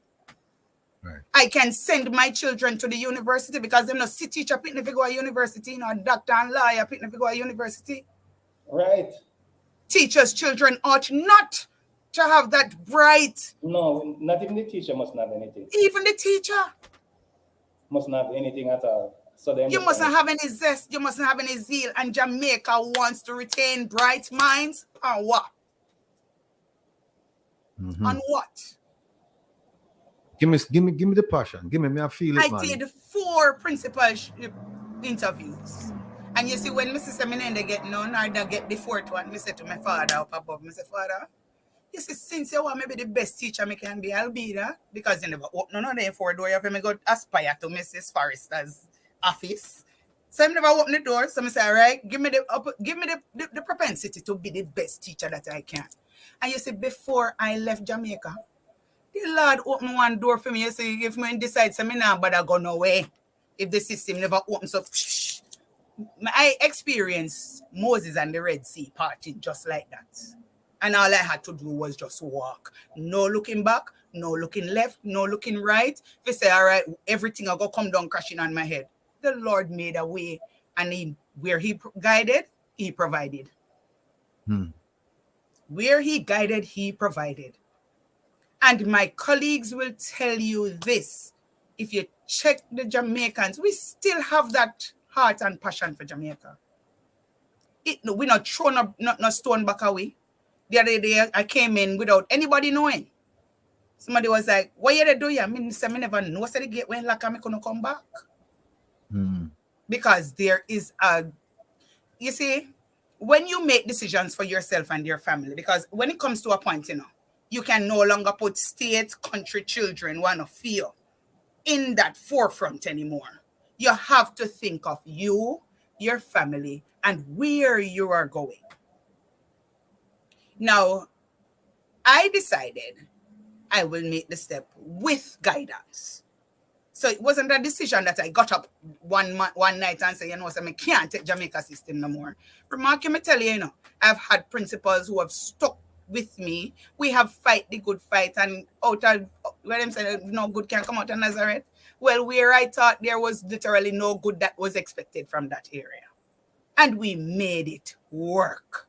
Me run programs so till boy, Patricia, me and you are in prostitute for the education system, sister.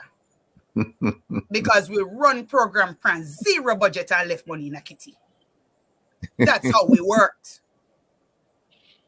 I hear you. And if you come to the test and me have to come back up morning, granted that any school will take me after me and break my service according to the system. Any school that will take me, I will continue to work as seriously as I can, or would have, because the passion is still there. We want our children to succeed so badly that if we couldn't go into the exam, them go do it for them. But guess what? Then you go to another system that is marginalized. The system is designed to fail our inner city children. Hold that point. Let me hear from Patricia. Patricia. Salary. Salary. Oh, Jesus. Salary. You know that is salary. The teachers before us. And the union. They are our problems. Because I remembered when I started as a pre-trained teacher in 1994, they trained teachers at the school where I started teaching. When they get their check, they could go and change it down by, I remember this man named Bertie Dish. You get your check as a teacher and you can just carry go to the community shop and change it. And I was saying to myself, but what is this? Then you could get a salary as a teacher and you can change it at a community shop. That means they weren't getting much. And that was 1994. But as years go by, again, teachers are cowards. We don't stand up. We don't speak out. And we have the unions who are always working with the different political parties. And we are paying our fees, but we are not holding them accountable. They are the ones who are bargaining on our behalf. And they should be the ones doing the research to find out if there is enough money there to give us an increase. Clearly, it seems as if they are not doing any research. So at the end of the day, they will just ask the government for 60% increase, not knowing whether or not the government can afford a 60% increase, because they can go and do their own research to find out if it can happen. But it doesn't seem as if they are doing that. So at the end of the day, they just pull a number out of a bag and just ask for an increase. And then the government decided that, all right, no, we don't have that to pay. But the JTA, the union, they have absolutely no clue as to whether the government can pay or the government can't pay.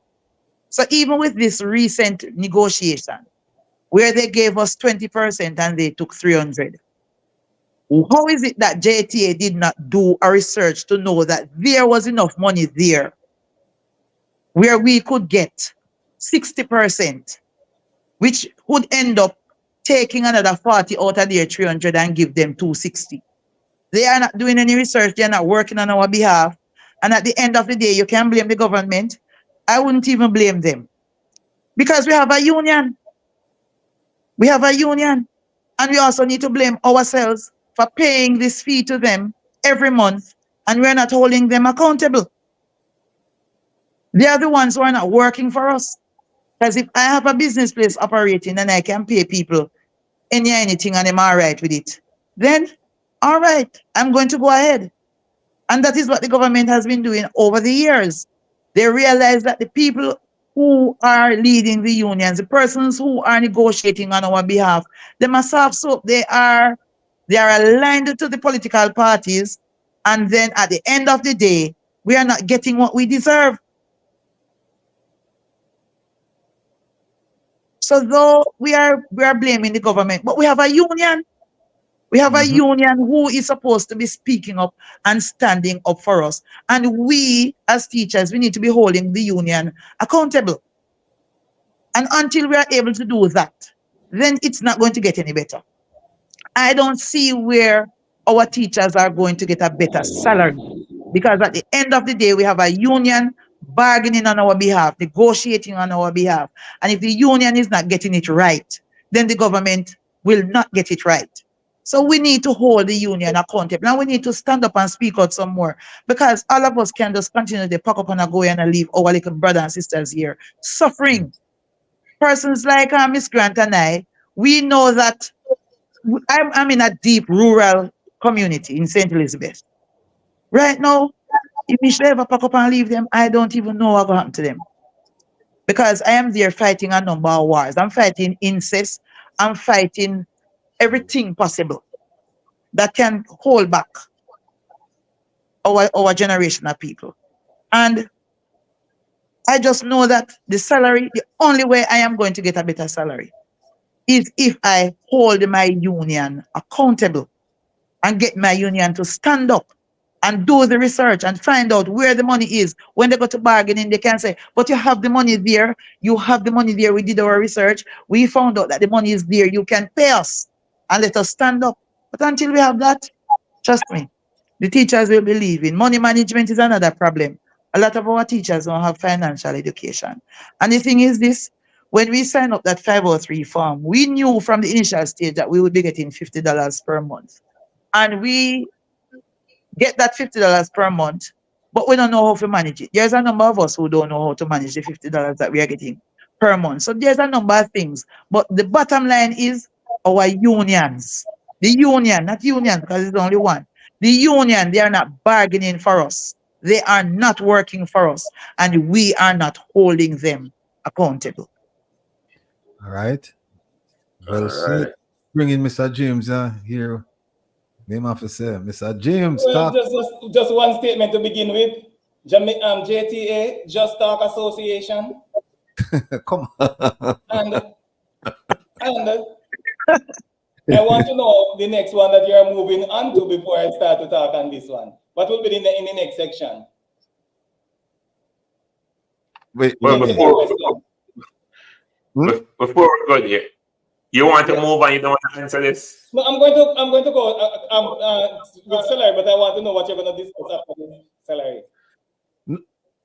What we're gonna discuss, we're going to discuss this whole idea of teacher migration, and we're also going to talk about resources being provided or not provided to the schools. What we want to get at is, why is the education system failing? Because as you know, there's a recent study, international study that came out that's saying Jamaican students are performing below international standards in basic subjects.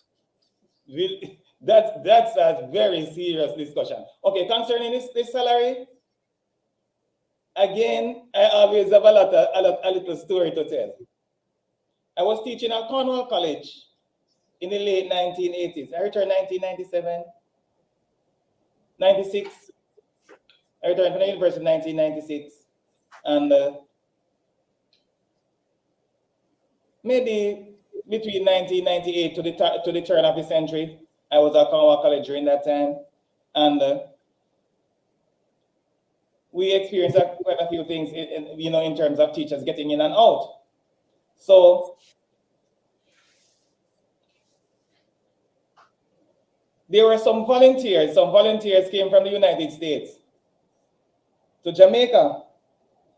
And they said that, because I'm just giving you a perspective on the salary, right? They came here. Those volunteers, because that's what they were called, that's what they came here as, they were given housing and utilities. And that's what I know for sure. I don't know how much food was into it, but I'm sure housing, utilities, they got that. Now they were getting the same amount of money that I was getting. And they said that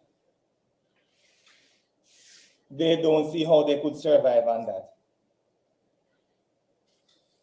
No, think about that.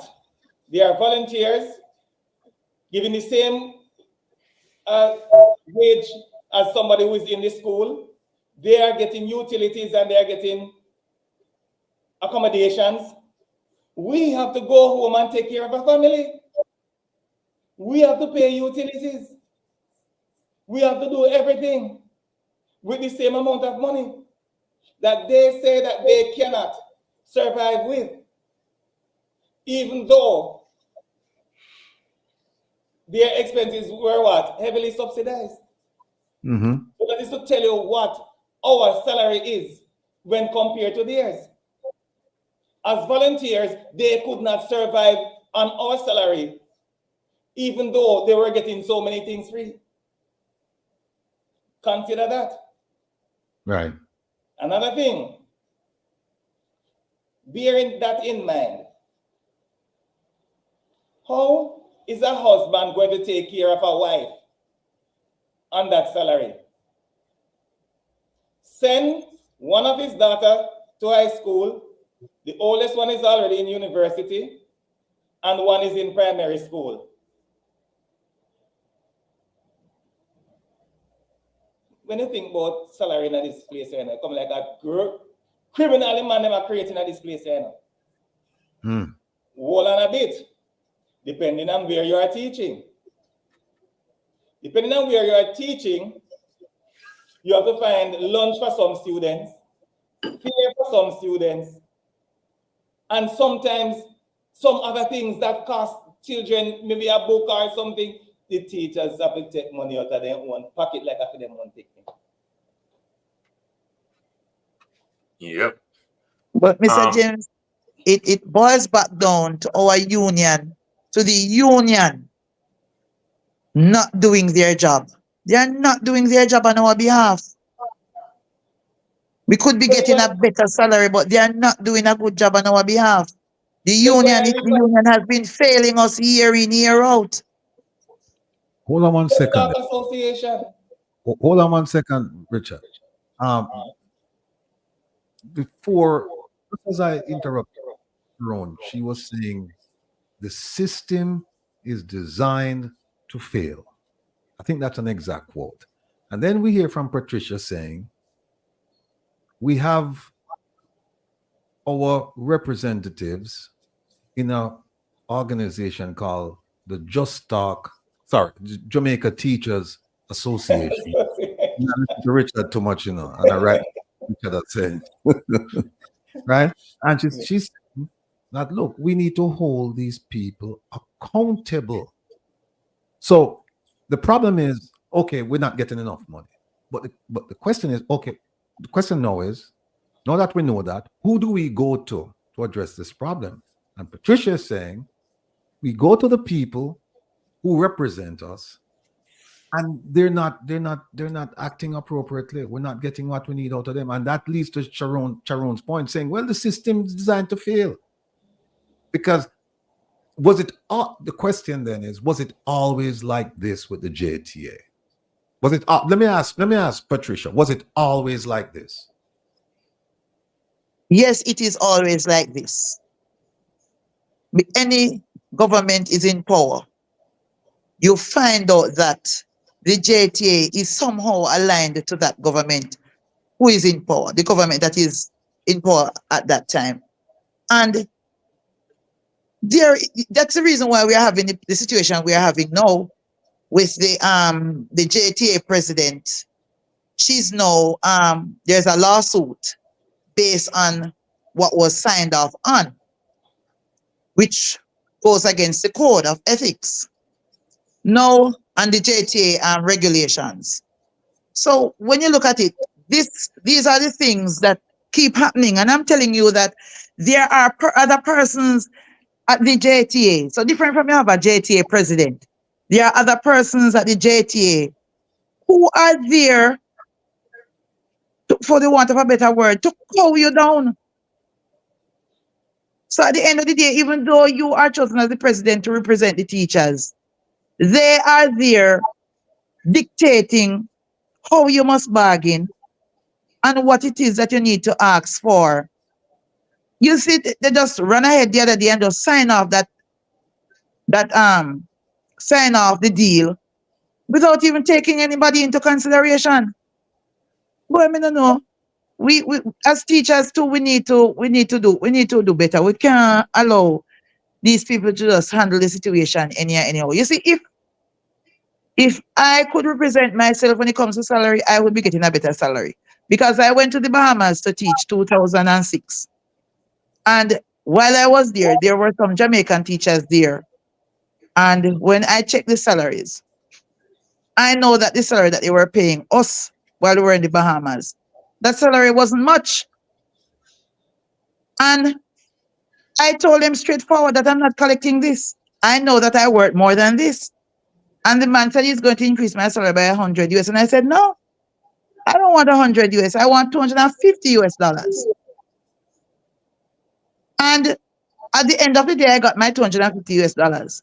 But the other teachers want to join with me so that they could get an increase. And that is what I'm saying.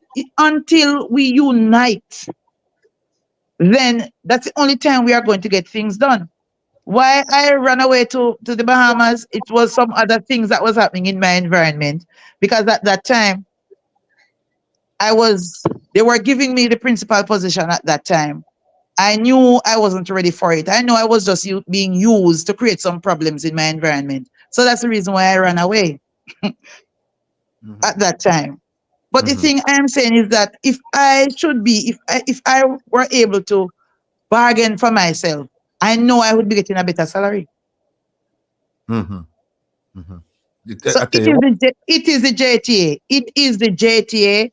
And we as teachers, we need to unite to ensure that the JTA is bargaining on our behalf. Sounds to me like you should be the head of the JTA. What the JTA did was ensure that when they're having their meetings, they don't send an email to my school. Okay, I see. But all the way up there. Let me just chime in real quick. Percy, go ahead. Yeah, I am kind of, I guess in a sense, intimately involved in solving some of the problems in Jamaica. I run a not-for-profit called Free Spirit Outreach. And for the last 18 years, we've been going to Jamaica and giving back to the schools. In fact, we just gave a scholarship for teachers at the Bethlehem Teachers College. We also, 2 years ago, built a computer lab at the Unity Primary and Infant School, and have given away tens of thousands of book bags and school supply. My sister also, and I'm just trying to create a context here. So my sister also makes charts that she sells to teacher called Natasha's Charts. Now, one of the things that she said to me, because when she was telling me about her business model, is that the teachers themselves are the ones who have to pay for these charts that they put in the classroom. The teachers themselves have to be the ones who buy most of their everyday supply. So I want to know, with that minuscule salary that you guys receive, and you also have to buy your supplies, I want to know, are you in this because you truly just love the people? Are you and want to teach and give the kids a future? Or are you an ID10T or an idiot? I mean, how could you make so little money and then take that little money and giving lunch money to children, buying your own charts, and sometimes supplies for your classroom?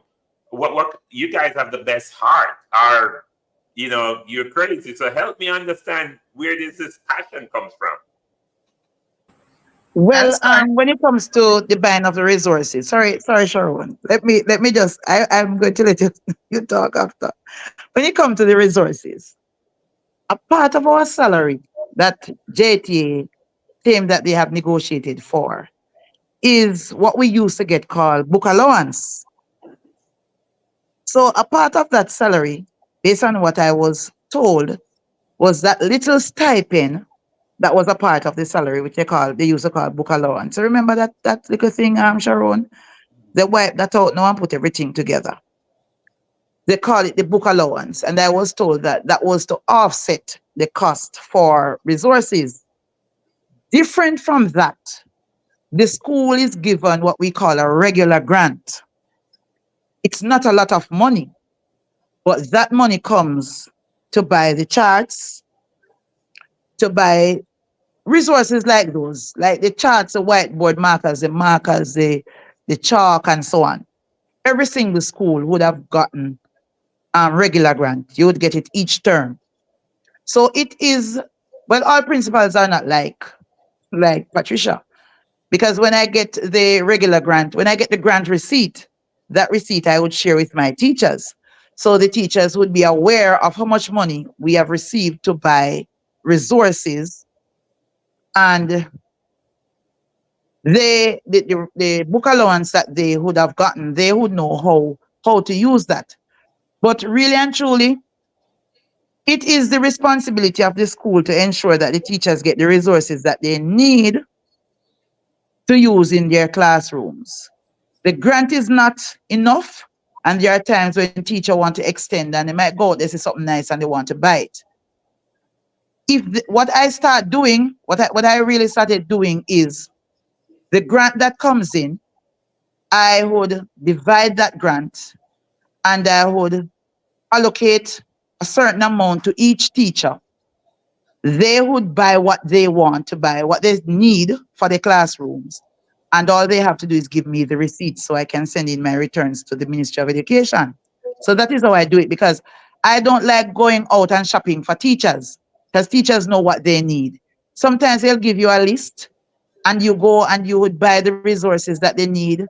But they too go to the bookstores at times, and as I said before, they would see something that they like and they want to buy, but they don't have the money. And I know that the money that they're getting is not a lot. So I ensure that whatever I get from the ministry to buy resources, I ensure that my teachers get it. But not all principals are like that. So that again, our teachers need again to know what it is that is available to them and ask for it. They are in a system, but they don't know the system. They don't understand the system that they are in. They're just in it. They don't even know the code. Nothing they don't know. Most teachers don't even know the code. Principals and chairmen and all kind of something can just do as they like with them, because not even the very code that is to protect them, they don't know. So when they have to be spending their money to buy resources, it's because probably they don't even know that the government send money come to buy these resources. Wow. So they shouldn't have to. But Madam Principal, as you would have said, some of the principals don't know the code. And then some principals will tell you directly, the ministry no send no money for that. So Yes, we get goes it. back It's to there. you. It's there. It's right there. It We goes get a back to you grant. now. Yeah, we get a grant for resources. We get a grant for internet. We get a grant for water. We get a grant for janitorial. It's not enough. It is not enough. When you get $40,000 to buy water, $40,000 to buy water, that's 2 trucks of water in a month. But you get that $40,000 to serve you for 4 months. Oh, Lord. So it's not enough, It's not enough. But I would never burden my teachers to use the salary that they are getting to buy resources for the school. Because that 160,000 or sometimes 75, depending on the term, and it all boils down to the number of students you have enrolled. Because if you have a school with over 300 and odd students, you're going to be getting over $500,000 to buy resources. But you have some principals saving money for government. I don't know why, but the ministry is always up against that. There are schools right now that have millions of dollars in their accounts that is being taken back by the Ministry of Education right now to do repairs. Because they have the money and they're not spending the money. They're not giving the teachers the money to use. They're not buying the resources that the teachers need. Now, from my day in our Jamaican system, I've used my earned cash to buy resources. Or I would have known a Patricia or a Mr. Rattigan or wherever you are in the world. I'm going to give you a call or send you a message. I have 5 students who need some internet, or I need a device for one student who doesn't have a device. We need some money to buy paint the classroom. And that's how I was able to make do. I used my community. I reached out, and of course. Let me stop you right there again with the paint. There's $150,000. It used to be $75,000. It's now increased to $150,000. Not enough, but it comes for maintenance. So persons who are donating to the schools, sponsoring the schools, and so on. There are times when I'm going to make a suggestion that we find out from the principals, what is it that you're getting? Because I'm telling you that some of these primary and high schools, they have millions of dollars in their account. I don't know why they're saving this money. Because some of them even retire leaving millions of dollars in school's account. So even for you to be buying paint, you shouldn't be buying any paint because money come to buy paint. Every June, July, you get either $75,000. Now they're sending $150,000, and that again is based on your enrollment. My school is a small population. I only have 105 students. I get $150,000 to buy paint and whatever else that I need. And you can also request more money for other little things that needs to be done when it comes to your canteen and so on. So at the end of the day, it is just that there's not enough transparency. No wonder the research has shown that leadership in our schools, 71, I saw Professor Thompson. Professor Thompson posted that yesterday to show that leadership is also a cause for the migration because there's no transparency. Because teachers shouldn't have to be bearing the burden of buying paint and those things to look about their classrooms because they get the money to do it. But then when it goes back to the painting too, and I will talk about the classroom. I like my classroom to be aesthetically pleasing. The paint that the principals choose, Mama, they don't look good.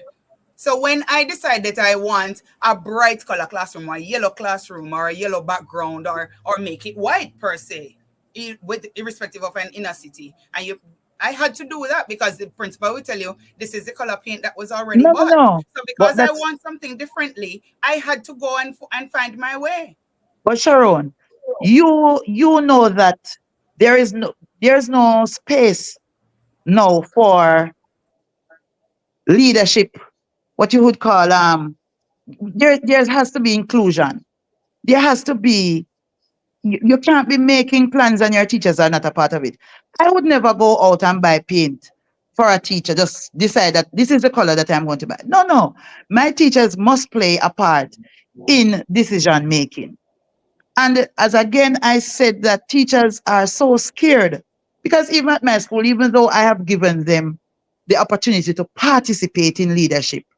You can still find out that some persons are timid, and I have to be motivating them, sending aspects of the code to them to say, speak up.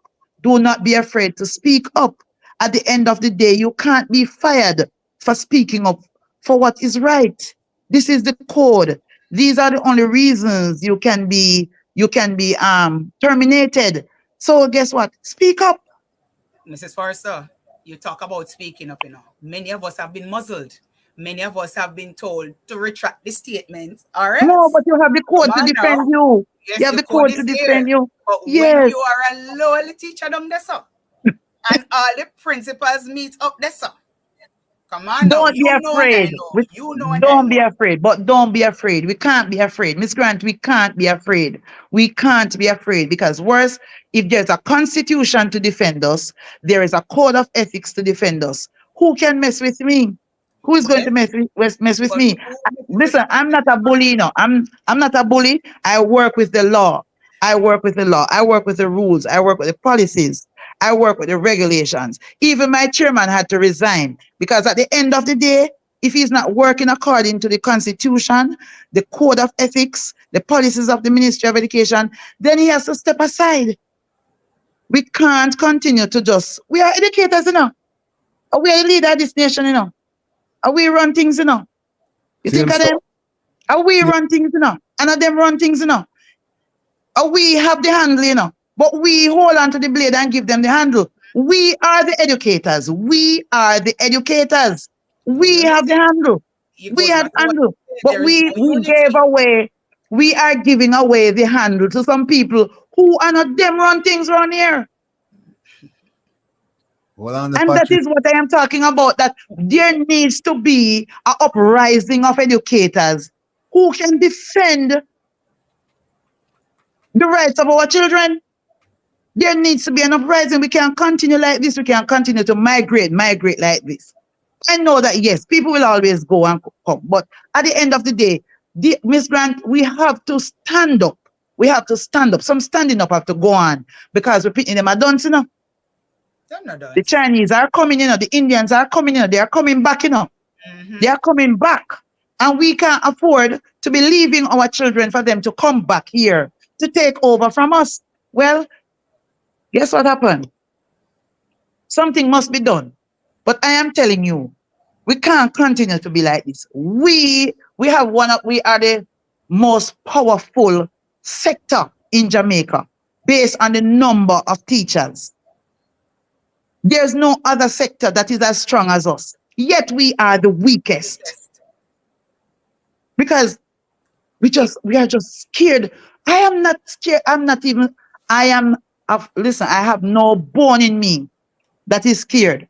I will fight the system, and I will continue to fight until I know I'm not going to be able to win all the wars, but I'm going to fight. I'm going to fight.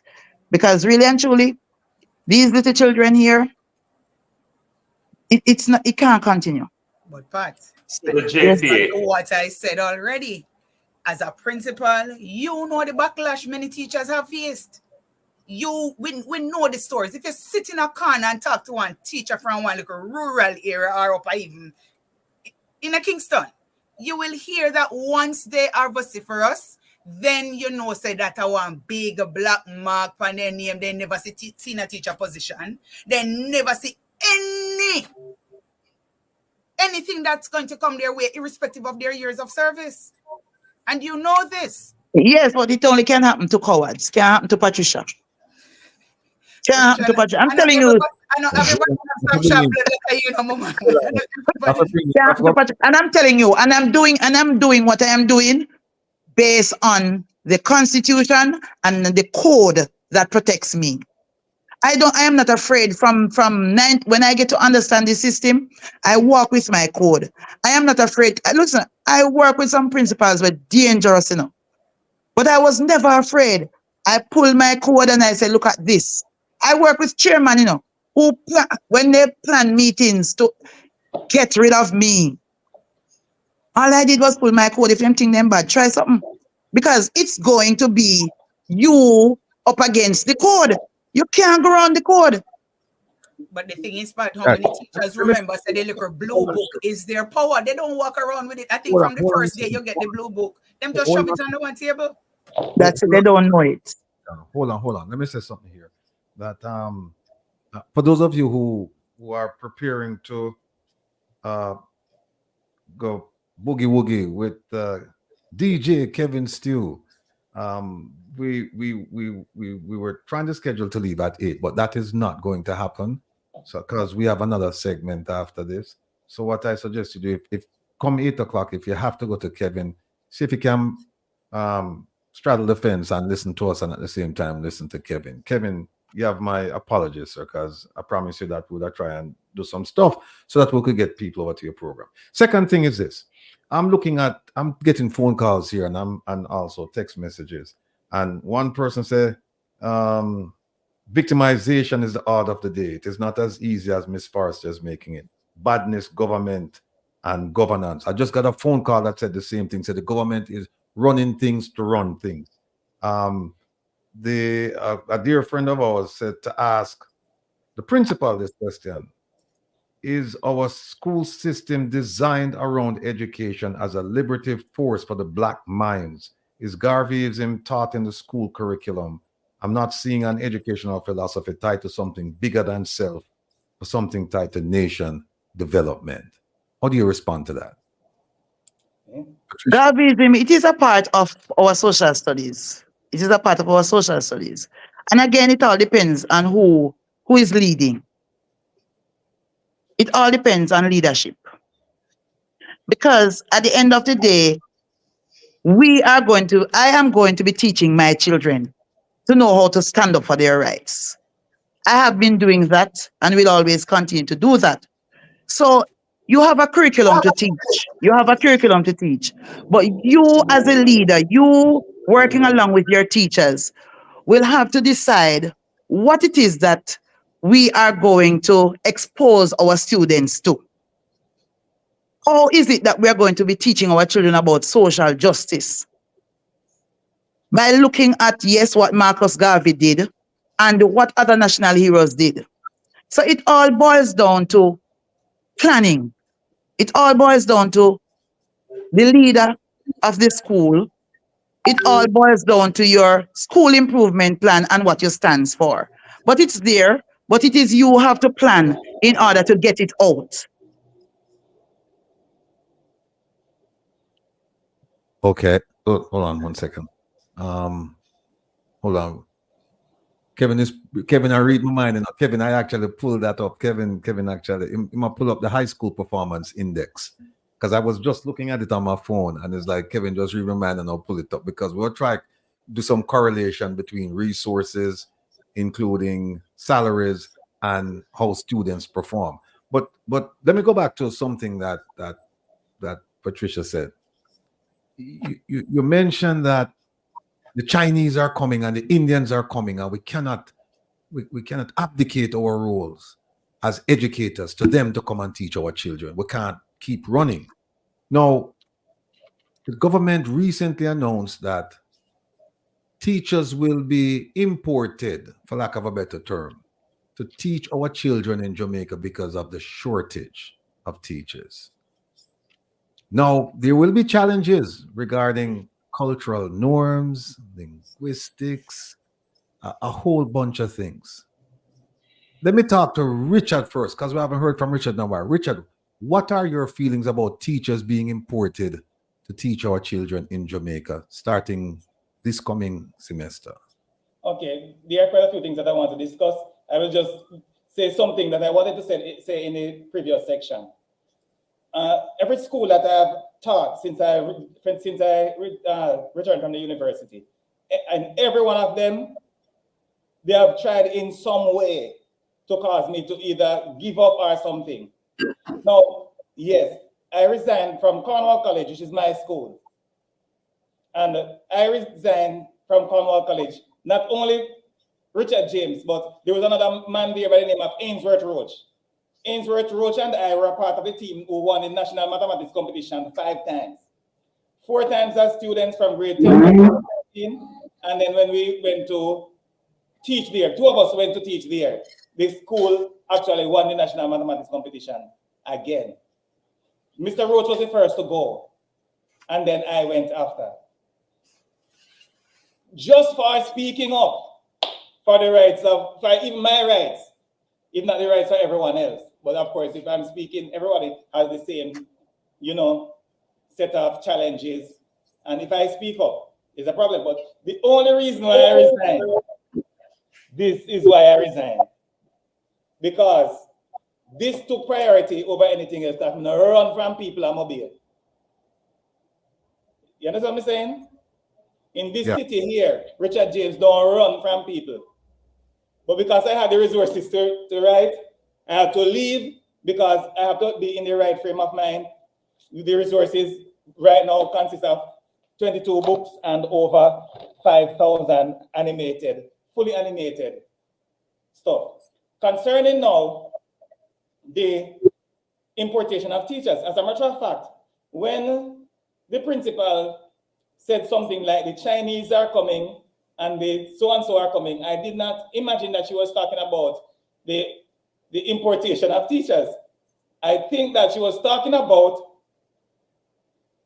as a subset in the corner, when you go on TikTok, you see our people of African descent and people in Africa are drop foot to show you how they can choreograph dance.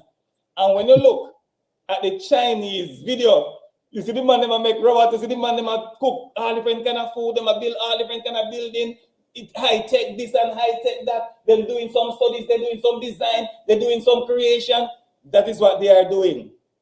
Meaning that what will happen is that at all times we are going to be moving further and further down the ladder in terms of achievement in society, in the entire world. That is what I thought that she was talking about. That's what I'm talking about. That's what I'm talking about. Right. Okay. Sorry about that. What I'd like to do is move to the importation of teachers. Yeah, I'm gonna speak of that now. Concerning the importation of teachers. If you're going to solve a problem, it may as well be, if not the best solution, a solution. And I read in a certain place that you cannot use a new set of threads to stitch an old garment, because the new set of thread is going to mash up the whole garment and it's going to be worse. But So you know, what we are trying to do in Jamaica, I don't know what it is called. but Richard, I'm going to give you an example of what is going to happen. Okay. That is just one of it. It's not the entire thing, I'm sure that the principal and the master teacher will have a few other things to say. But this is the one that I'm going to let you know about the importation of teachers. You tell me where they are coming from. And you hear that they are going to come to Jamaica to work for the same salary, and they don't mind, and they are enthusiastic about it. And out of 1,000 teachers who are gone, we have 75 Cubans coming across. I say, like my old great grandaunt, that's very nice. Because we know that there are two high points, there are more, but there are two main reasons why teachers from Cuba and all the other nations come over. Now, I don't know if it's every single one of them, but I know that at least one. The United States, Canada, and Great Britain. For you to teach in some of those countries, you would have had to teach in a country of which the official dialect or the standard dialect is English. So some teachers cannot come straight from Cuba and go to the United States to teach, because they have not taught in a country for a year, in a country whose standard dialect is English. And so you will attract those individuals, and you think that you have a lot. Then you have all of these teachers coming into the schools. After a year, maybe a year and a half or two, they're not going to spend more. They are gone to North America. So that is one, that they need to teach in a country of which is standard dialect is English. The second one is that, oh, you know that I have been a teacher in Jamaica? That carries weight. That carries a lot of weight because they know that people who teach in Jamaican system, somehow they go inside of the furnace and come out as pure gold. And that is what they are looking at. Of course, I'm not the only one with advice, but I know that there are other repercussions. So I'll just allow the principal and the master teacher to discuss those also. Charon. Yes, sir.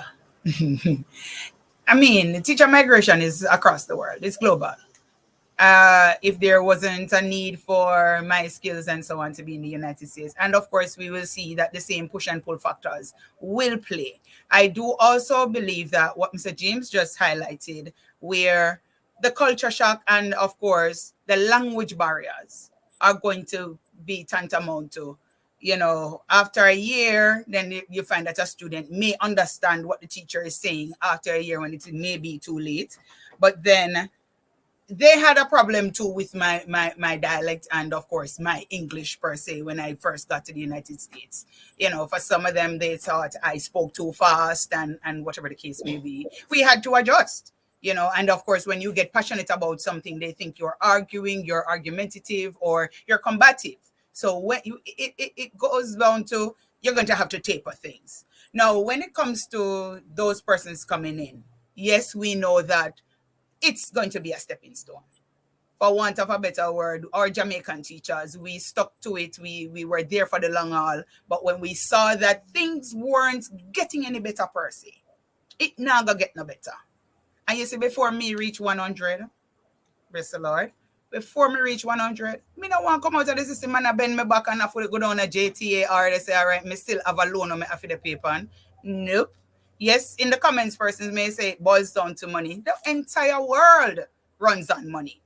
So why is it that teachers should be treated any differently? Because they are making a conscious decision while they're still able to and be ostracized for that. So when these teachers come, Mr. Rattigan, they're going to be getting possibly more than the teacher that is coming out of Teachers College going to be getting, and those who are in the system, if you don't hold a senior teacher position or whatever, they're going to come here and they're going to get more. And the ministry cannot tell us that they're going to be coming here for the same money that our teachers are migrating for. We're not so crazy if you think that are the same thing. Well, let me bring in the teacher who they are Jamaica and deal with this problem, and will have to deal with this problem pretty soon.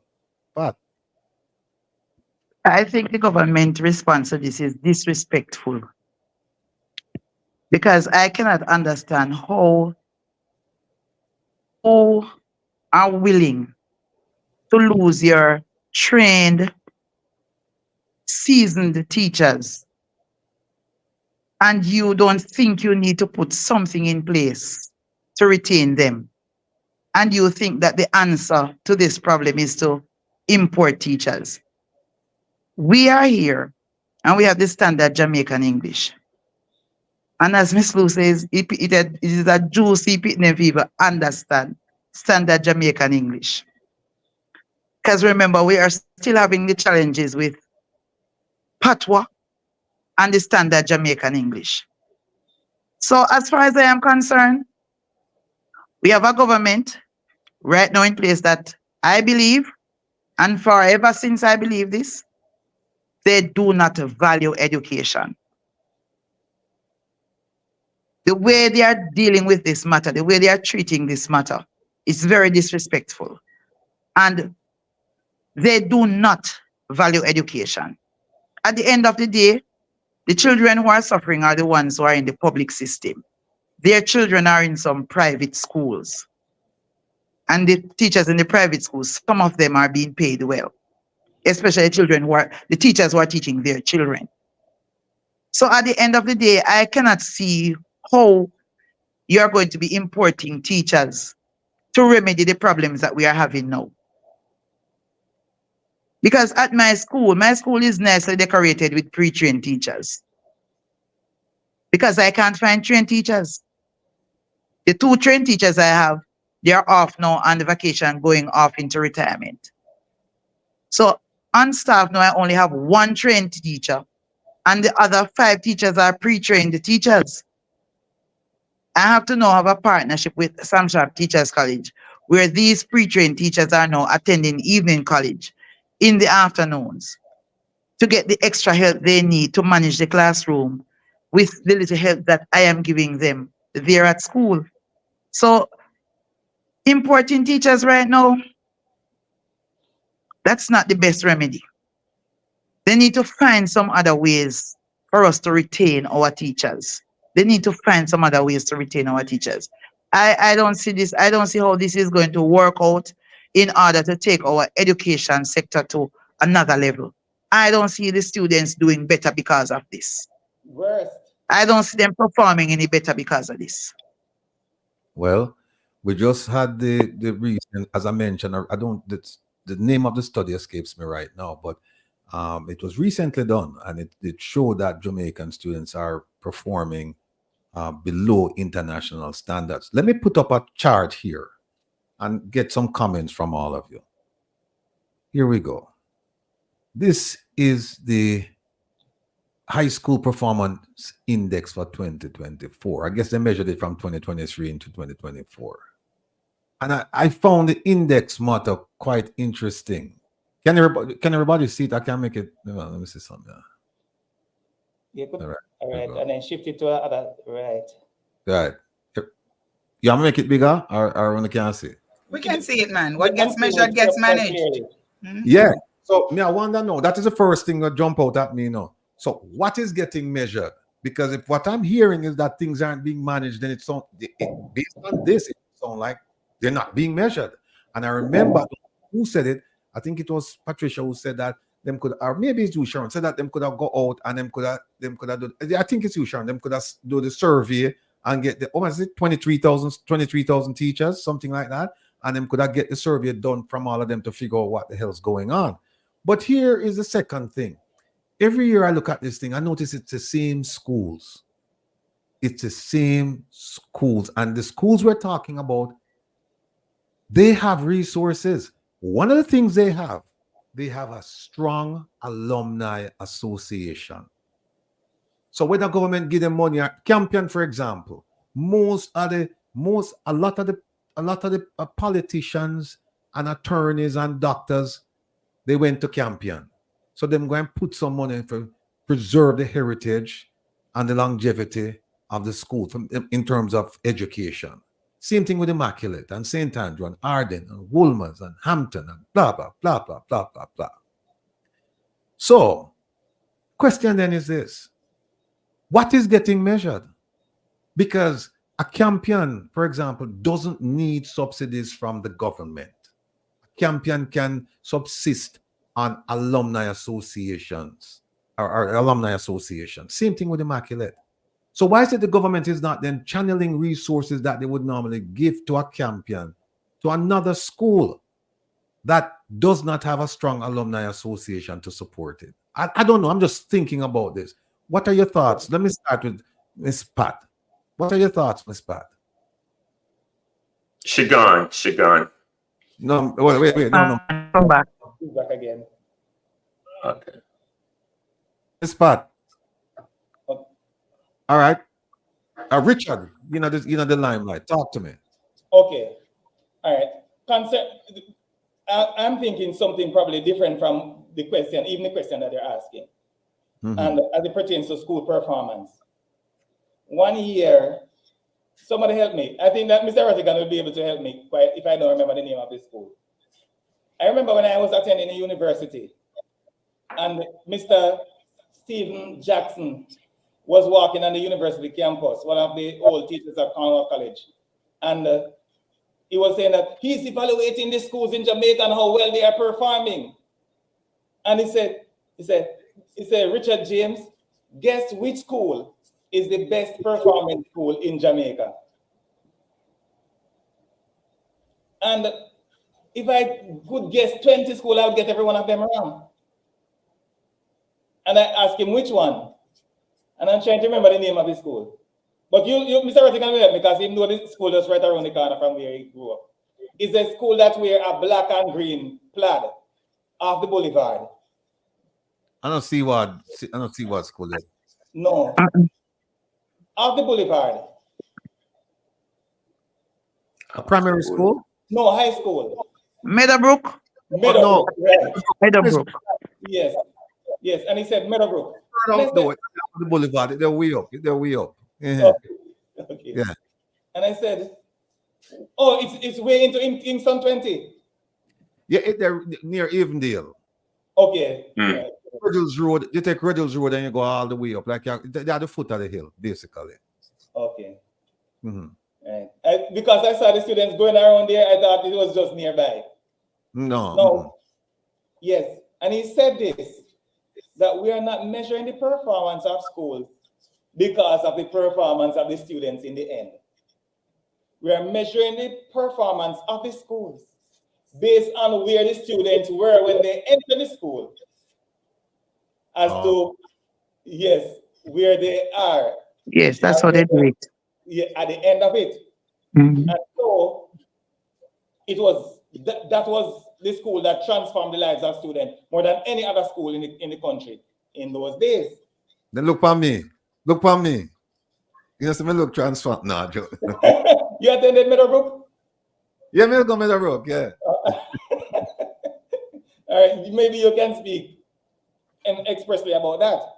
So, as you said, the schools that they have in the list, I'm just giving you another perspective on it, because we might just think that because Campion take a full 98 average student in grade 7 and give them a 95% average at the end of 11th grade. That's the most wonderful thing to happen, right?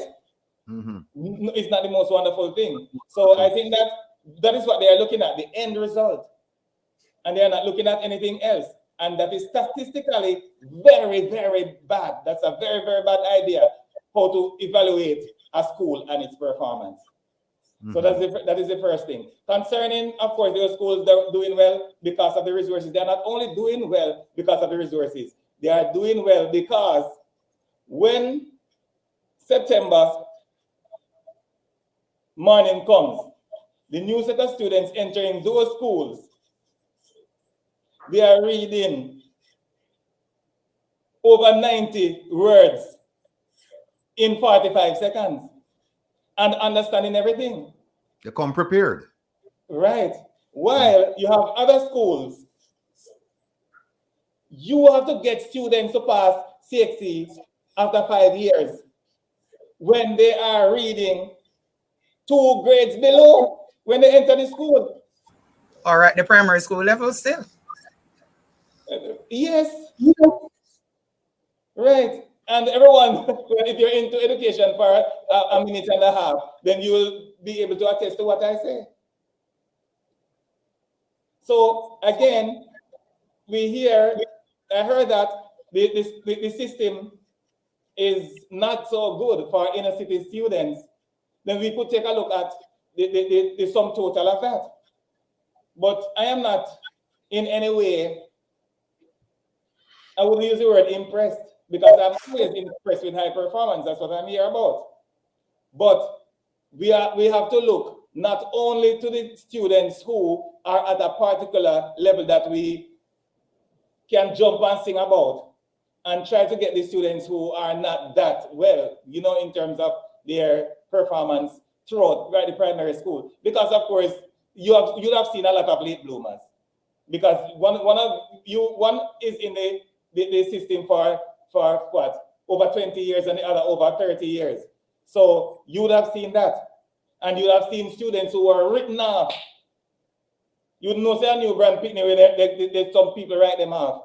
And at the end of the day, the wonderful thing that they become in this life. You understand what I'm saying? So as it pertains to the performance of a school, Richard James knows better.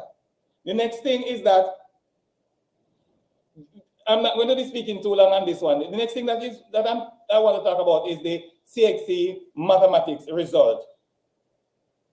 Now, people say, oh, the result is poor because it is 39 this year and it's 36. And then they say 1 year it is, oh, it's 42. And then, but they say gonna go, this one is 35, or they say that this one is 43. When they tell us in Jamaica that the mathematics percentage of pass in Jamaica is 43% or 36%, nothing could be further from the truth. Jamaica's percentage pass in mathematics for CXC is about 13%. If not, it's surely not over 20. Reason for saying this, if you have, God forbid, you're in a school and the school has 2 shifts. Let me just use a school that I've taught at as an example. Look, consider St. James High School.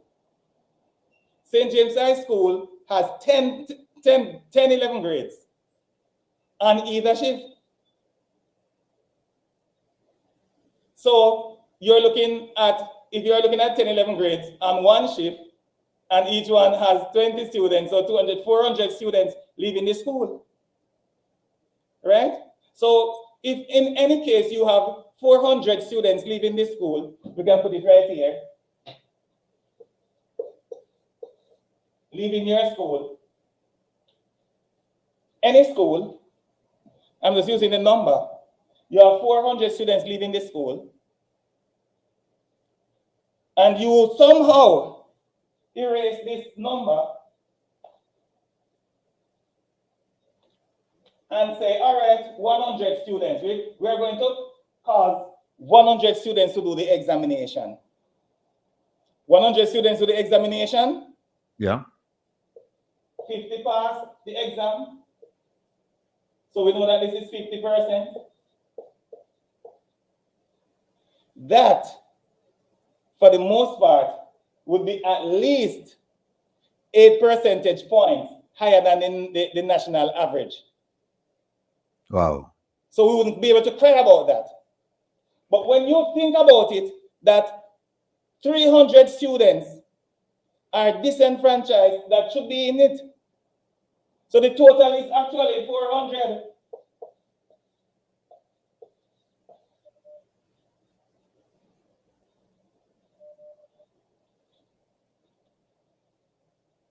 What does that work out to? Let me show you how to work it out easy. Because you want to work it out as a percentage, you divide this one by 2 and you get 25. You divide this one by 2 and you get 200.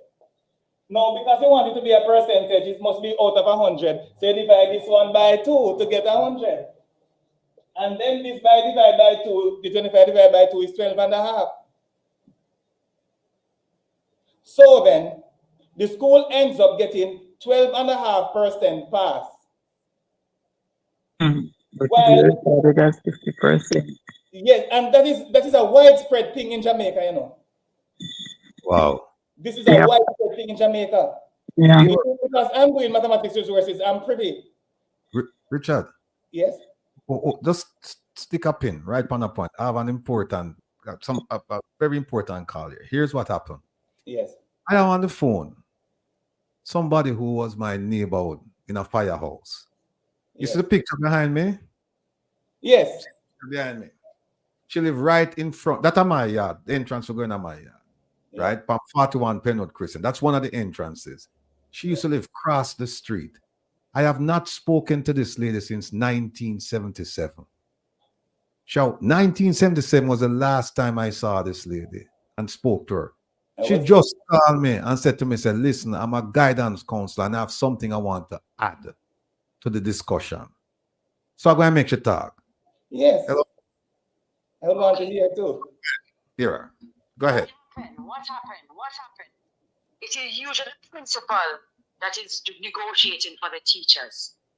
The principals are the persons that are negotiating for all the teachers. So they are not looking forward for the teachers, they're looking forward for themselves. First and foremost, all our benefits were not taxed. As a guidance counselor, my traveling was not taxed, resource and technology was not taxed, our seniority was not taxed. This new salary thing, they have lump sum everything and now are taxing it. And that is why teachers are just leaving because our pays are dismal. So that's one of the big things that's happening. People No, who are principals don't bargain for teachers. but because all our benefits are now taxed, it never used, the only one that is not being taxed, the only benefit that is not being taxed now is our hardship. So if you're working in a community where there's violence and gunshot, or you live in a, or you're teaching in a community where it's hard to get to work, and this was instituted years ago when teachers were teaching certain inner city communities. So they used that incentive to get teachers to apply to those workplaces. So it's called hardship. Now, what happened now? It's going to be expired in a couple of years because they don't want to continue with it. So a lot of benefits now that we used to have, it is now being lumped in our salary and tax.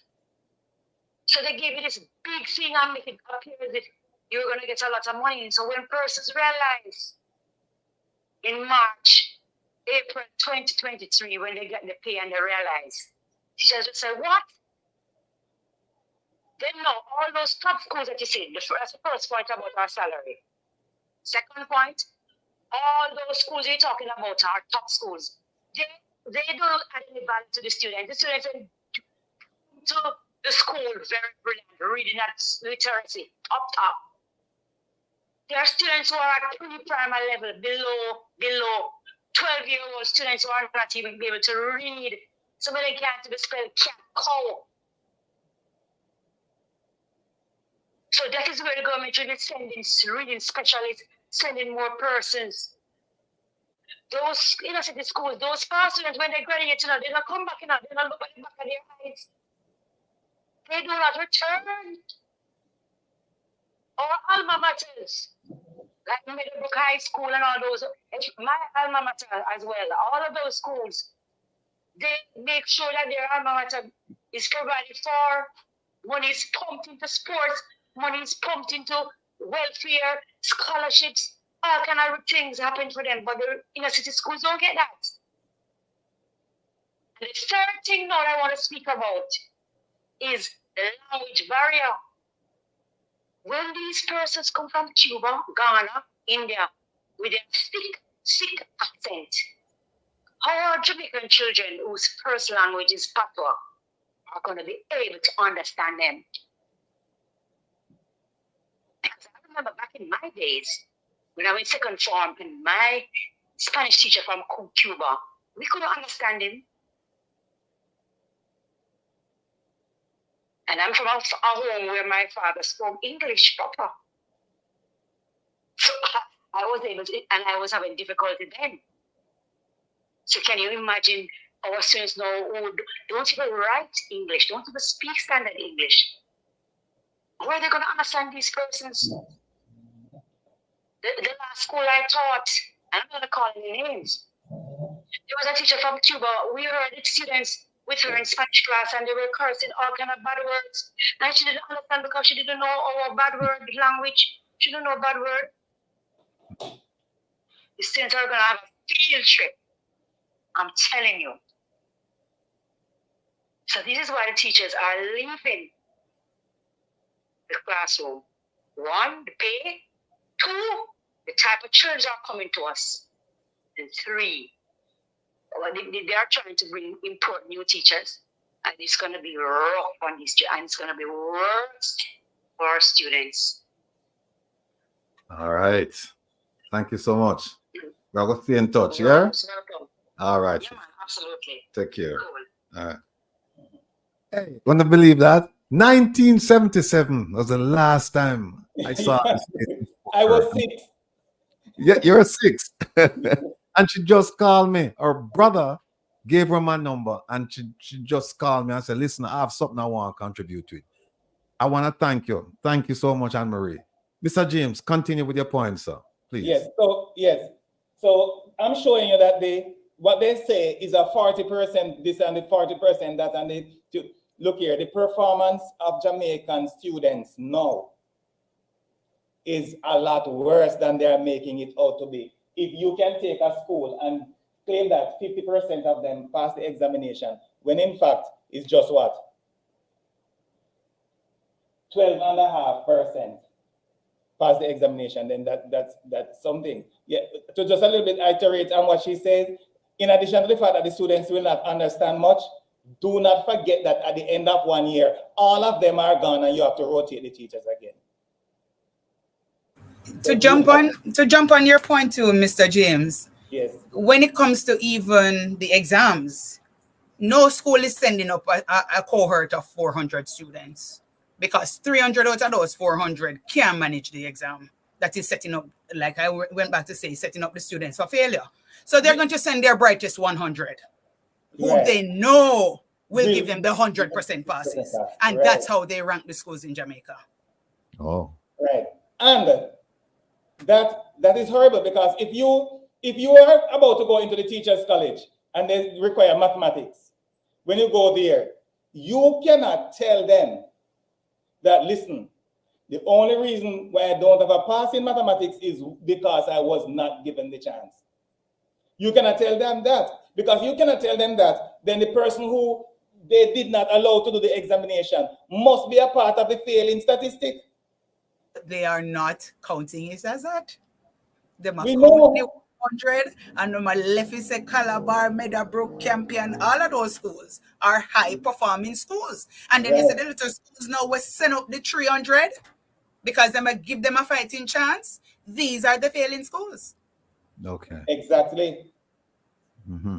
Mm-hmm. So look here, let me just give you just a few little things.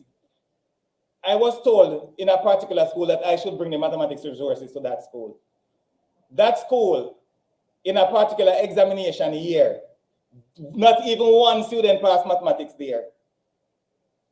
Then I was told of another school, one student passed mathematics. That person got a 3, yet still that person was repeating the subject. So the only student who passed mathematics was one who was repeating the subject. But Mr. James, why are the students failing the mathematics? Why are they failing the subjects? All right, let me give you one for that school, the one that had the one, the one that, no, I'm not laughing at the one, but I'm just, the whole thing, the whole shock of it. All right, the school that had one person passed. That school was a school previous to that was performing a lot higher than expected in mathematics. They were getting great results. Then, of course, I think that this was before COVID. The person who was behind it, putting everything together, the head of department, that person left. And somehow they were not able to make a replacement or a suitable replacement. And so the school started moving downhill because that one migrated to Europe. Good. So what is really causing the children to fail mathematics overall? What is really causing our children to fail? Okay. Because if the children have teachers, what is really causing our children to fail? You're saying teachers. All right. When I returned from the university in 1996, because I always like to give a story, my brother's fiance was in teachers' college. And he said to me, please help me with this mathematics homework. And I said, bring your notebook. Person brought the notebook. Looking at how things were explained in the notebook. The person who is teaching her mathematics in a teacher's college had not a single clue about mathematics. So then now we start to see where everything is coming from. And there's a rippling effect all the way down to the grade 1, to the primary level, and to all classrooms. Let me give you another example. I was helping someone with some statistics. Statistics is not my first branch of mathematics, neither the second. All right? I'm algebra and calculus. But I helped the person with something, but I had to run away to Westmoreland to do something. So she said that she was going to ask another teacher to help her with the mathematics, and the teacher did it. Now, there were some calculations that were required to be done. He did all of the calculations and got them right. He did not correctly interpreted one of the results. And none of his explanation for any decision that he made following that was correct. This is just terrible. Everything I've heard tonight about the education Mr. system. Rattigan, Yes, ma'am. why is it that our teachers are the best abroad, but they're not the best in Jamaica? Sharon, why is it that Some. Let me say some. Let me say You say some. no, Mr. Why is Rattigan. it that some? Yes, Ms. Pat, we heard your question. So I tried to be one of those teachers who me dance I me dance abroad. You understand? I tried to ensure that mathematics wasn't my strong suit. And I taught all grades in the primary system before leaving. But I was relegated mostly to a second grade classroom.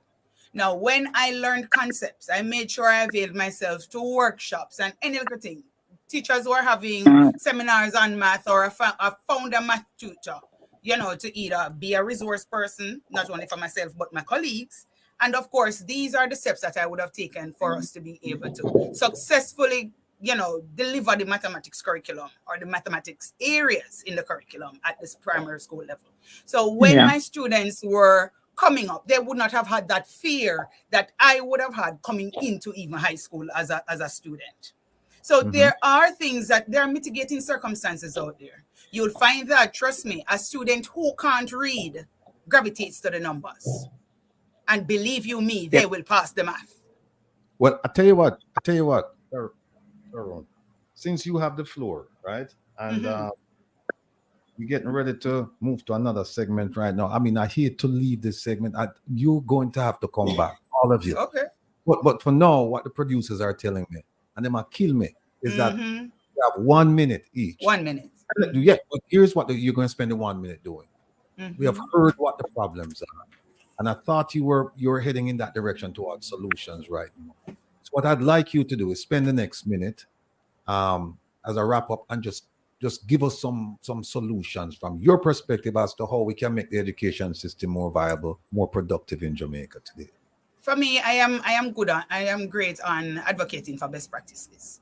Find those teachers, those colleagues. Mr. James is one. I'm Moby in there, St. James in there. We have failing schools in St. James. It starts from the primary school level, delve into the primary school curriculum, get your teachers on board to the best practices, the current trends, and lead from there. The students who can't read, they're the ones who are doing the math. They're the ones who needs that little bit more attention to get to understanding the part of interpreting the question. They're good with numbers. They can work the numbers around you, you know. But then at the end of the day, work on the reading.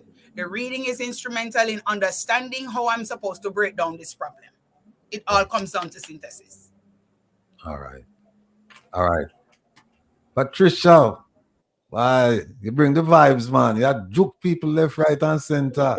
You kill teeth. You kick out whole heap of teeth when people are left with gum. Do we have a minute now? And talk the solution to all of this, we have to start from the infant level. We need qualified, trained teachers at the infant level. As what we are doing now is just some hard trainees, persons going doing a 6-month course in early childhood education, and then those persons are placed in our infant departments. That can't work. So we need trained, qualified teachers in our infant department. We have to get it right at the infant department. We have to get it right at the primary level for them to get it right at the high school level. So therefore, we need more reading specialists. We need more special education teachers in our schools, because remember, the social issues are out there.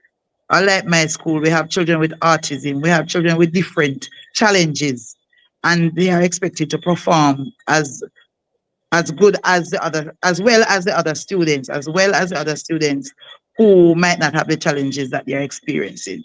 So It starts at the infant level, it starts at the primary level, and we just need to get the qualified persons to address the problems that we are experiencing. We need, there's a number of other things. We need the PATH program to be extended to more of our students who really need it so that they can attend school. So school attendance, again, that needs help. So in whatever way we can to assist our students to attend school regularly, we need to deal with that. Our homes are in problems. We now have, remember, we also have high school students having children. Children that I'm teaching now, some of them are my great-grandchildren, and I'm only 51 years old. So you know definitely that the students who I taught, I am now teaching their children and even their grandchildren. Can you imagine? So we need to get the social construct in order for our communities, and again, the infant department and our primary school department. All right. Thank you so much. Mr. James. Okay, just very quickly, the failure with mathematics over the years is really the meat and the potatoes of it is that the concepts are not being conveyed to the students in the right way. And I'll give you an example of the Teachers College, and you know that we'll have a rippling effect all the way down. And of course, you know that I have a set of mathematics resources with all of the concepts of CXC students. Now, Jamaica does not have an education problem because it's what would call it? A paradox? I would call it an irony, but I'll prefer to call it an oxymoron that, as somebody mentioned it, but I would mention it in the same way, that Jamaican teachers are the best in the entire world, yet still Jamaica is performing up below the level in every way as it pertains to the educational development of our children. So there's something wrong. Now, I can give you the name of about, if I have enough time, but I'm not going to do it, and I'm going to attempt it today, of about 15 great mathematics teachers. Some of them are not here, some of them are here, and most of them would have migrated, who are able to turn around the performance of this country in one single year. You will see a marked improvement. I can identify them. Why can't the Ministry of Education? Why can't the government? And why is it that the government knows nothing about Richard James mathematics resources? So you will soon. There need to be just one more thing. There just need to be just identify what we have in terms of resources, not only Richard James resources, but also human resources, because I know a lot of excellent mathematics teachers in this country who are disenfranchised by the government, by the Ministry of Education. All right, look, I mean, I don't know how to thank all of you, because it's been an eye-opening experience for me to listen to professionals. You know, I mean, I do a little bit of reading and I talk to some people, but when you listen to, you know, Sharon and Richard, and of course, the great Patricia Forrester, and hear about all these things that these great people are trying to do. Even though Sharon is not there, she's still trying her best. She's providing solutions. And like she said, she will come back to Jamaica, you know. And like somebody said to her, we had the back, and she said, me never fling with the key or something like that. It's gonna take, chopping no stone behind her. It's gonna take the will. It's gonna take political will for this thing to turn around. And I cannot understand for the life of me why the government, instead of investing the money in human resources so that them can stay and develop the country, they allow these people. And when I say allow, because I actually force them to leave. And then you're bringing other people now, which is not going, based on everything that we've heard so far, it's not going to improve the education system of Jamaica. So, having said that, let me turn it over to Mr. President to do the closing remarks for the program. Well, guys, let me first of all thank you all for coming and sharing your passion. Patricia, undoubtedly, you were very expressive and you explained yourself thoroughly. I do believe that your passion for the institution of teaching and the teaching profession is well noted and documented. And I know many people share the sentiments that you do, that the JTA not the Just Talk Association only, Richard, but his association and their collective bargaining power is not necessarily doing so for the best interests of the profession, but it seems as if there are some special interests might be at work. And I think that if the election process to get these representatives nominated is done in a political manner, it's something you guys should consider.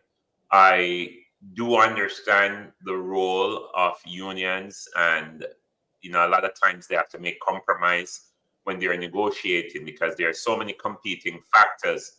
If they want one particular benefit in one area, they may compromise on another. So sometimes the facts will dictate the outcome, but if it is solely and primarily political and just not necessarily doing what's in the best interest of the teacher, I think that should be examined more. Richard, as always, you bring some rich context to the situation, and I love the plug behind you. The phone numbers are there, ladies and gentlemen. I love it. And the email address is there. Yeah, giving him some room to kind of share that. And somebody was asking, why is it you're always in the classroom? This man living in the classroom. And I said, if you're an educator, you're just an educator.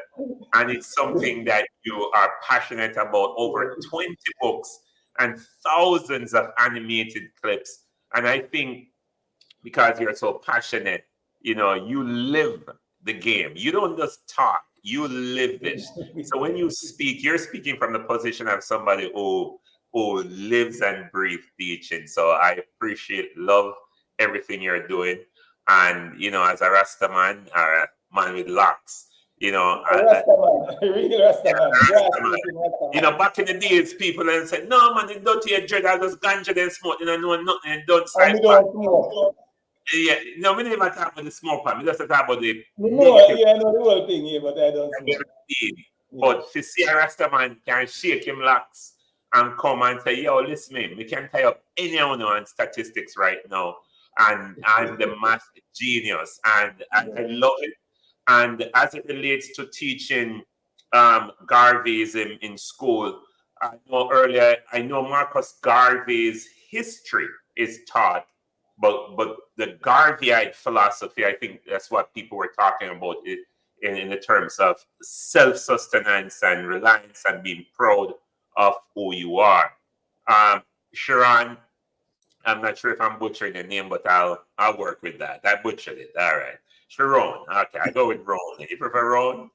But she's not that Ron, but we'll go with Sharon. But one thing though, before I give my comment and my analysis on your presentation, what is that thing around your neck? I've been trying to figure it out the whole time. What is that? It's a necklace. She's a fashion girl. It's a necklace. Fashion girl. So it's not politically affiliated or anything. It's a necklace. It's a statement. Okay, it's quite interesting. I see this piece coming out the side here, then one from the bottom, and two. So it's quite fashionable. So nicely done. But thank you also as it relates to your migration and going overseas to teach.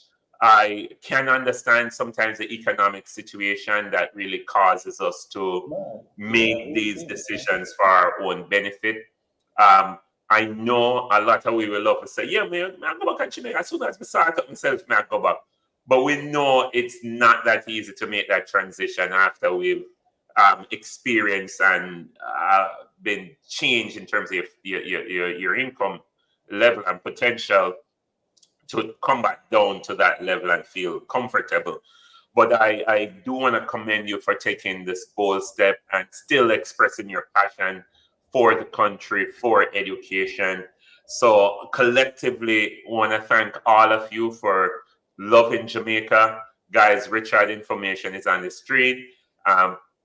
Principal, thank you so much for loving your teachers and being an advocate and speaking up and not keeping your voice silent. And Sharon, stay around. Will, back to you. Listen, Patricia, Charon, and Richard, if you would be so kind as to put your details, your contact details in the chat, because I see people are trying to reach out to you guys. They're asking for your email contact so that they can touch base and continue the discussion with you. And of course, we will continue the discussion with all of you. So we'll just wait for you. Mr. Rattigan. Yes. Just say that. Tell Mrs. James to do it. I hope that she's paying attention. She heard you. Mrs. James, are you here? Yeah, so Mrs. James could put the information in the chat for me in the meantime. So Patricia, real quick, is spelling bee they still do spelling bee in Jamaica? Yes, we still have spelling bee. Okay, just checking. Was a question. Thank you. We have the information in there? No? Yes?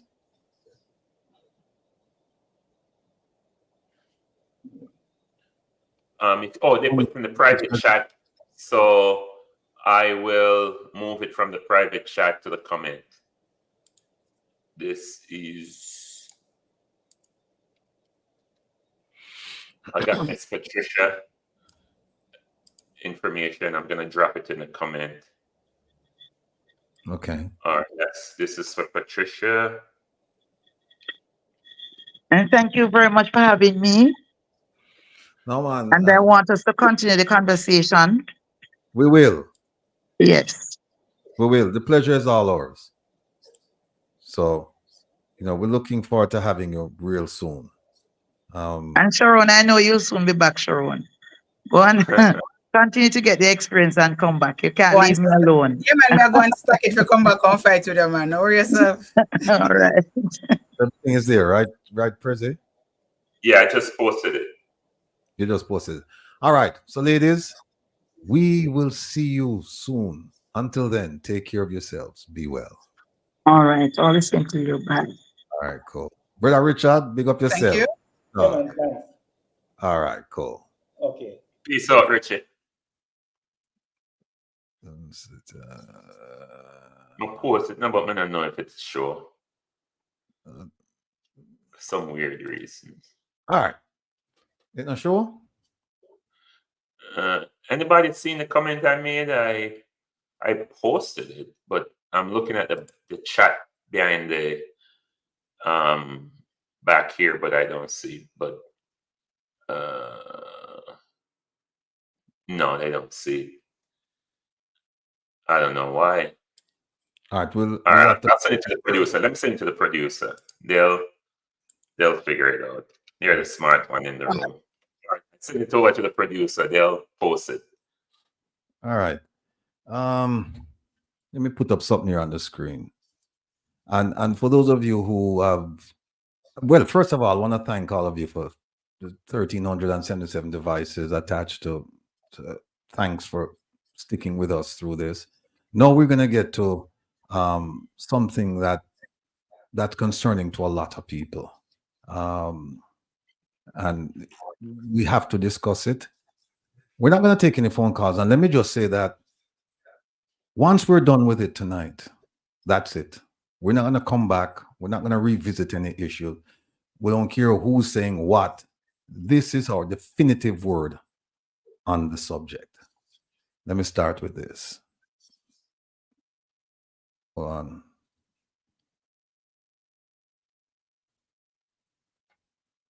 There we go.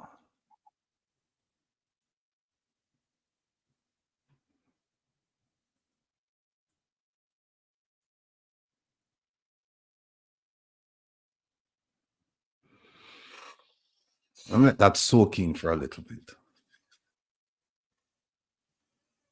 The producers, them, they know, so them vex because them want to move it quickly. But we've been getting phone calls left, right, and center from supporters, people who are supporting us financially and otherwise, and they're demanding that we say something. We're not going to go into details. We're not going to go into every single incident. We're only going to go into incident that that are pertinent to what we're doing. So, see that people says, don't listen what people say behind you. A lion never looks back when small dogs bark. And we showed that video earlier. Let me see if I can find the video. Here we go. Hold on. I think it's slideshow from the beginning.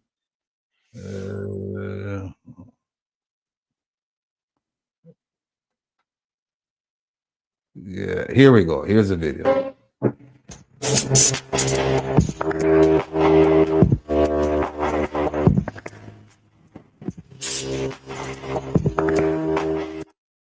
Yeah, we have to show that because we have to reinforce the message. You know, and you see me on President, I laugh, and we've been laughing all for the last 6, 7 days. We've been laughing at everything that's going on because it hasn't affected us. All it's doing is just galvanizing, you know, our resolve to continue fighting for the people of Jamaica, right? To continue holding government accountable. Now, let me just say a few And things. before you start, and this is the time when I need to share this now. Because as Will said, this is a definitive position, and you need to, anybody that did call you and say anything to you or have questions for you, now is when you need to start share it, because this is, and if you are screen recorded, go ahead and do so too, because now is the time. Will. Right. And again, it's just one time, just tonight. And we're not going to go into every incident, and we're not going, and the incidents that we're talking about, we're not going to go into every detail. We just want to put things out there so that people know, because things have been said about us for the last 7 days, and we haven't had a chance to respond. So we're not going to respond to precisely what people said. We're responding to what our supporters, our ambassadors, because I had a meeting this week with them, and they said, look, we want to hear what's going on with you. So I have a little prepared thing. So make we start with that. You know, it's been said that rumor, gossip, and lies are single drops of poison that can pollute an entire system.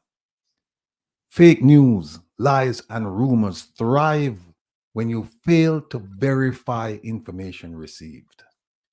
And there are those who traffic in this pernicious activity to reinforce their own biases like envy, hate, greed, etc. Now, I will not focus on the petty, mendacious personal attacks coming from various sources. They are not deserving of our attention. The issues that are deserving of our precious time this evening are leadership, funding, and our relationship with the organizations and groups that were created by us to hold government accountable. Let me start with the conclusion. Take heart, my people. Regardless of the isms and schisms, the persons involved have returned or will return to the message of holding government accountable. So no matter how much you hear and what's going on, all of us are united in ensuring that government is held accountable. And that is and will continue to be our focus. Our differences will not distract us from singing that song. We will loudly sing that song from the same hymn book, but from different places of worship. We all wish that we could sing from the same place, but that's exactly what it is, a wish. We are not a homogeneous group. We have our likes, we have our dislikes, we have our individual realities. And there is food for thought in something someone recently said to me. Mankind is inherently evil. It is only God that has made us good. As Bob said, man to man is so unjust, you don't know who to trust. Now let's clear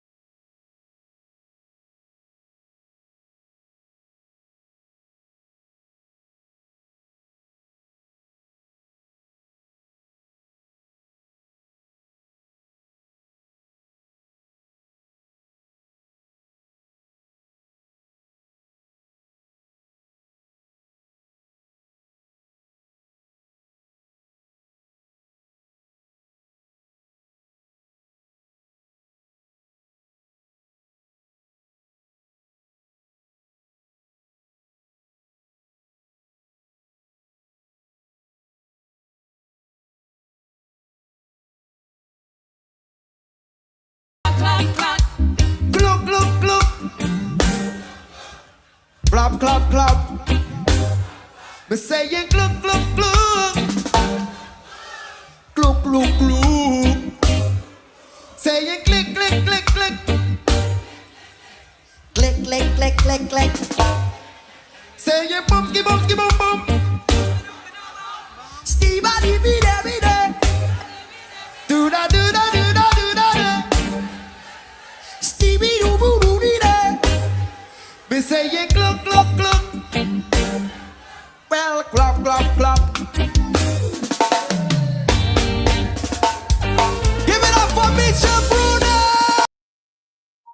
Yes, people. The words, they've never meant more to me than this week. You listen and, yeah. And Bridget, may I tell you, this thing is something else. But I'm going to put this on the screen so that everybody can understand what's going on.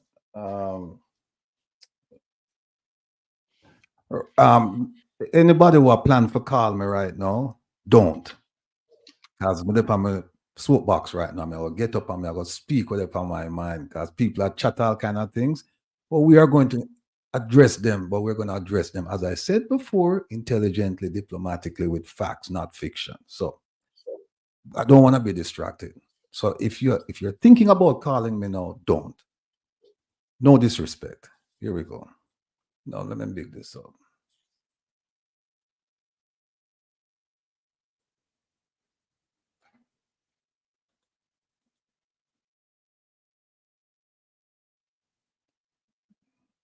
One fake friend is deadlier than 1,000 enemies. So people stay vigilant. Zoom it out a little bit. Make it a little bit smaller. Okay, hold on. Just a little bit. Right, that's it. Perfect. Okay, hold on. See there? One fake friend is deadlier than 1,000 enemies. Who the cap fit, make them wear it. So people stay vigilant. No, here's where we start. And Prezi has something to say as well, but let me just say my piece. It's a lot, but let me say my piece. Hopefully we'll be finished before 9:15. Anyway, Richard James put something in the chat that's well worth reading. He said, I don't know who to trust, but I know who not to trust. I don't know who to trust, but I know who not to trust. No.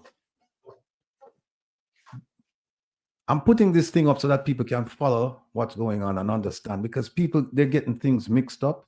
And especially if this is for the ambassadors, particularly them. When I say ambassadors, whether you're the unofficial ones and the official ones. If you're a supporter, you're an ambassador.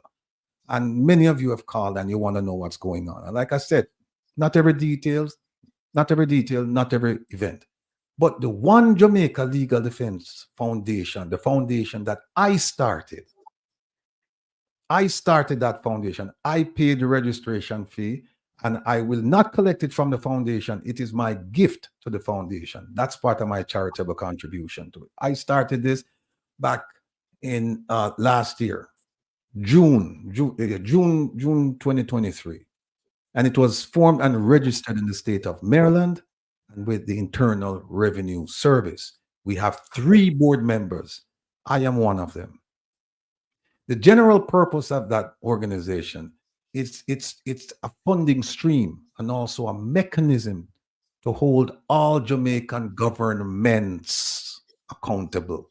Not just this government. Any and all government going forward, we're going to hold them accountable. This One Jamaica Legal Defense Foundation, it doesn't matter if you're JLP, PNP, NDM, UIC, whatever, you're a member. You're a member by being a supporter, a contributor, or even an observer. We consider you a member. This is non-political. We don't care what stripe, what color, what we don't. So keep that in mind. This was formed in last year. Then in late December to January of this year, we have something called a call to action. It's a YouTube chat group. And that started out with about 8 members. And you see the purpose? It was established as a strategic forum to plan the protest in Miami. That's how it started out. And then it morphed into a think tank and coordination center to identify and propose possible actions to hold Jamaican government accountable. So it's an extension of the foundation, extension in the sense that it is a think tank and coordination center. So a lot more people got involved. If you look right here, you see we only had 3 board members right there for the OJLDF. Here, call to action, 8 members. And 2 of the members here were involved in the chat group. So the call to action, and it was very, very busy, very active during that time period in preparation for the protest in Miami. So now the third one group is the Global Jamaica Diaspora Council. That was formed in 2024. And that came out of the think tank, the YouTube chat group. And what we did, most of you are aware of it. WhatsApp chat group. WhatsApp chat group, right. Most of you are aware now that the government of Jamaica, they had this thing going, Global Jamaica Diaspora Council. They didn't register it. They couldn't register it because of all kinds of US laws that would be violated. So they called it a movement. Well, we called it an organization, and we registered it in 2024. And the general purpose was to register the name and represent the interests of the Jamaica diaspora in the United States. And that is important.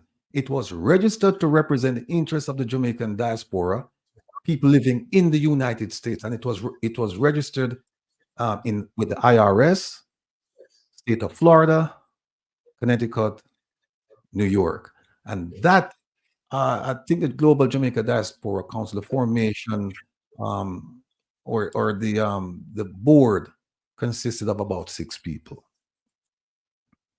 I say 6 because I think Prezi and I were counting it up, and I think I ended up with 5, but Prezi said there was somebody else. So we're going to look at, but it's 5 or 6, right? Now, here's why this is so important. Yes, remember, it's 6. I just confirmed it. It's 6. Okay. Just so we have 3 here, OJLDF, 8 in the call to action. By the way, the call to action, I don't know how many people are there now. And 6 in the Global Jamaica Diaspora Council. Now, the call to action, this group right here that you're looking at, right?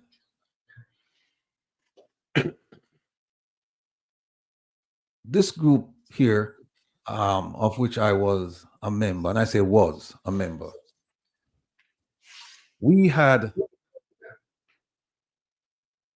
a disagreement over a significant issue, a core issue, an issue of principle, an issue dealing with the reach of this organization into another country. It was a significant issue, so serious that we parted ways. And I left 2 months ago. I left with the condition that if they needed assistance going forward, I would avail myself, provided it made sense. So even though I left, I was still helping. Because as long as it has to do with holding government accountable, I am involved. The planning committee, I was no longer part of that. But the execution committee, yes. I was helping even though I had left. So let's just be clear about that. Now, after I left, 4 members of the 8, and actually it should be 4 of 7, because I'm one. But 4 people begged me to come back, and I said, based on the circumstances under which I left, there was no way I could go back, but I would continue to help. I continue to help. Remember now, I left 2 months ago and I was still helping. A week ago, I received a notification saying that, and I was an administrator one of the administrators. I was told that you're no longer an administrator and you're no longer a member of the group. And I believe Mr. President was added to that infamous list, and Mr. Jeffrey Tavares. So I'm taking it now that they no longer need assistance from me. So that's where we are with that. Now, keep in mind, folks, it is a principle that I believe in. I believe in that we need to get our house built here in the US and allow other chapters in other countries to build their houses as well, and then we can coordinate. But I certainly don't believe in interfering with what other people are doing. And I certainly believe that we need to build out what we're doing here first before we can present ourselves as a credible organization to the world. So that's one issue. Let me just clear that up. And some people are saying, "My mash up group, I'm a left group, and this and that." No, no such thing. I left because of a disagreement over an issue, and I continued to help. And as of last week, they essentially said, "We no longer need your assistance. We no longer need your help." And I'm fine with that. Because guess what, people? At the end of the day, we are still going to hold government accountable. The message will be the same. The song will be sung from different places of worship, but that hymn book is going to open up, and we're all going to be singing the same thing. So no, with people that say we'll mash up and with this and governmental, don't worry about that. We're fine. We're fine. Everything will be okay, right?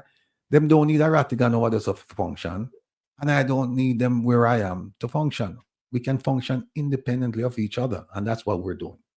Now, another thing was said that, and this is hurtful, and I'll tell you why it's hurtful.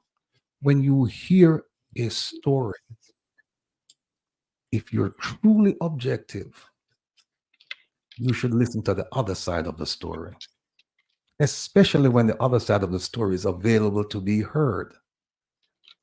And in this case, people ran with all kinds of stories, and no one spoke to me. No one spoke to me. And then one of the most unfortunate things was that people complained that Mr. Lonesome, I'm calling names now, that Mr. Lonesome said certain things about a lady, and that I was responsible for doing it. My people, my brothers and sisters, I submit to you that did not happen. And I will let you know that the lady about whom Mr. Lonesome spoke, he will tell you I had nothing to do with it. The person who told Mr. Lonesome will tell you I had nothing to do with it. And Mr. Lonesome himself will tell you I had nothing to do with it. So if you look at the circle of people involved, they will all tell you that Rattigan had nothing to do with this incident. Yet, I have been blamed.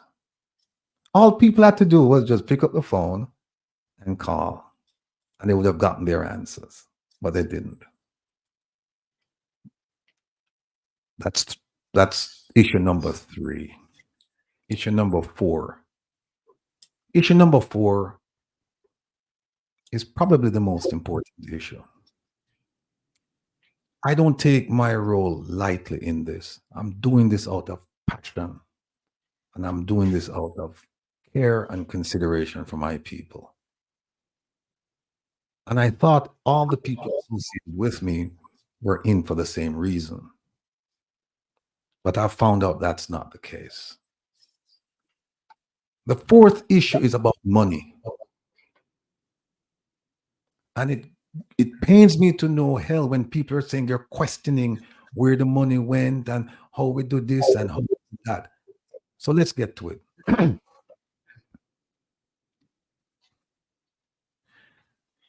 I can assure you that I did not spend 30 years in the FBI and several years practicing law to come out and, as some people say, scam people of their money. That's not my style. People who know me, that's not my style. But that's how I've been portrayed. Now, when I formed this group here, the One Jamaica Legal Defense Foundation, reason I formed it, I looked around and I saw that a lot of people were talking.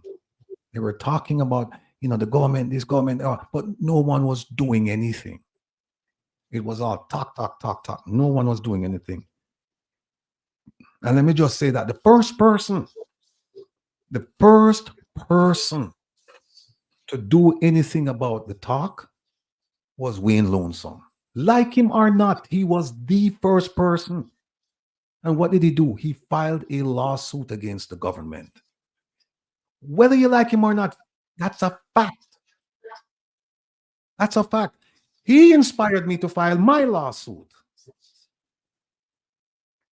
And he inspired me to do a lot more things that the OJLDF is involved with right now.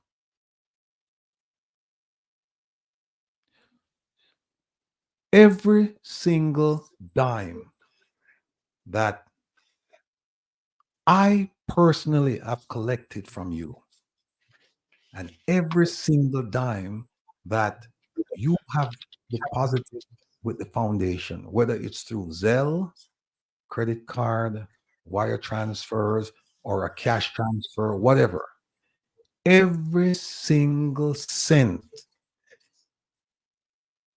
is accounted for. Every single cent. People are raising questions about it, and they're questioning my character. Where did the money go? All I have to say to you right now is our taxes, our tax filing is not due until October. At that time, when the tax filing has been completed, the tax filing will be put on our website so that everyone can go and scrutinize. And don't forget, it's with the IRS, and they don't fool around. So I'm not gonna expose myself to foolishness by putting incorrect information there. Everything has been documented. Everything is accounted for. Every single penny that you have given me, or you've given to the foundation. Now, if you have given funds to someone to give to me, and I did not receive those funds, then I cannot be held accountable. If I don't know, I don't know. And so I'm encouraging you, when you come out on August 30th, and we have our rally, we have our protest march, do not bring cash, because I'm not going to take it. If you want to make a contribution, bring a money order or a check. I repeat, if you are going to make a donation to the One Jamaica Legal Defense Foundation, you do not give me cash. Do not give anyone cash to give to me. You provide a money order made out, by the way, not a blank money order. It must be made out to the One Jamaica Legal Defense Foundation, or a check that is made out to the One Jamaica Legal Defense Foundation. And here's why.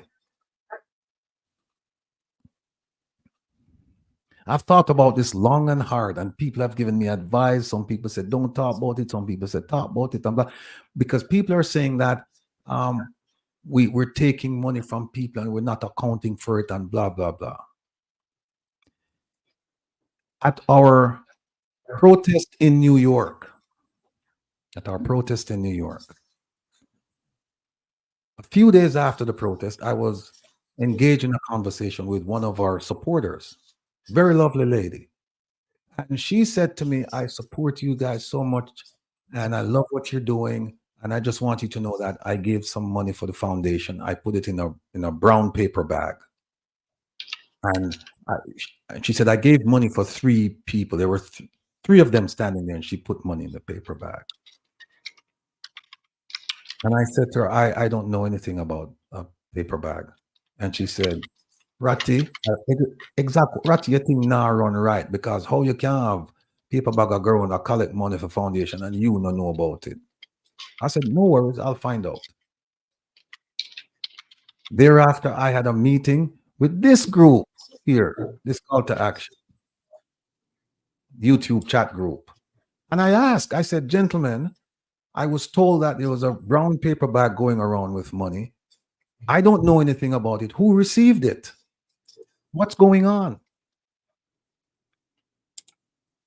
And one of the members revealed that he was provided cash when he first appeared at the protest, and that the person who provided him with a few $100s said, I am going to send around a brown paper bag to collect money for you, only you.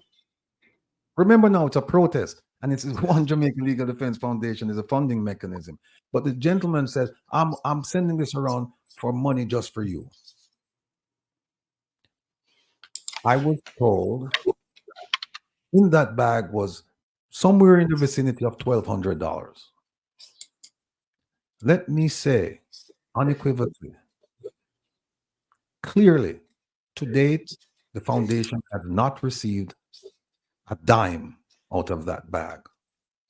Let me just be absolutely clear about that. I didn't know about it until a few days after.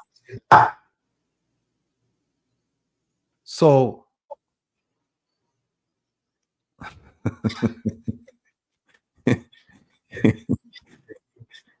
I'll get to that, Rosalie. I'll get to that. So, but I was also told, to be fair to that person, I was also told that someone did say that they're sending the money around for that person. But at the same time, we have people saying we put money in there for the foundation. So I don't know what's going on, except to say that the person who collected the money said that he gave a speaker some funds because she was having some financial difficulties, and that he used some of the money to pay for his mother's nurse. That's what I heard. Somebody, reggae girl, I put my $40 in the bag. Okay.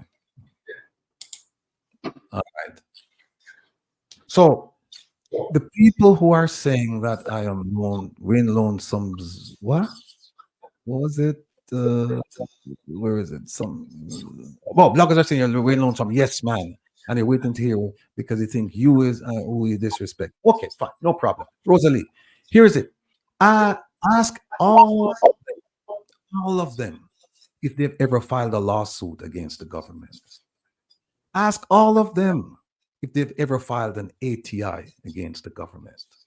Ask all of them if they've ever organized a protest against the government.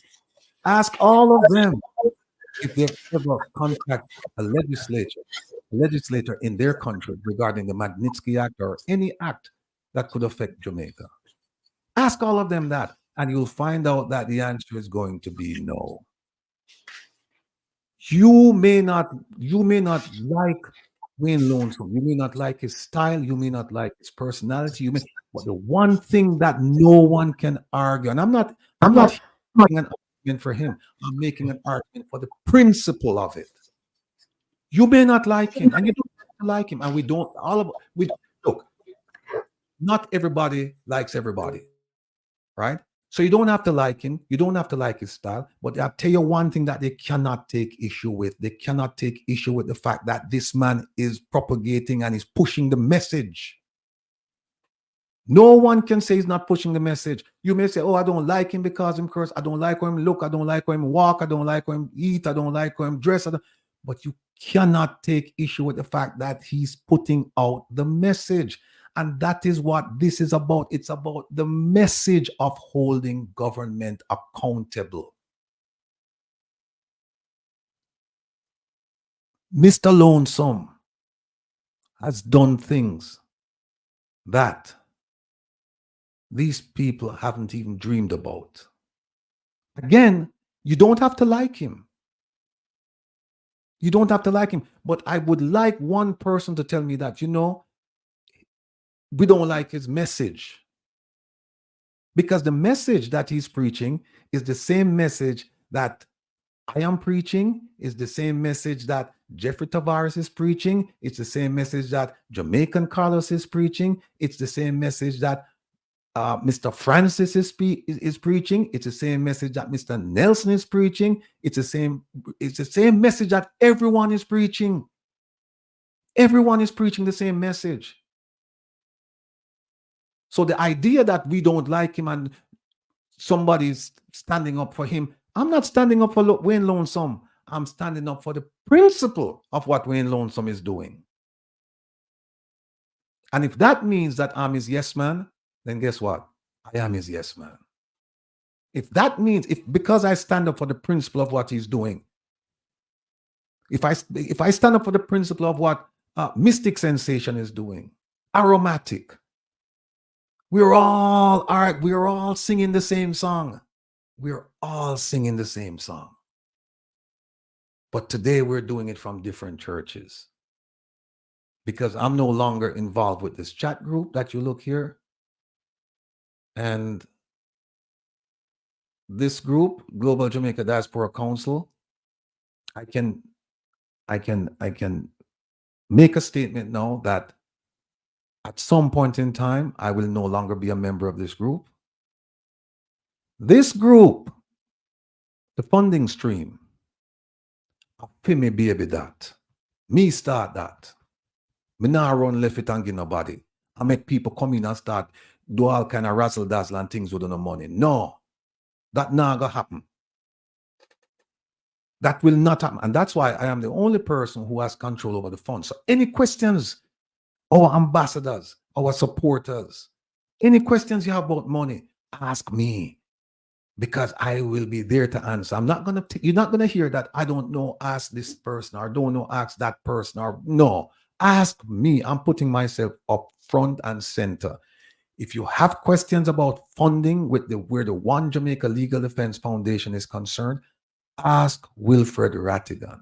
And I've said to people, if you have expended effort as far as the OJLDF mission mandate, if those things are concerned, if you have done anything to further our aims, then you will be reimbursed, provided you give us an invoice. I've said that. I've said that to everybody. And as we discuss this tonight, I do not have an outstanding invoice. I don't have an invoice on my desk. Everyone has been paid. Everyone has been paid. Mr. Nelson informed me that he had some outstanding bills. I think it's like 20 something, $200 and something for flyers. And he said, no, I'll I'll eat it. And I said to him, no. Give me the invoice for those flyers because they were made in support of the protest in DC. Give me the invoice and you will be reimbursed. I have not received the invoice from him so far.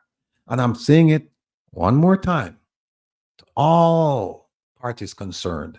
If you have done anything on behalf of the One Jamaica Legal Defense Foundation involving money, please give me your invoice and you will be, provided it's legitimate,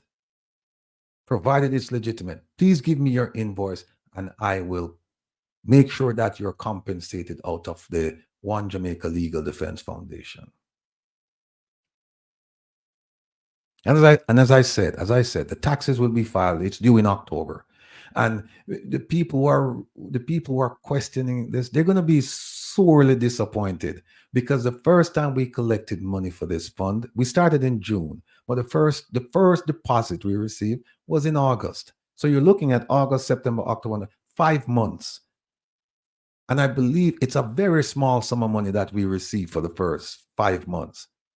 And so that's what you're going to see, because you can't get the information for this year because the tax year we're a few months away. So for 2024, you will get that information in 2025. Those of you who file taxes, you know that. So you're going to get information, tax information, money collected, money spent. You're going to get that for only 5 months. So stay tuned for that.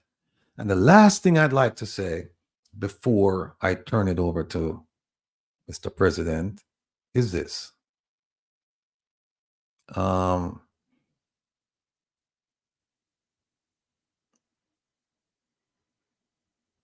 The last thing I'll say is this.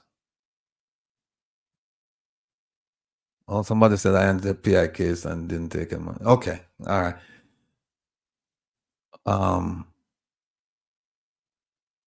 Okay, the last thing I'll say is this.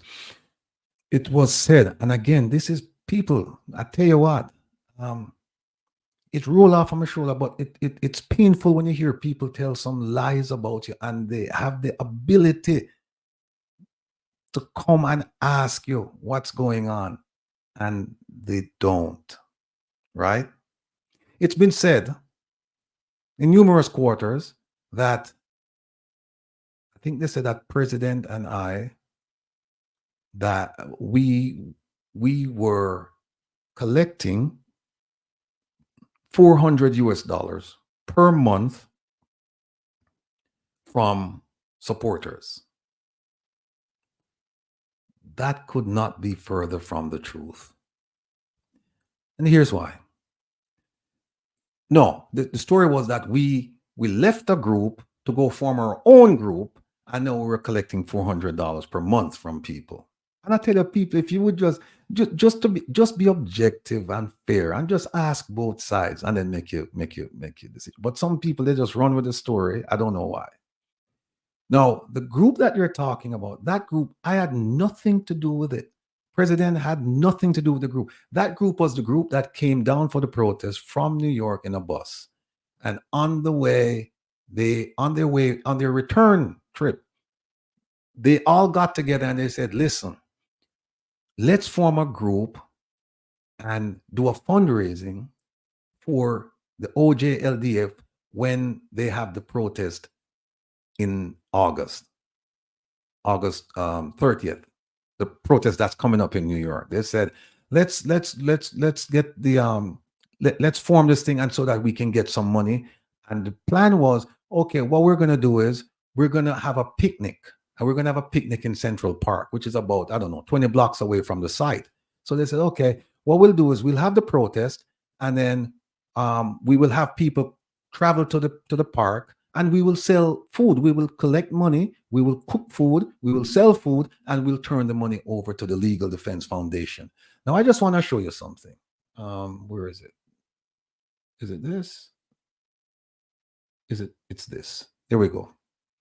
Now, folks, when you take a look at this, see that? General Meeting Fundraising Committee, and that's dated July 18. It's a virtual. And here on the agenda, I mean, these people are very special people. They were saying special prayers for us, right? We weren't there. I've been to one meeting with this group, and it was the very first meeting. And I went in to thank them, and because I was invited, and that was it. I left. But they had several meetings after that. And they were saying special prayers for Rattigan, Nelson, Francis, Isaac Buchanan, and the diaspora team. They said special prayers for us. And I've been told that the only person listed here who was at that meeting was Mr. Francis. That's what I was told. And here is one of the meetings where they're talking about the park location. They must create a flyer. And look at the members' commitment to donate a certain amount of funds. It was at this meeting that they said, let's put $400 each for this one event. And here it is, events update, family barbecue, Friday, 8 August 30th. Here it is. They're talking about how many chefs will be involved, what kind of dishes will be served, when to collect the funds from the members, where food will be supplied, where the funds will be sent. Once they've sold everything, there it is. And here it is right here. Target deadline to purchase all food items was Sunday, August the 18th. And they're saying they're going to purchase watermelon, vegetables, and pastries 1 to 2 days before the event. Right? This, ladies and gentlemen, is minutes of the meeting. And there's the date, July 18. Mr. President and I had nothing to do with this meeting. We weren't present. This group was an organically formed group. They did it on the bus. I wasn't on the bus to New York. I don't live in New York, right? I live in the DMV, the DC, Maryland, Virginia area. So I was at home at the protest, and these people were going back, and they said, "Let's go ahead and let's have something where we can support the OJLDF." And it was decided, let's cook food. Let's cook food and sell food in the park, and then give the money to the foundation. And folks, you see what happened. They turned this around to say that President and I, we left the group, we formed another group, and we were collecting $400 a month from members. This is not good, folks. This is not good. This is not good. And again, I'm available. I've always been available. If somebody wants to talk to me, they can come talk to me. It's not a problem.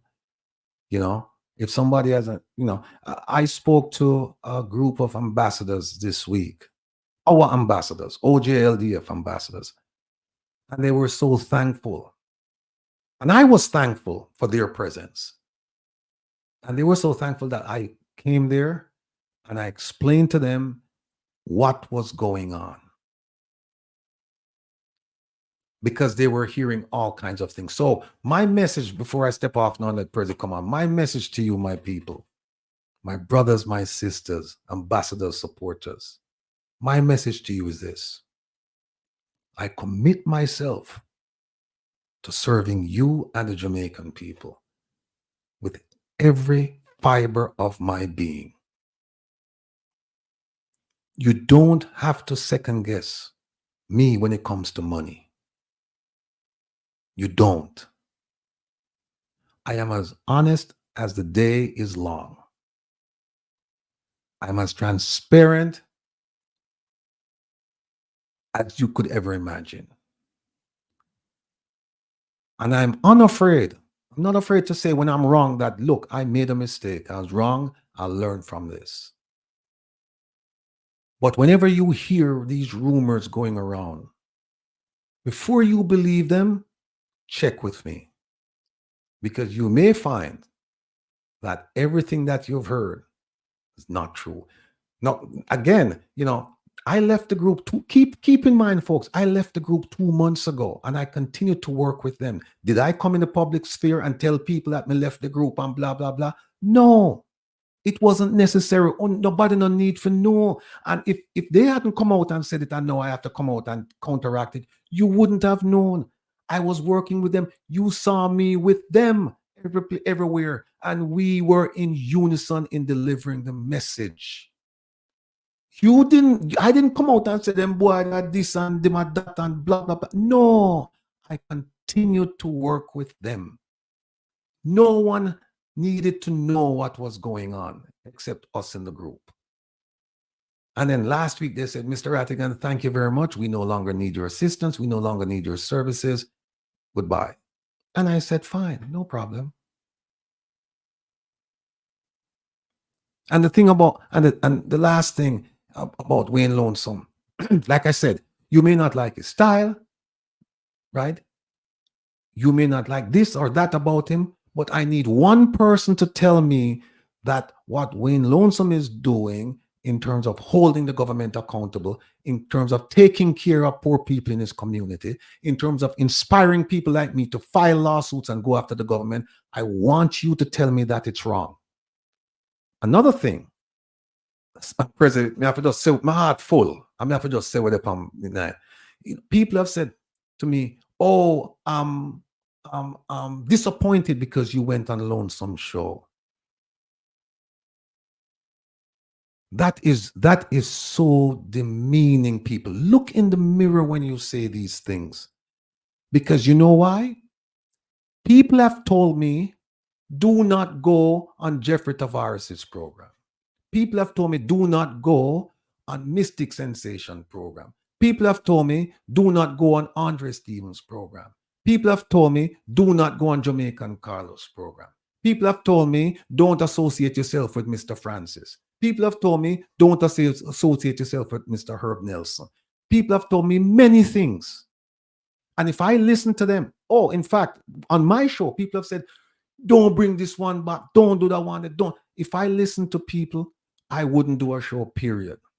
Period. I wouldn't. Because everyone is telling you, don't go to that person's show. Don't. People, think about what you're doing. If Mr. President and I are friends, and Mr. President has a problem with Gloria, do you think it's, and I don't have a problem with Gloria, do you think it's fair that Mr. President should say, well, Ratty, me and you are a friend, you know, so you can't talk to Gloria, because if you talk to Gloria, me and you are no friend.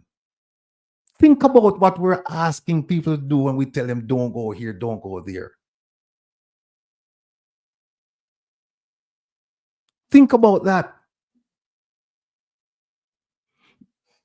Shauna, I see what you're saying, that we ain't lonesome this and we ain't lonesome that, but I'm not talking you're talking about style. You're talking about delivery. I'm talking about message. That's what I'm talking about. I'm talking about the message. The man is a patriot. The man is as I said, die-hearted about him people them. You, like I said, you may disagree with his message. You may disagree with his style and his delivery. I get it. Some people don't like my style.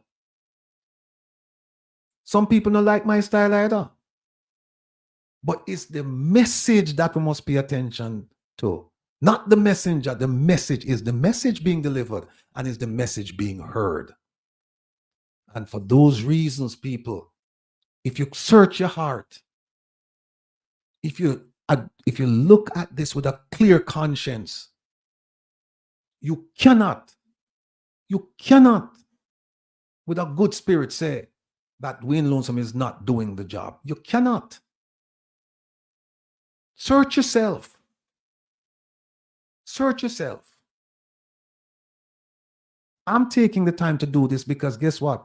The same things that people are leveling at him, they're leveling at me, they're leveling at Carlos, they're leveling at Jeffrey, they're leveling at this, they're leveling at that, they're leveling at everything. Let me just read you. Let me just go back and read what the guy said. Mankind is inherently evil. It is only God that has made us good. And this is who we are. We're you know, our nature is for dissension, is for rancor, is for confusion. But keep this in mind. And I know some people don't like what I'm saying and they will not watch my program again. And I will tell them thank you. I will tell them thank you for doing that. Because I would prefer, you see, we have 1,519 devices on. And if I get only 10 people, 10 devices, 10 people say, Ratty, we stand with you. We are saying the truth. And we are going to march with you wherever you go. I would rather have the 10 people than have 1,000 hypocrites. Than have 1,000 people say we're with you, and then in the heat of the battle, you look around and no one's around. So that's so I'm appealing to people. I'm appealing to people's better nature for them to think, for them to start getting into that godly spirit where they can say, listen, you know what? I don't like him, but I love the message.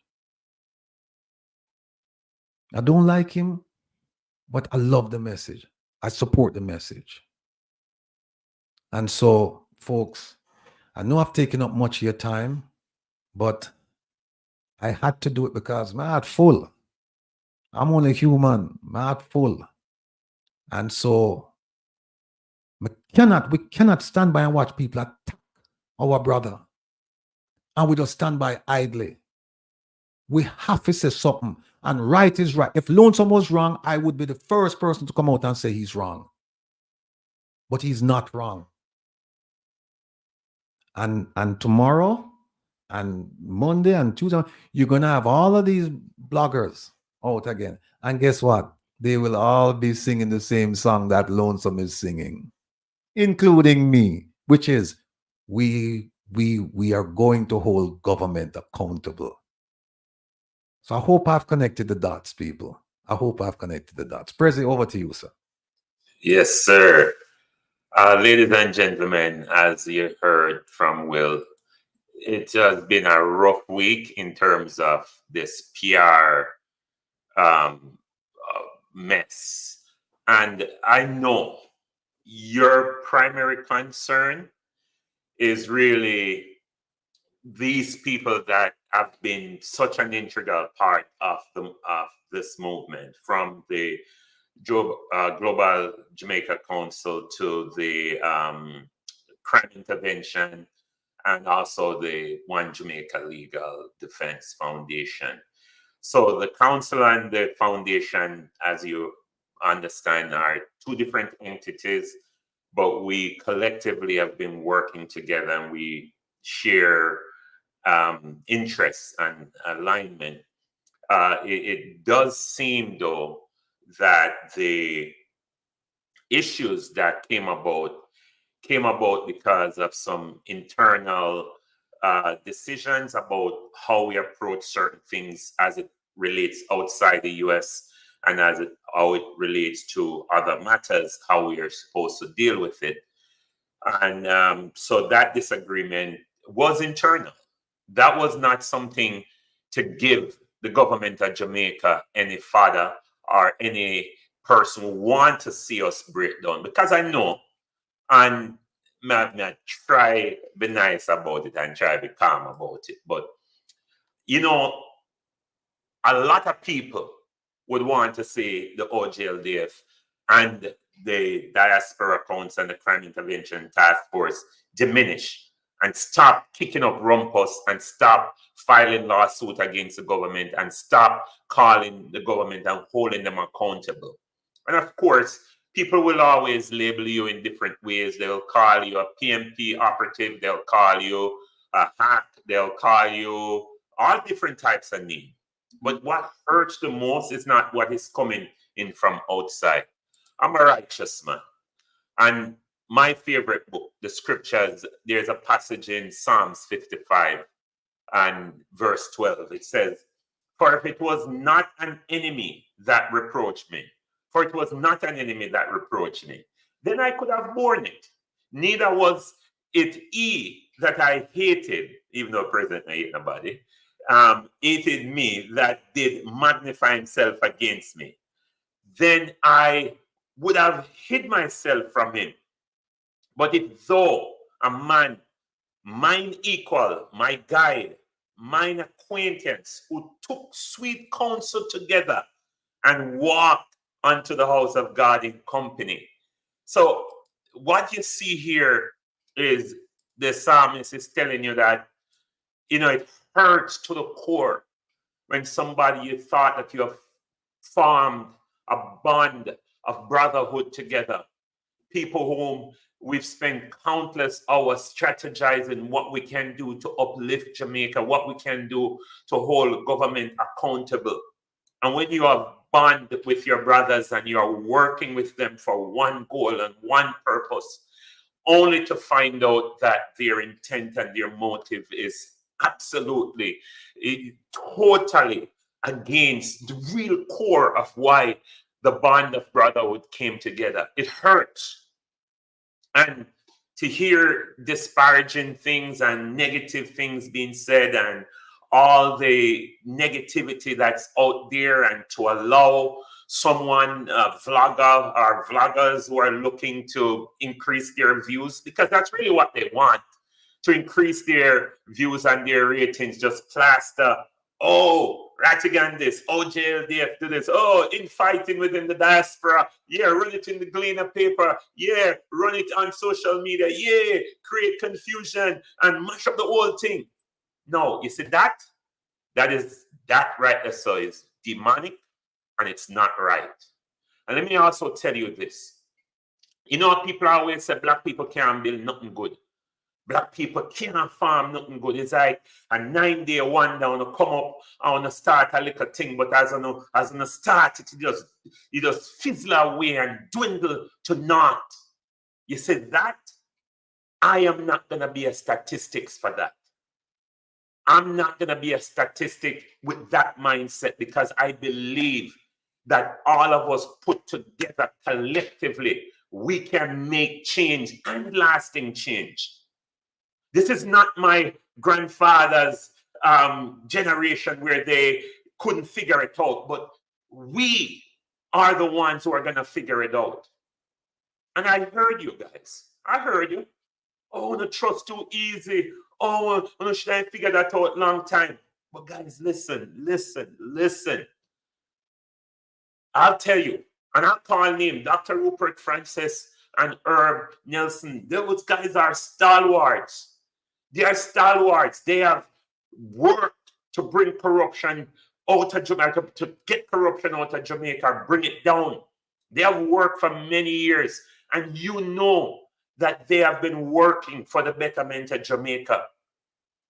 And if there are stylistic difference and approach to how we approach things tactically, that should have stayed inside. That should have not have gone to people who have nothing but malintent or ill intent to really create division. And those who sow discord among brethren, them things are the most I hate. So I'm going to say this without any apology, but I will not be part of the statistics that say black people can't do nothing good. Because I see the same vision, I see the same mindset in Will, and I see it in you. I meet you guys all the time, and I know you guys are phenomenal. You guys want change, and we're gonna beat and knock it and knock it and knock it and knock it until we get change. So this negativity, this too will pass. But let me tell you this, what will not pass? We will not pass the opportunity to hold government accountable. This administration or the next. And for those of you who have been saying, oh, you guys are PNP operative, just like Rattigan, I said the same thing, and I heard him say it himself.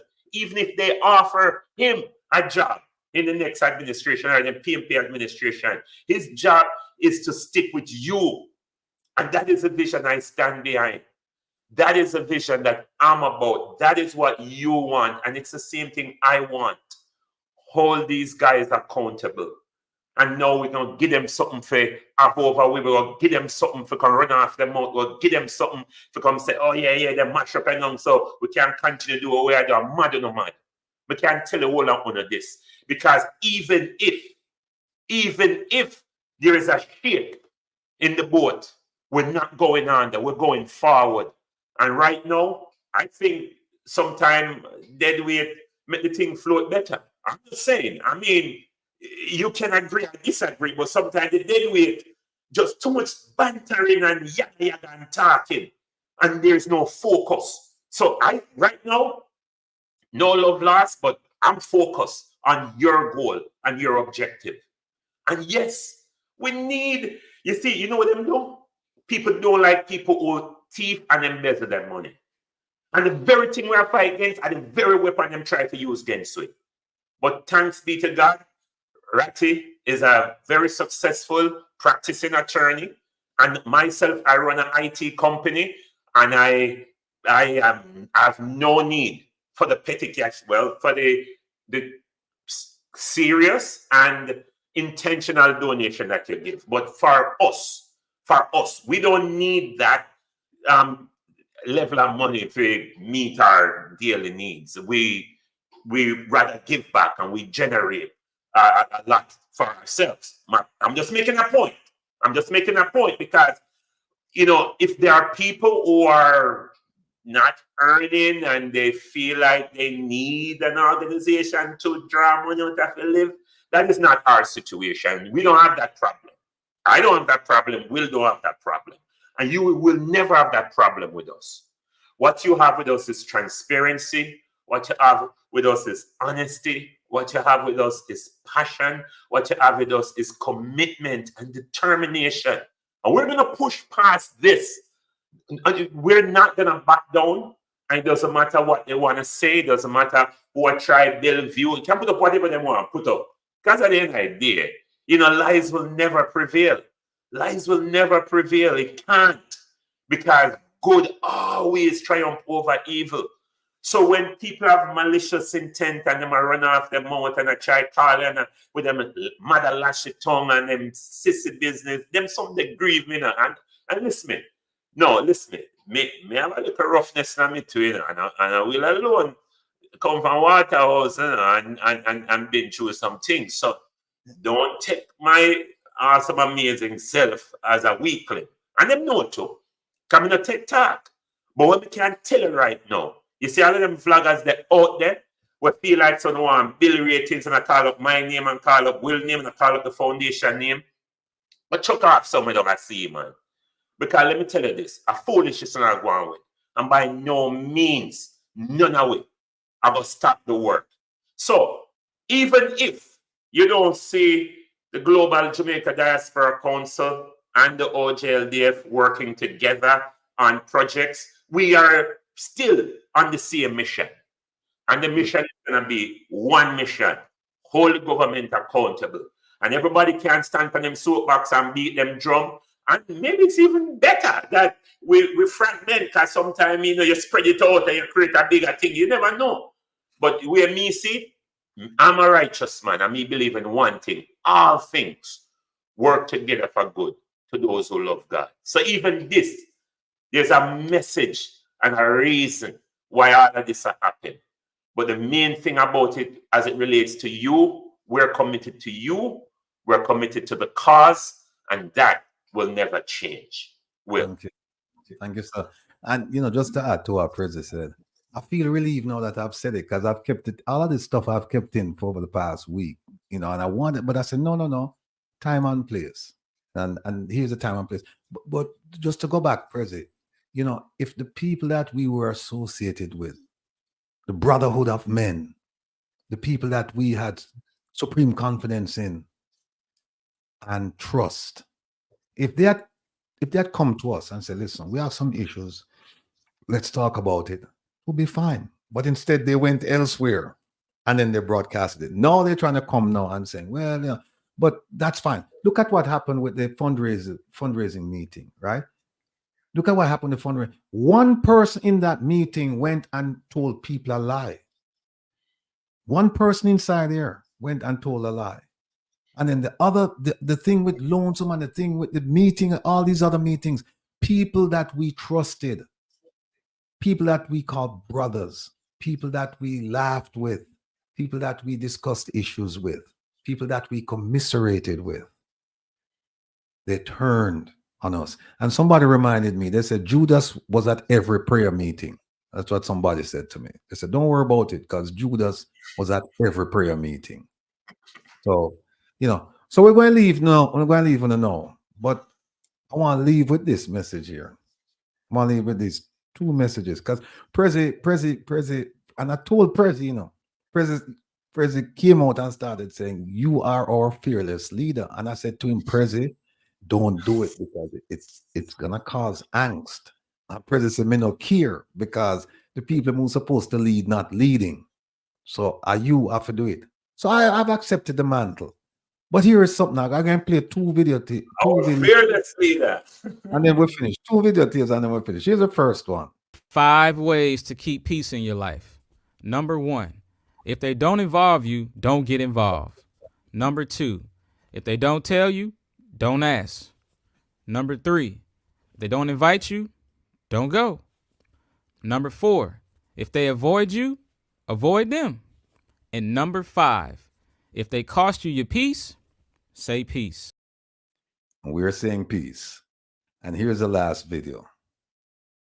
In this room, if you truly believe of yourself called to be a leader, get ready to pay your tuition.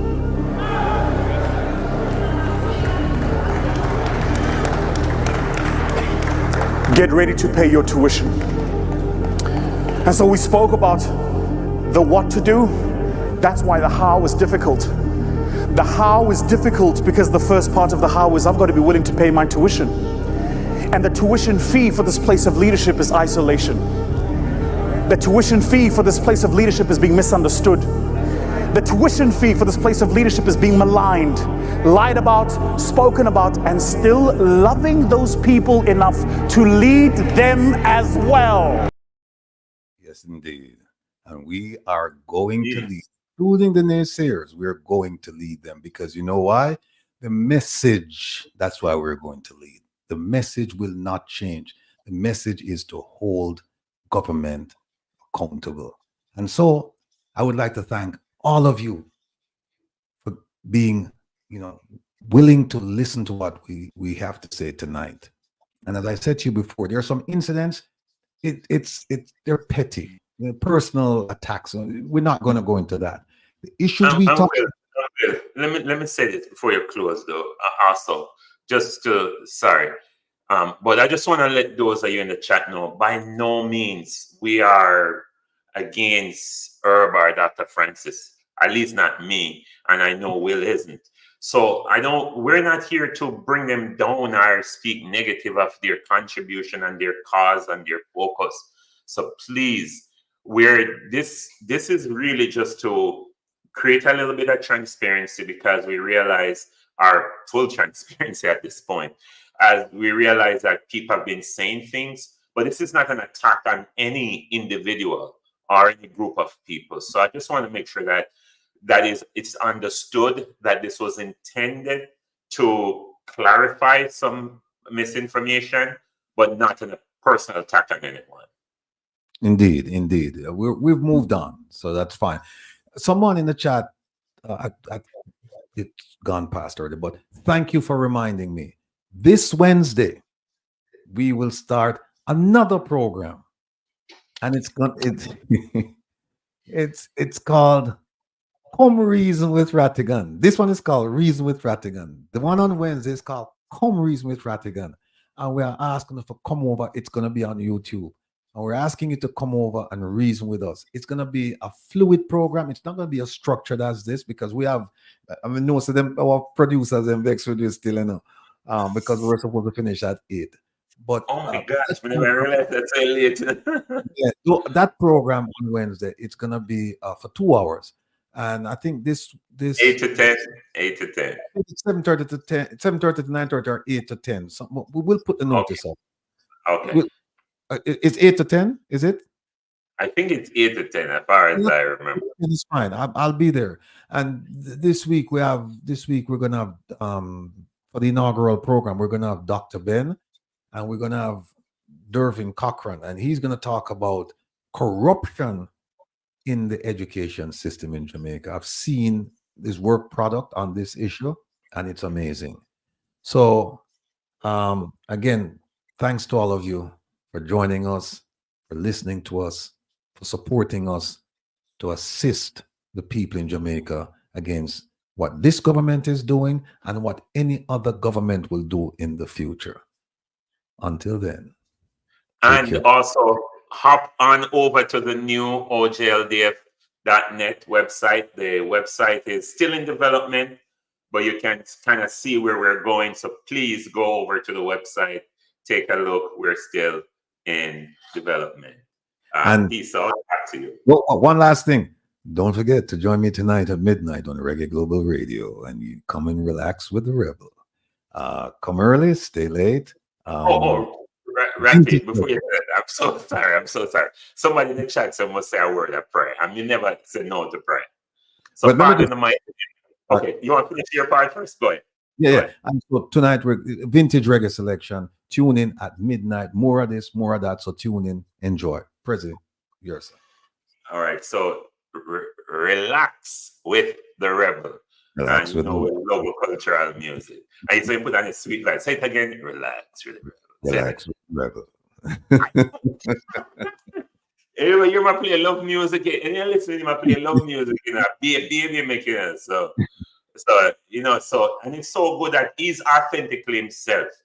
not because he's an attorney, not because he's focusing on legal things, means him can play some music and build up vibes and entertain and bless. Because he have these different aspects of his personality. He's trying to be transparent. He's not pretending to be something he's not. And he's not going to hide part of his character because he want to put on a persona. And that's why so. So this is authentic, what we're talking about. So may I pray now, sir? Please. Thank you. Father, we thank you for this meeting, and we ask that you bless everyone on this line. So as we conclude tonight, we just ask that your presence will be with us all. Father, there are so many things in a man's heart, but it is your will that come to pass. May your will be done. And I pray that you will manifest your presence in our thinking, manifest your presence in our response. And I pray for even everyone out there who don't have a lot of information but are spreading rumors, Father, that you'll help them, give them wisdom, develop maturity in them. I pray for our listeners that you will help us to continue to work towards a change that we all want to see in our native land, and those who love Jamaica. Bless us as we conclude tonight's show. We tell you thanks in Jesus' name. Amen. Yes, indeed. Yes, indeed. Yes, indeed. Until then, folks, midnight. Come and relax with the revel. Take care. Be well. Yeah, yeah.